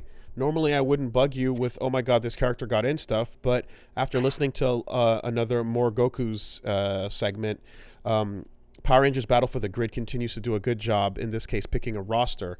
Scorpina was just added, and a lot of people were like, who? But the thing is, Scorpina is from Mighty Morphin.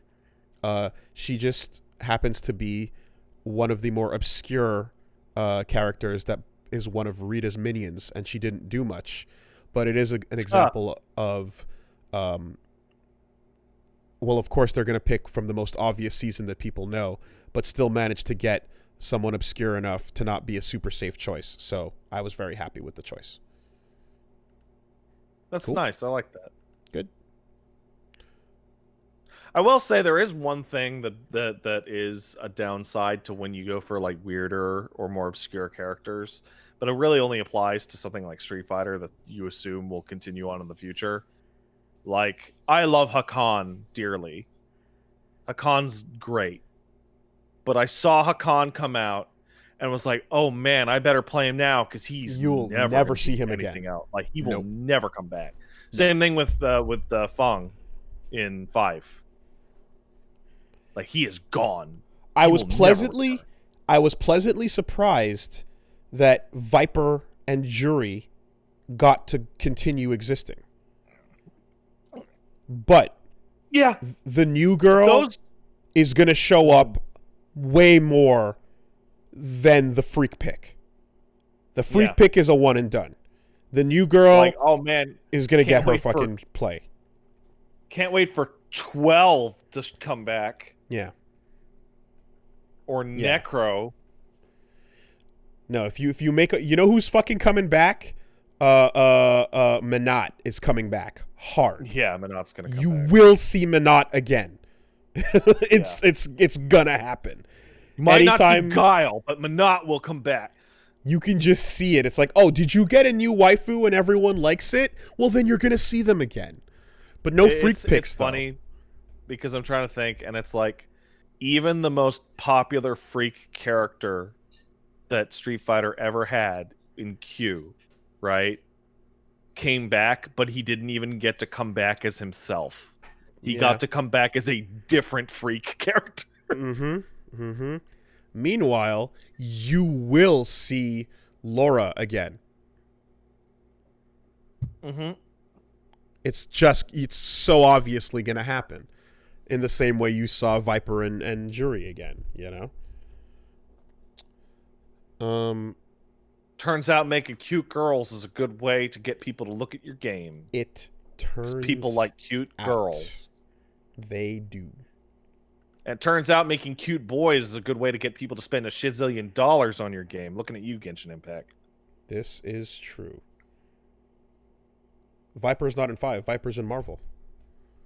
Mm-hmm.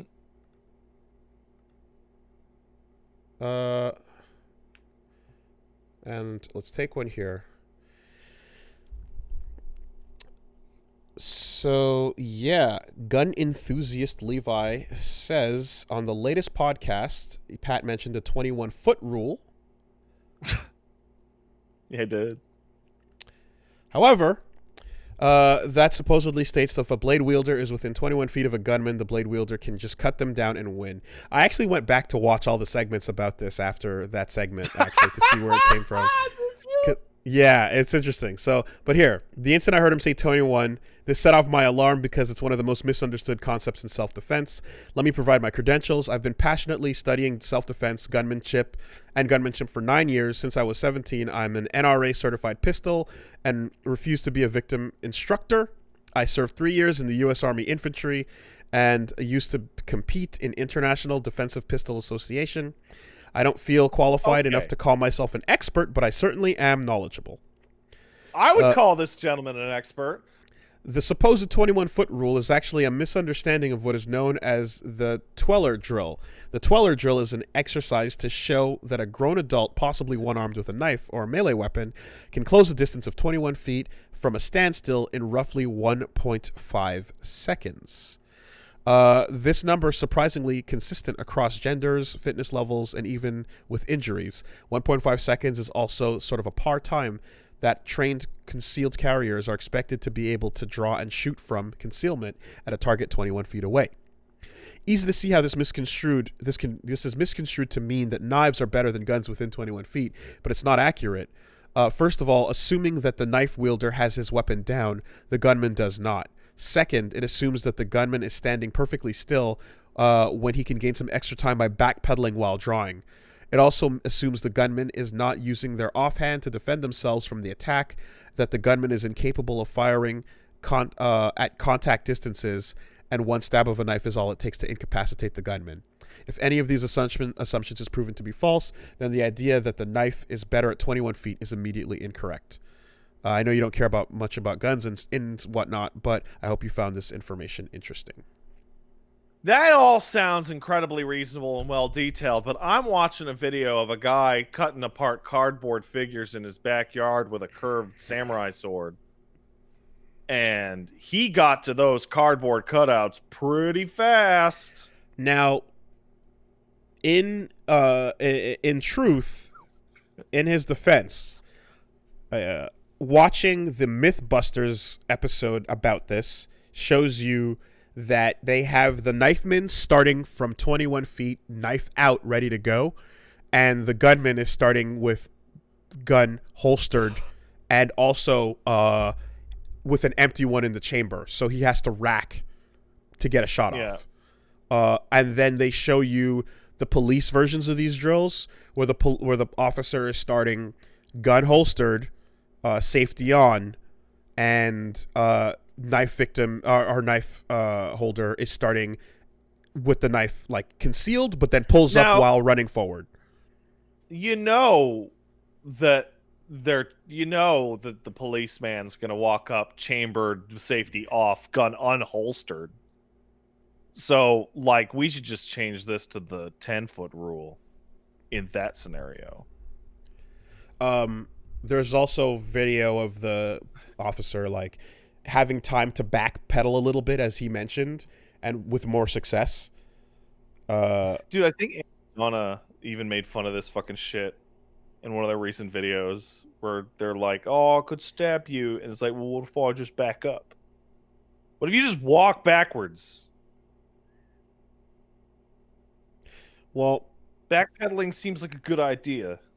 Yeah, but you see, the real problem is that no one is talking about the 2-foot witch time rule, in which the knife stabber puts the knife where you were, but then the cop backflips in a big sexy manner and goes, "Can't touch me." And then the clock initiates. This is a big argument in the I mean, I hit it into the YouTube, and there's tons of videos on this, like all from sort of like embarrassing shit baby sources to Mythbusters to like official drills to TV shows, and that's all well and good. But many years ago, when I still listened to the Giant Bombcast, a way more interesting argument was formed, and that was, Woolie, in front of you, you can have a baseball bat or a knife, and you have to fight the guy with the other one. Mm-hmm. Which one do you grab? Baseball bat. I would grab the knife in a second. Baseball bat free. Yeah? Mm-hmm. Free. Go knife 100%. Okay. This can go a lot of ways. The bat has the range. This can go a lot of ways. I would way rather be hit with a bat than get stabbed. But if you are being hit with a bat anywhere on your body, being stabbed with a knife anywhere on your body sucks. Being hit with a bat sucks. Full swing anywhere on your body, it also sucks. Sucks enough that I don't think you're going to flinch it off. Now, I have been hit with a bat. And let me tell you, fucking sucks. Yeah. Other thing, if you take that full swing home run charge and release, and you aim not for the obvious center mass, but let's say legs. For the fucking knees in motion. Oh man, yeah, you go that's the end of movement. So here, head is murder. Head is murder. Yeah. Legs is immobility. Done and done. Now here's the question: is the wood or a metal bat? Because the wood bat's going to be way heavier, but also way slower. Mm-hmm. But like a metal bat, like I could totally take a metal bat. I feel extraordinarily confident in my ability to physically strength weapon versus dex metal weapon, bat. man. A metal bat. Strength weapon versus I don't dex have any weapon. confidence in my ability to be stabbed. Neither do I, but if I don't have confidence in my ability to do the stabbing better than the person swinging the bat at me. You just get it in there, man.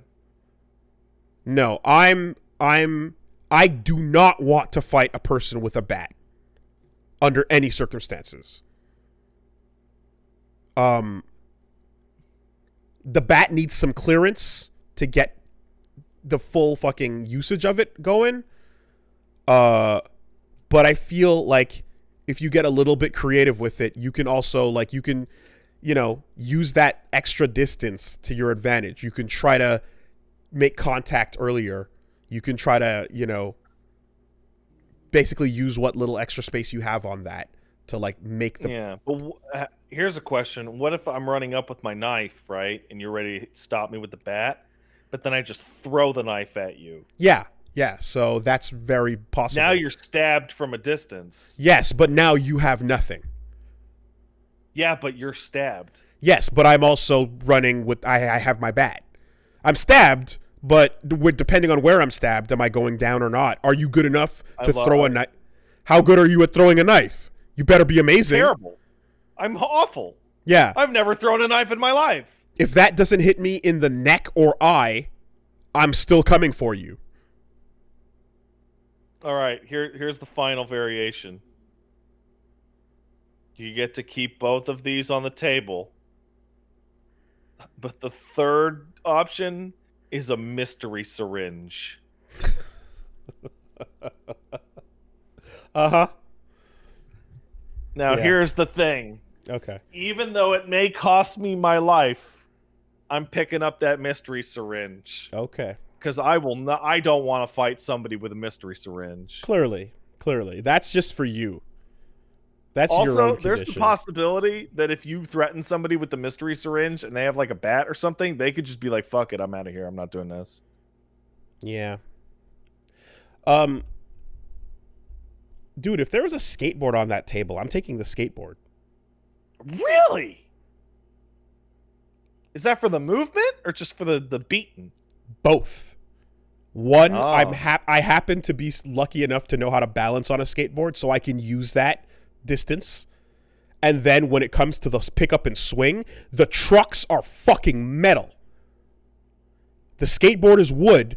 The trucks are metal. That is lethal.